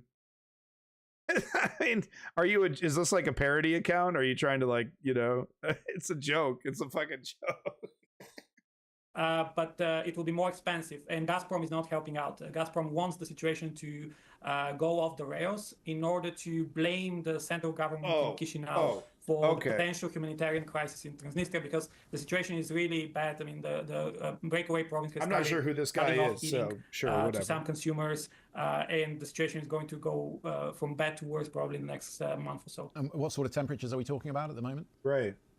Well, they are around freezing. So right in the middle of winter, Putin cuts off their gas early as a power move. And once again, just like with Ukraine, with all these massacres and all these missile launches into civilian areas, this is supposed to, right? We're supposed to assume, we're supposed to assume that Russia, is some kind of caring dictator, I guess. I don't know, some kind of caring tyrant. Look at how they treat human beings. Look what it's like to be the neighbor of Russia. You know what I mean? When it's so funny, Americans, Westerners, we will never really understand what it's like to live next to Russia. Poland gets it. You know what I mean? It's like there is so little respect for your sovereignty. We need to be taught this. It's not, we don't need to be taught Russia-phobia in school, but we do need to be taught a more accurate version of history, because Russia is so aggressive to its neighbors. It's got to be very frightening. I understand why, we got two new entries, two new countries to join NATO after this invasion, because they know the reality. But Moldova is famous for there's millions of families who are on the edge here. What would the government in Chisinau want to send gas to Transnistria? What is the nature of the relationship at the moment? Well, the Moldova proper government has always tried to facilitate natural gas supply to Transnistria, even when it doesn't get paid for this supply. Okay, Mr. Tanky, Mr. Komradsky there. Is Russia justified in invading Ukraine? Yes or no? Answer with a yes or no. Is Russia justified in invading Ukraine? Mr. Komradsky. By the breakaway province. It's a very strange symbiotic relationship in which Transnistria provides 70% of the power supply to the country, to Moldova in general. So Moldova doesn't really have a choice but to ensure the gas supply to the breakaway province. Its potential alternatives is to import electricity from Romania and from Ukraine. But wait, mouthy guy. All of a sudden, he doesn't have much to say. Mr. Mouth over there, Mr. Komradsky. One more time, I'm going to give you an opportunity to answer. Yes or no, is Russia justified in invading Ukraine? Because Russia has been bombing Ukraine's energy infrastructure, the country doesn't have really access generation of electricity. So Romania is the only choice for Moldova, and Transnistria becomes an even more important kind of relationship for the country, for Chisinau. And as I mentioned in the beginning, the whole idea here is to give kind of talking point. One more opportunity. Yes or no, is Russia justified in invading Ukraine? And disinformation narratives to pro-Russian parties and oligarchic networks within Moldova that would shift the blame to the pro-EU government of Maia Sandu. The country is trying desperately to get away from the Russian orbit and to move closer to accession to the EU. And there are parliamentary elections coming up in July this year. So it's the same playbook as in Georgia then? Absolutely. The Kremlin always uses similar tactics. It's about leveraging, a strategic supply agreement. The sound you hear is the sound of a toilet flushing, swirling, gurgling, choking, splashing. That's the sound that you hear right now. It's very faint, but you can almost hear the flush. You can almost hear it. Bye-bye. I'm too lazy to log in to Kick to actually ban them from Kick. So I don't know if anyone's still there on Kick, but I can ban them from my restream, which means that they don't show up in the global chat. You hear the fail buzzer, right? You can hear it, right? Russian supporters always try to minimize the publicity, the publicly popular Euromaidan protests that determine the future of their own country. I mean, Bulletproof, there's no point in arguing with them. They are a weapon. Do you argue with a gun? You know what I mean? Do you argue with a sword? You don't argue with a weapon. Okay. They've allowed themselves to be weaponized. They're spreading propaganda. There's literally simply no point in debating. You think some kind of sane, fact-based, source-based, I look up all the sources and back up what I'm saying. You think any of that would have worked with that individual, right? No, nobody does, right? So why even bother? Why waste money? There's literally no point. They're just brain rotted. Yeah, they're so upset that their pro-Russian government who took bribes didn't win. Yeah. I mean, and once again, Ukraine has committed crimes, corruption, there's all kinds of stuff. Zelensky government, not squeaky clean by any means. That does not put their sovereignty into question. There's plenty of corruption in America. That doesn't give, China the justification to invade Florida. It's absurd. It's absurd. And it's lazy. You know what I mean? That's the best you got? That's your justification? It's lazy. I'm not a moron. Sometimes. Vladimir Putin predicted to be ousted for presidency. So this is from 22 hours ago. I don't know what the fuck this is. This seems insane. This seems crazy. But I was looking for, Ukraine, Putin, Georgia, Russia related articles, right? Anything connected to this conflict. And I saw this. I was like, I got to play this. So I haven't seen this. I haven't proofread this. I don't know what the fuck is going on here. Pavello, thank you for keeping me on task. I appreciate that. Pavello's like, hey, keep the show going, Mr. Bloviator. All right, let's listen to Paviello here. But what the hell is this? Vladimir Putin predicted to be ousted for presidency? I don't know. I don't fucking think so. Smoking crack, okay? Look, the from my observation, the political apathy from the Russian people is, right up there with America. I mean, does anyone give a fuck? Does anyone give a single fuck that 700,000 Russians are dead? Because that's the only way they know how to fight a war, like ants. And some interesting stories once again in today's Courier Mail, starting off with your predictions for 2025. So, Des, you predict that Vladimir Putin is going to be forced out of power. Why is that? Yes, there's a great uprising behind the scenes. Casualties, not deaths. Oh, I see. Sorry. Okay, thank you for that correction. Casualties, not deaths. So 700,000 dead or wounded. Is that's what you're saying? In Russia, about the volumes of young men being killed in the Ukraine. I don't know whether people Dari, you got it all worked out. But Russia has suffered 700,000 killed or wounded. Okay. This is directly related to Putin's so-called meat grinder strategy, where he just... And it is exactly what it sounds like, folks. There are fields in Ukraine right now covered with hundreds of Russian dead bodies. And it's unbelievable when you see it. It's unbelievable when you see it. The footage is right there.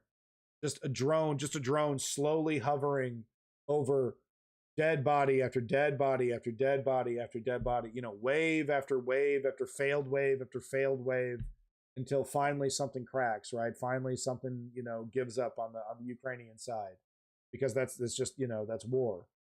It's like Stalingrad, man. It's like It's crazy. It'd be like if America, you know, Hamburger Hill, if you know anything about America's military atrocities, it'd be like if America, you know, churned its entire military strategy into Hamburger Hill. You know, it's like every lesson learned from Hamburger Hill is then reapplied. Like we need to make sure our enemy is in an incredibly advantageous position and just send as many Americans up, fighting from the high ground. It's just, it's insane. Because when you look at Stalin, it was a war. It was desperation, right? It was total desperation, and they were lucky to win. And now they've turned that moment in history and seemingly into their entire military strategy. It's brutal, folks. It's brutal. Okay, if you just go to our Ukraine combat footage on Reddit, and you can see it every single day. New footage from the battlefield. It's as sick as I describe. I guarantee you.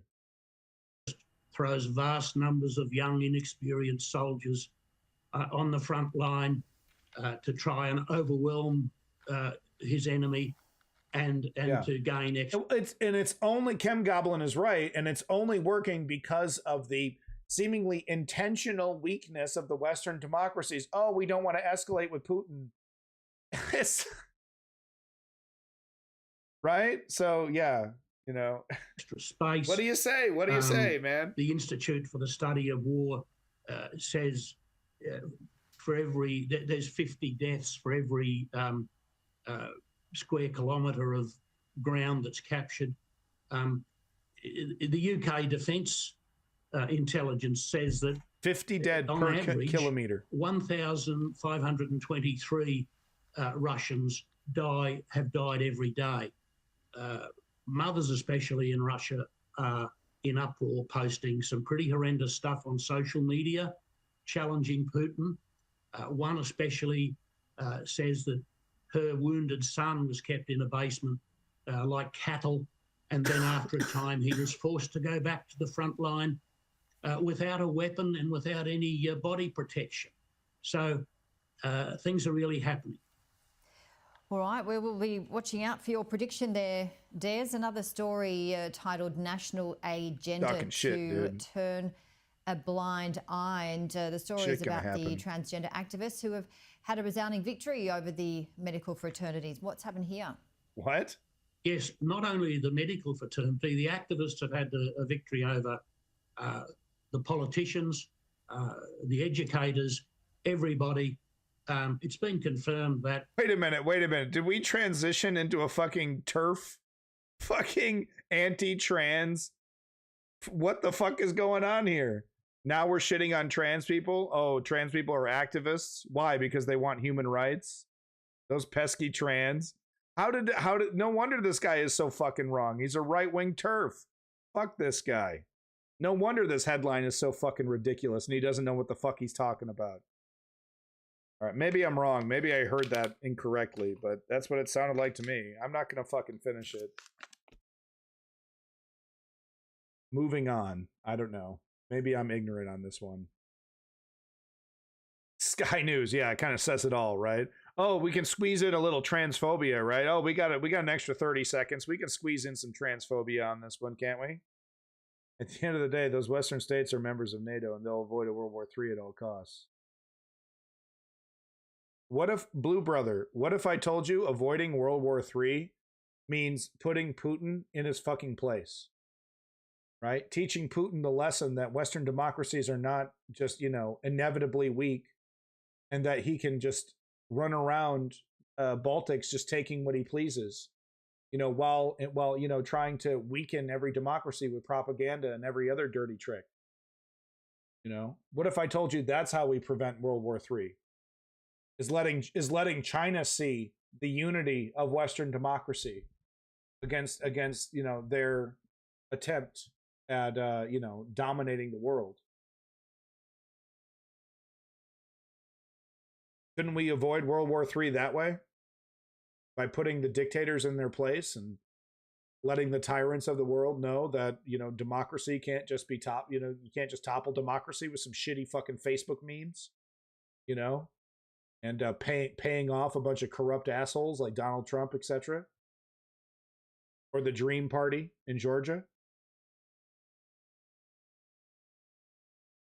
So this is what I was talking about. So this came out 11 hours ago. I think I have a couple other videos that gets into this a little bit. But Trump signals his distance from Putin with Ukraine envoy pick.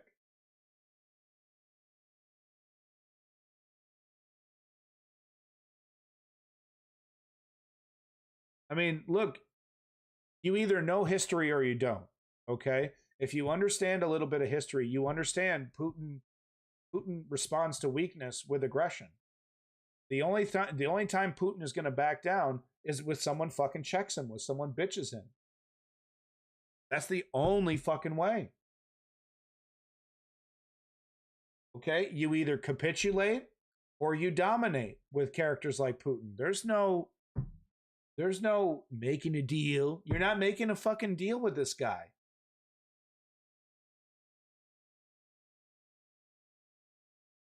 Only World War III when the U.S. is involved, even though India and China are going to enter. You know, the Soviet thing, you know, that's interesting POV, you know. But, I mean, I don't buy the escalation argument. I don't buy the nuclear argument. You know, even using a nuke doesn't even work. It's not even going to change the fucking, you know, you could drop a nuke right on Kyiv, and that's not going to stop the Ukrainian military from kicking Russian ass.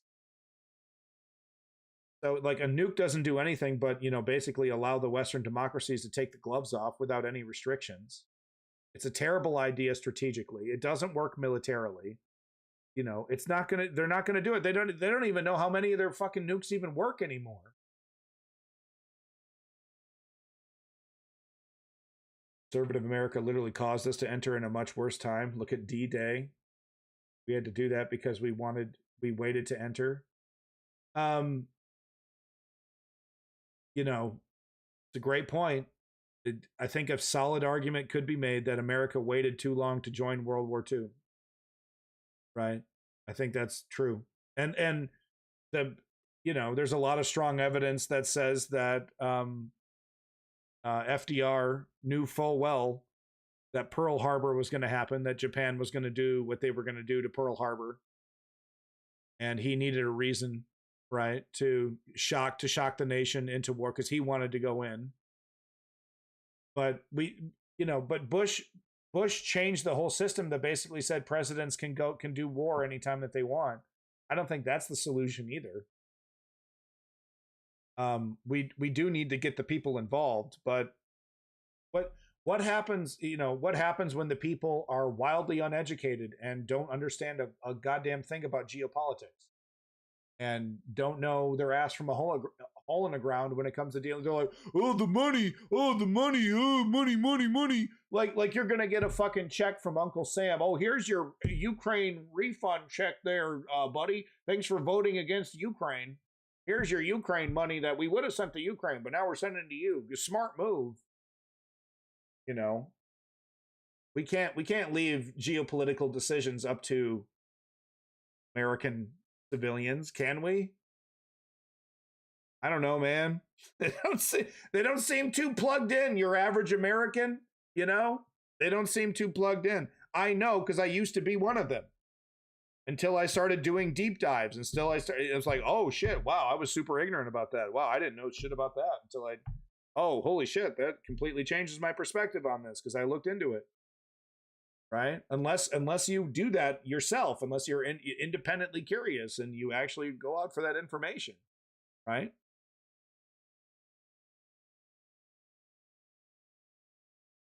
I believe in democracy. I believe in liberty. I'm a democratic socialist, right?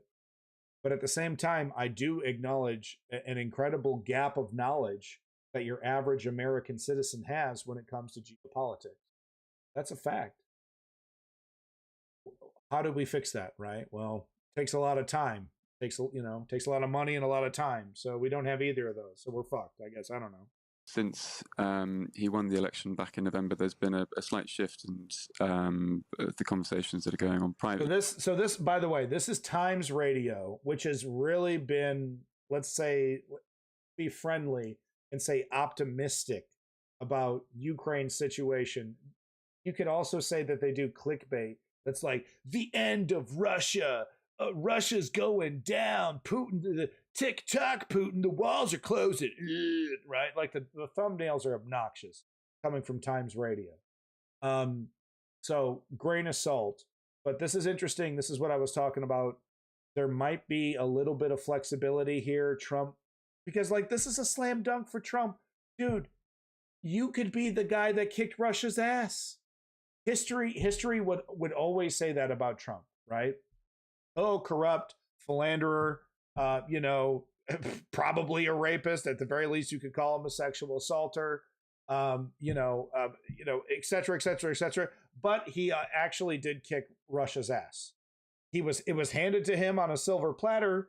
But yeah, he technically did continue supporting Ukraine and allowed Ukraine to finish the job instead of hindering Ukraine like a lot of people predicted, right? He could be that guy, I mean, hopefully someone is telling him, oh, I know you and Putin are buddies and you have a relationship there, but you could also be like the sickest badass since Rambo, because what is more Republican? What is more conservative than kicking commie Russia ass?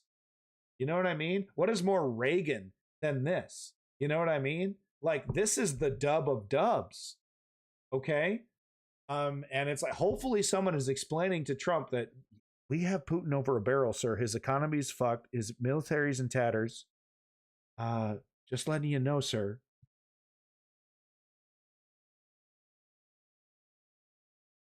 You don't think he'll be that guy? I don't think so. America. All right, but so, okay, all that context installed. Let's watch the video. Between Ukraine and Trump's team is a little bit more positive. We're going to go to Tom Ball, who's in Kyiv for the Times at the moment. And I'm delighted to say that he joins me to talk about the ways that Ukraine is trying to woo Donald Trump and his team ahead of the US president-elect's return to the White House. Welcome to the show, Tom. Hi there. Hello. Now, a key figure from for his special envoy to Ukraine and Russia. So he's kind of the man who's been tasked with making good on Trump's oft-cited promise to end the conflict within 24 hours. He is expected, as you say, to be within... But by the way, every Trump supporter is like, oh, I know he said 24 hours, but he's just kidding, guys. Yeah, it's hard. It's kind of hard. Give him a break. He's just lying. He's just a big liar. Give him a break, guys. In Kyiv within either the next week or perhaps a bit later, but he's generally viewed as quite a favourable omen for the Ukrainians. He's somebody who's been to Kyiv since the full-scale invasion and has good links with some of the diplomats at the Ukrainian embassy in Washington. So he's somebody that I think the Ukrainians feel that they can work with and bodes well for them going forward. Is that a surprise, do you think, in Moscow? Because a lot of the mood music has been that Trump will be favourable in any deal to Putin. Yeah, I mean, this is kind of what it all comes down to, really. The rhetoric that Trump was using on the campaign trail was not always encouraging for the Ukrainians, and indeed he's often spoken about his admiration for Vladimir Putin over the years. So there's reasonable cause for alarm on the basis of some of those public statements, but it feels like since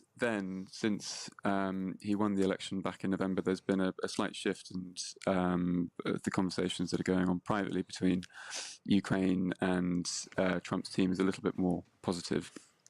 Do we know any more about any actual strategic plan to end the fighting? Because we've had this talk.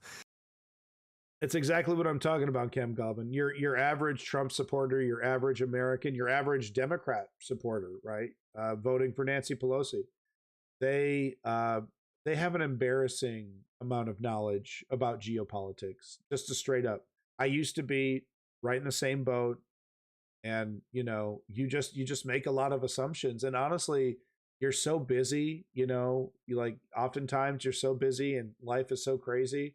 It's not that you're an asshole and you like hate the world. It's you people don't have time to sit down and read and study, I make news and information kind of the background noise of my life as I'm taking care of my kid and about my business. But a grand majority of people don't do that. They fill their life with entertainment and distractions. And it's kind of understandable because life can be very hard. Escapism is a very important coping mechanism. I understand all these things.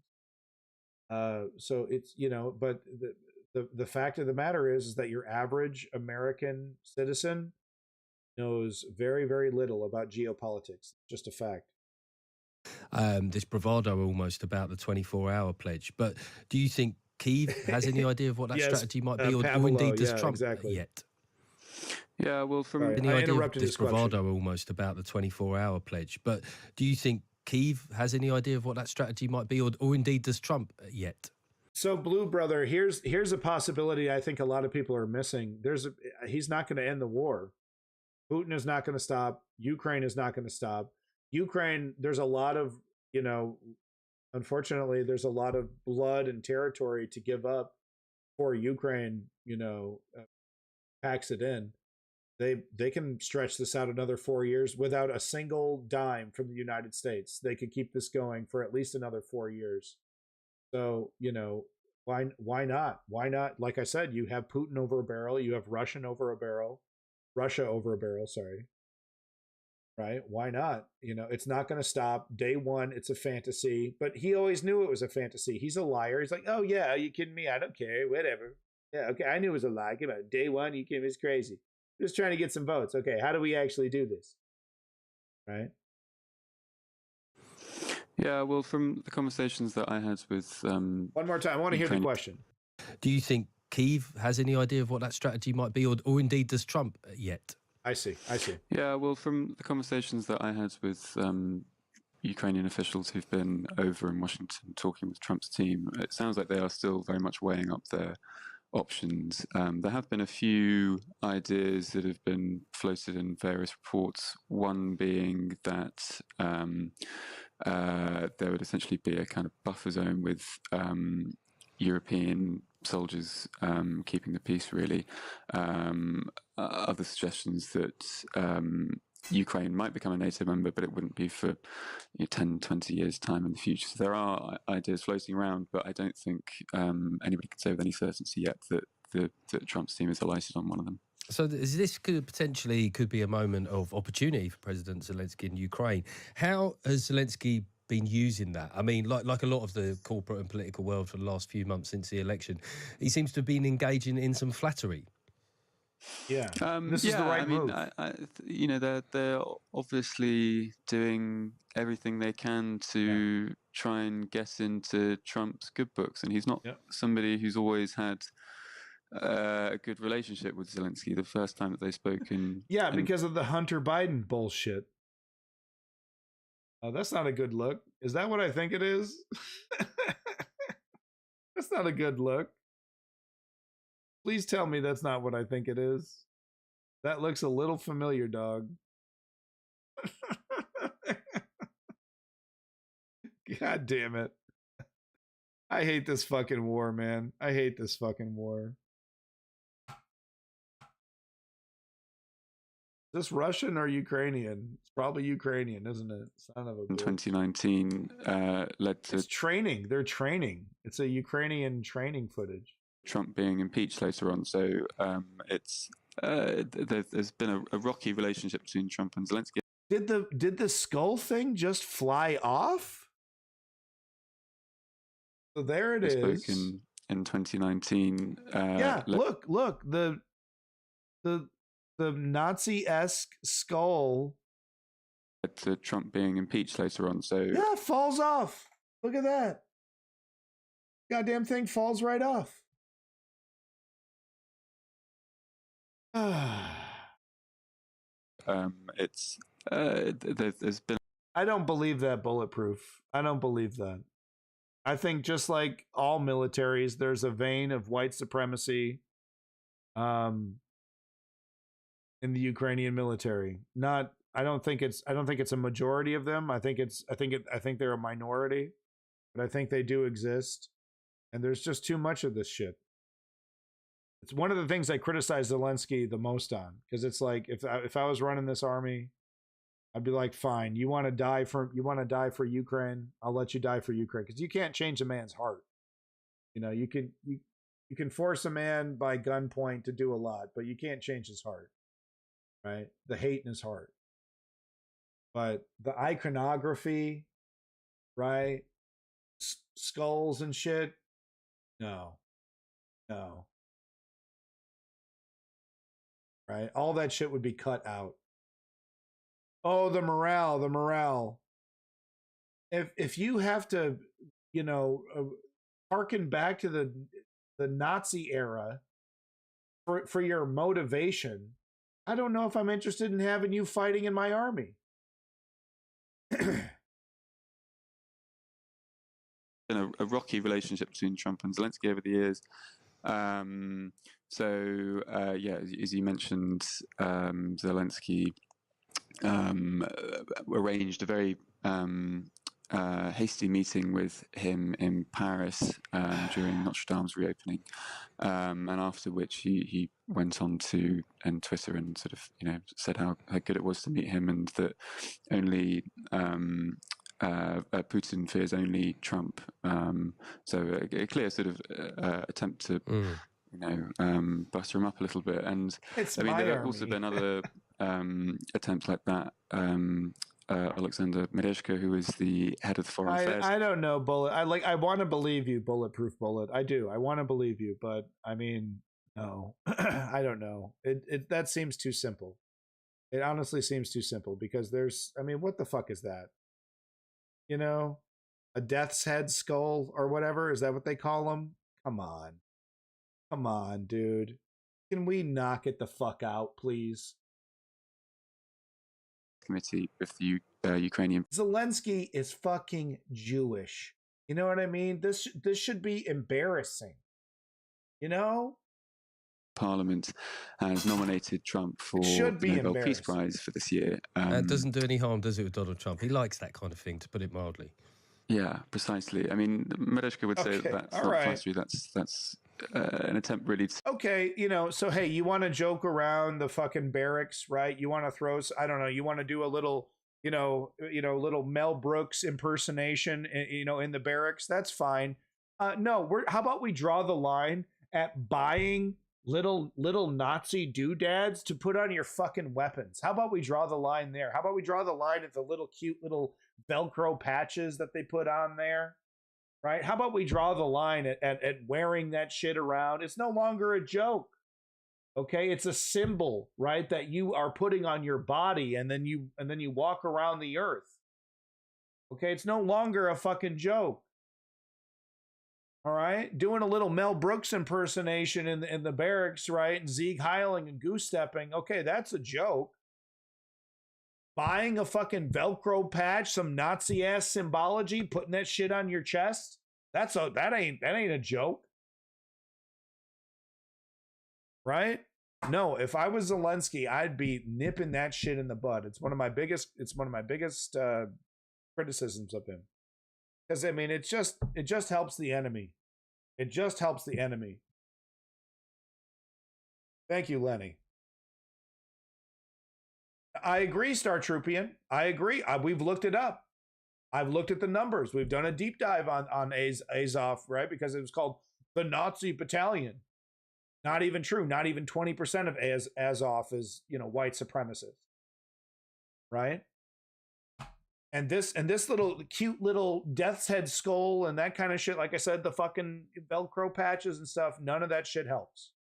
None of that shit helps.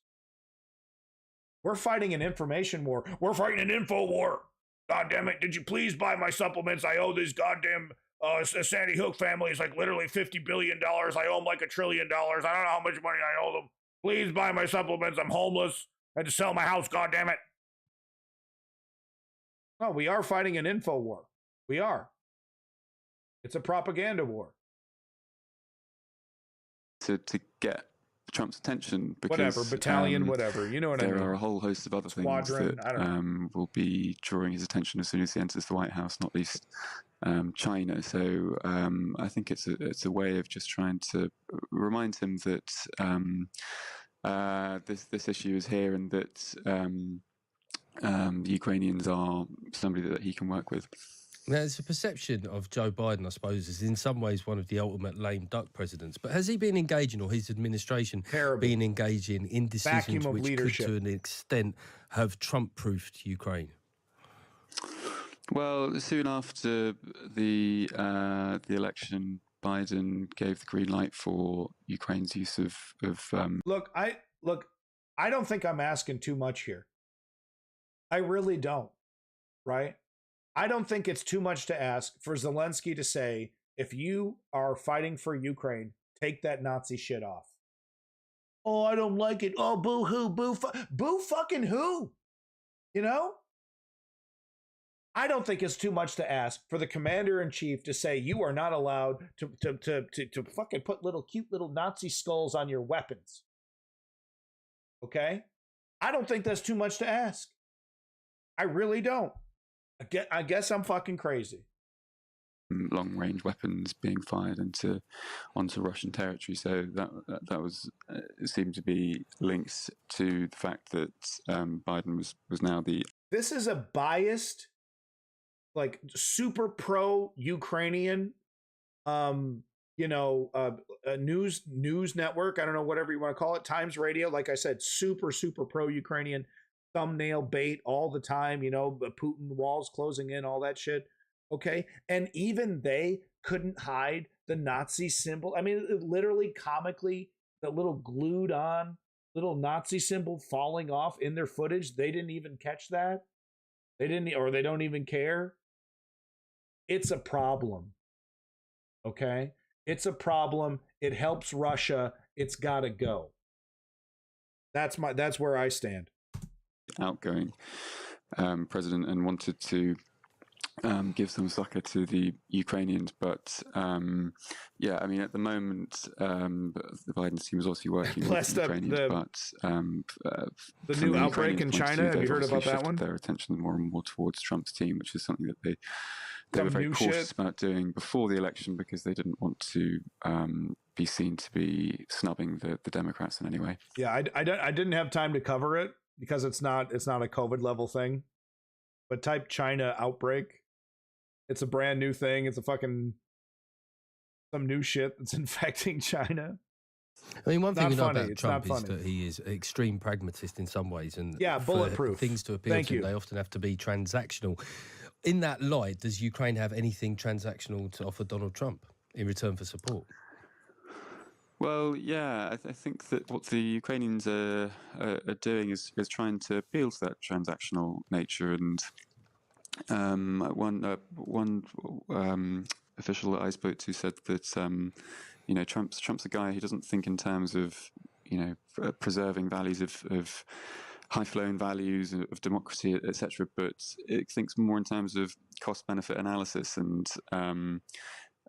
this official said that what Ukraine needs to do is to present the argument to Trump that if a peace deal is arrived at on unsatisfactory terms, that in the long run will end up costing the US a lot more money than it would do to sustain Ukraine currently. The other thing they have is that it's something that Zelensky included in his victory plan speech in October, which is the fact that Ukraine has some fairly vast natural resources, not least of which is lithium. And lithium, of course, is used in rechargeable batteries, which may, of course, be of interest to Elon Musk.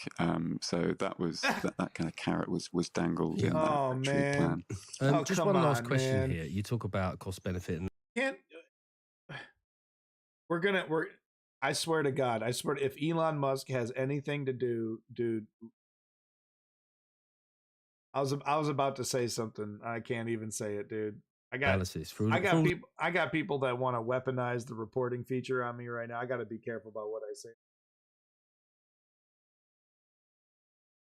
If Elon Musk, bro. To talk about battlefields and weapons, how important is Russian economic difficulties going to be, and the leverage of sanctions that come into a settlement? Yeah, this is all in the context of the fact that Russia is gaining huge amounts of territory currently in eastern Ukraine and doesn't really have much incentive, at least from a battlefield perspective, to come to the negotiating table. But as you say, they are suffering economically at the moment. Inflation's at around 10%, and I don't know if huge is an accurate term, but I guess it's all relative. Because it's not like they're taking thousands of miles. It's not like they're taking hundreds of miles. They're taking kilometers a day. The economy is expected to grow by far less than it did to improve. Hey, no problem, Lenny. I got to be scooting pretty soon myself, so no problem. Thanks for sticking out the whole stream. I appreciate it. And hey, folks, make sure you're liking and subscribing on Lenny. Okay, solid streamer in his own right. Folks, if you're doing your own streams, you want to let people know, feel free to let them know in the chat. Like and subscribe, folks. Share the love. Previous years. So one of the ideas that's being floated is to coercing Russia to the negotiating table is by the use of American sanctions that would have a deleterious effect on their economy. Okay, Tom Paul, thanks. Yeah. Okay. So Mr. Excited over here is actually, he was totally spot on. So that was actually a really good interview. I mean, you know, he agreed with a lot of the stuff that I agree with, but I mean, he also he laid it out as it is. He, you know, acknowledging the territory lost by the Ukrainian military that's happening right now on the ground.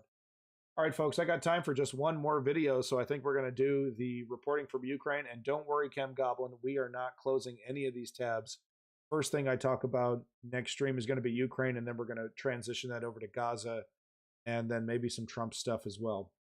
But I did want to end on a reporting from Ukraine to get a map update to see what the hell is actually happening right now. Massive Ukrainian strike and sabotage campaign. War in Ukraine explained. Let's check it out. So 3,600 total square kilometers lost in 2024. All right, that's pretty huge. All right. Yeah. I mean, that sucks. And it's not the soldiers' fault, you know? I do want to see Zelensky do more about corruption, you know? I do want to see him try to, you know, get as much money as possible to the front line, but I think he's doing just about as much as he can. I don't want to make excuses for him though, because I do believe that it is sickening that there's still some pro-Russian elements within the Ukrainian government, and that, you know, that it's having a deleterious effect on their you know, on getting things done, on fighting this war. It's pretty inexcusable. But hey, he's a man that respects democracy. You got to give him that. Today there are a lot of interesting updates from the Russian Federation. Here, Ukrainian forces have launched a new wave of precision strikes targeting key Russian assets, showcasing their ability to disrupt not only the military command chain, but also logistical networks and challenge Russia's strategic capabilities. This series of coordinated attacks employed a combination of HIMARS, Storm Shadow missiles, and innovative drone technology to devastating effect. Firstly, the Ukrainians decided to strike command posts and troop deployments, and they did it in a particularly effective way. In the Oryol region, they used Storm Shadow missiles to obliterate a military facility and kill several Russian soldiers and officers. Then the Ukrainian forces targeted the main Russian supply hub for the counteroffensive in Kursk, which is situated in Lvov, by destroying a location known for the presence of Russian troops. Lvov was also target of a precision strike with HIMARS, showcasing the level of Ukrainian surveillance and infiltration, which allowed them to hit the local railway station just moments after fresh Russian reinforcements have arrived. Ukrainian operators also targeted command centers in Zaporizhzhia, decimating Russian leadership with another HIMARS strike. In one operation, 3 high-ranking enemy officers were eliminated. Hey, this guy's kind of upgraded his game. Animated map along with the drone footage, you know, edited together. Dang, dude. This guy keeps upping his game. Alongside the destruction of their vehicles and the subsequent disruption of evacuation efforts, which eliminated any chance of survival of the Russians. You see, I don't know about fuck Zelensky, but I'm fine with being critical. I think saying fuck Zelensky is throwing the baby out with the bathwater. I don't think there's too many other Ukrainian politicians who step up in the way that he stepped up. But I think being critical, you know, is perfectly fine. But yeah, I think fuck Zelensky is a little too far at this point, at least. Zelensky can be a corrupt dickhead and Ukraine still deserves freedom. Does the U.S. suddenly not deserve freedom because we elect a corrupt dickhead? No. Yeah, exactly. Woke patriot. I agree with that. These actions against command posts and troop concentrations aim to weaken Russian coordination and hinder their operational tempo. Secondly, Ukraine has maintained relentless pressure on Russian logistics, targeting key railway networks to disrupt supply chains critical for Russia's military operations. He's damn good, Initial bulletproof. explosions in the Voronezh region halted train services due to extensive rail damage, setting the tone for continued woke sabotage. patriot, yeah. In the Moscow region, additional blasts caused further destruction to the rail network, significantly hindering freight movement. Nice. Notably, freight cars designated for military transport. And remember, they weren't allowed to hit some of these targets until just recently, because Joe Biden wringing his hands while his intelligence was telling him, by the way, Putin is having meetings with North Koreans. It's looking like they're sending North Korean soldiers into Russia to fight. Sir, what do we do? We're gonna wait. See how things go. I don't want to escalate. He's pathetic. Joe Biden is pathetic. He really is, man. Don't even bother building a fucking library for this joke. To remember what? To remember what? Build a library for the Joe Biden administration? The fuck? He's a fucking clown. He's a clown. Transport were destroyed in Voskresensk, Yeah, not allowed while to hit with unidentified Western weapons. saboteurs Thank you, set electric Kim trains Jong-un. ablaze in Moscow's suburbs, rendering them unusable. By systematically crippling Russia's rail infrastructure, which is an essential backbone of its logistics network, Ukraine has not only delayed the flow of supplies, but also amplified the logistical strain on Russia's military campaigns. Thirdly, fuel and oil depots remain a prime target for You know what's wild to me? All this strategy, these precision strikes going after military targets. I'm sure it all has effects on the front line. But you know what's the most important element? A human being with an AK-47 and $50 worth of Amazon .com Temu.com style military gear, and just one after the other. Right? All this strategy, all these fancy weapons, all these targets that they're hitting. What really matters is just having a bunch of dummies marching forward, one after the other, after the guy in front of them falls. If you got enough of them, it just works. Ukrainian strikes, starting with an explosion at a gas station in Grozny, causing local fuel shortage. Ukrainian forces also successfully destroyed the important oil depot in Honestly though, this strategy from Russia falls apart in the face of a real military like NATO or the United States. You know what I mean? Like the full might of the US military will completely walk all over this strategy. You know what I mean? Because they would be able, to just annihilate these guys with just sheer brutality. It would be sick and disgusting. But it's because Ukraine is in an intentionally hobbled state that Russia is able to even get away with this strategy. In Smolensk with drones, causing a fire that consumed large quantities of lubricants and fuel. Yeah, it got dark Such an outside. attack directly impacts Russia's mechanized operations, slowing their ability to mount Blessed up kids, offensive and 100% maintain correct. supply chains, and forcing them to use infantry without armored support, which causes them even higher losses. Lastly comes a groundbreaking achievement of which we have already. No, look, Star Troopian, I would disagree with this to the ninth degree. I would rally against this and march against this, but it's objectively true. The United States military could march right into fucking Moscow. Okay, this is the full force of the Russian military right here, trying to take Ukraine.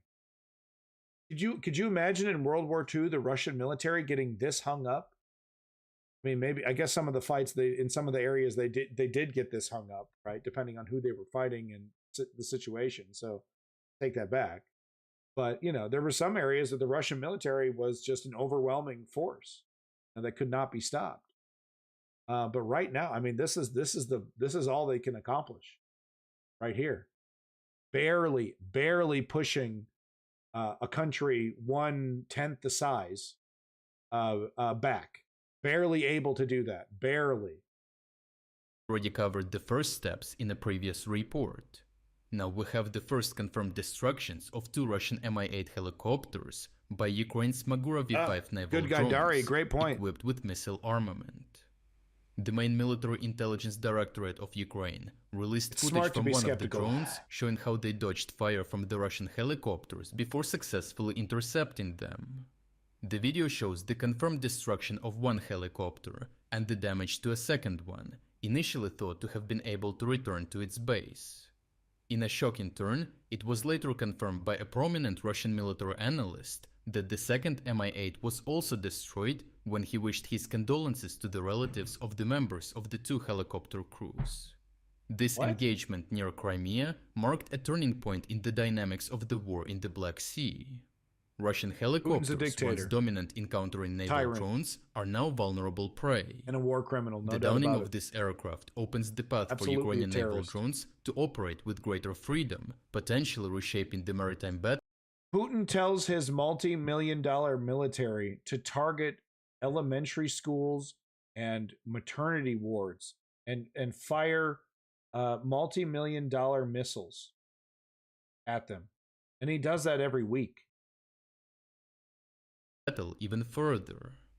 Ukraine's multifaceted approach deep behind the front line, targeting command centers, logistics, fuel supplies, and even finding a solution to aerial threats at sea, has dealt severe blows to Russia's war efforts. No, I didn't see that. Chem By Goblin. systematically dismantling critical That's not components good. of the Russian military infrastructure, Ukraine is forcing Moscow to divert resources, rethink strategies, and operate under mounting logistical strain. It's not good at all. Lastly, in appreciation of your unwavering support, we have launched All right, significant New folks, Year's. and make sure you check out reporting from Ukraine. As you can tell, the production values are off the charts, but the real meat and potatoes there is the data. This guy, he gets into it.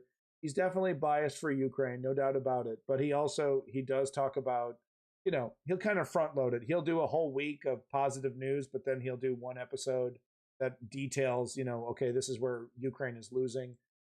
So that's kind of how reporting from Ukraine does it.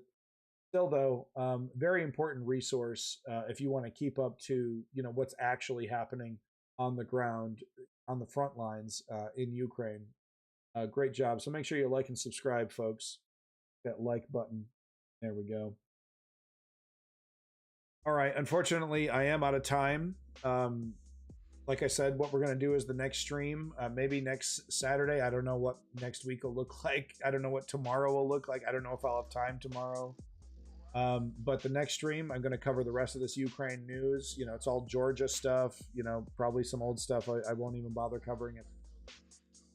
But, just want to finish this Ukraine coverage because it is important to, I've been watching this since the very beginning, and I'm not going to abandon Ukraine. Unlike some other streamers who seem to be doing that. Yeah, I mean, with Zelensky, he's definitely a little bit of a mixed bag, but honestly, like I said, I don't know every Ukrainian politician, but it's not just like Ukraine. It's like I don't think there's too many politicians on earth that would have sacrificed potentially his life to do what he did, right? The family stayed, he stayed, and he said, don't send me a helicopter, send me ammo. And that did change the course of the war, for better or worse. Who can only solve the war if he's killed? Yeah, and that it's not going to happen. That's not going to happen. That's low. That's low on the likelihood scale. What is, I don't know. I don't know how this is going to turn out. We got to see what Trump does. All right. I'm going to save the predictions for, the first couple months of Trump, and we'll see what he does, because who knows? Who knows, man? Guy's a fucking grenade, you know? He's a man hack from fucking Half-Life 2. You know what I mean? I don't know what the fuck he's gonna, where he's going, what's happening. But thank you for coming. This has been the News Underground. I appreciate every single view. I appreciate every single person here. I just want to remind you that if you want to fix any of these problems that we discussed, I have the solution. It's a 3-step program, actually. Very simple. Step 1, inform yourself. You're doing it right now. You're at the News Underground. Step 2, sign up. Okay, do it. Find an organization that you like. Put your name down. Okay. You don't have to run it. You're not Martin Luther King. I get it. You're not Superman. You're not Batman. Put your name down. Volunteer. And step 3, show up. Put in the work. Yeah. Yeah. Work just as hard as your fascist fucking, Facebook uncle does. He donates. He votes. He supports. Right? Are you? Right? If the left were as motivated in political activism as the MAGA right, we'd have this problem nipped in the bud. Stop embracing nihilism. There are real solutions. They're there. They're there. I'm telling you, they're there. But no, big props to Star Troopian, Woke Patriot, Chem Goblin, Bulletproof Bullet. Everyone's been great. Thank you so much for being here. Your boy Lenny, he had to take off a little early. Fifu with his Fifu telling us exactly how he feels. Simply Steve, thank you for sticking it out the whole stream. Appreciate it. Good guy Dari. Zio Duke, I think I saw you in there. Blessed up kid. Thank you so much for coming through. I appreciate everyone's opinions and keeping me straight, helping correcting me where I needed to be corrected. Clutch Cargo, thank you so much. Pavello, thank you, Pavello. Do appreciate it. Big props to you. Soviet Mind, Trail of Xanath, simply wonderful. All you people coming back in. Blue Brother, I appreciate you coming back in. Gratuitous, nice to see you. Thank you, Gratuitous, for coming in. Once again, big props to you, boy Lenny. Let's see anyone else here on the list? I just go up the chat. Spartan, you seem all right. Spartan, you only said one thing, but you said a cool thing. Oh, a couple things. There you go. Pretty social media has never stopped a war or started a revolution, but perhaps. No, social media has absolutely started a revolution.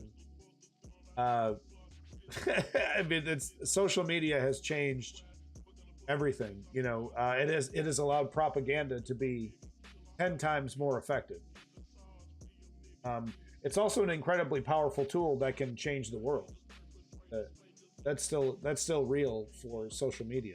Very powerful tool. It just depends on how you use it. Banker, thank you, Banker, for coming in. I do appreciate it. Sorry I missed some of this conversation. I got to keep the stream going. Good guy Dari, I think I already said thank you, but we'll give you 2 props there. Lucky for Dari. Hey, Promethean, big props to you. Thank you for coming in. Yeah, it was called the Arab Spring. I mean, there's so many different examples, but I mean, MAGA, just, how effective Russia has been. It's undeniable to how, the reason why Elon Musk has bought Twitter, it's undeniable to say that social media hasn't been extremely influential in geopolitics. Undeniable. Appreciate it. Appreciate it. Thank you again, Promethean. Thank you. Do I win if I survive the fall? Yeah. It's called survival, right? You get to keep your life. You get to keep suffering. All right, everybody. Peace in that motherfucking Middle East. Glory to the Ukrainian democracy. We'll be covering them a lot more coming up. Thank you for coming out. News Underground, biatch. News Underground. Thank you, everybody.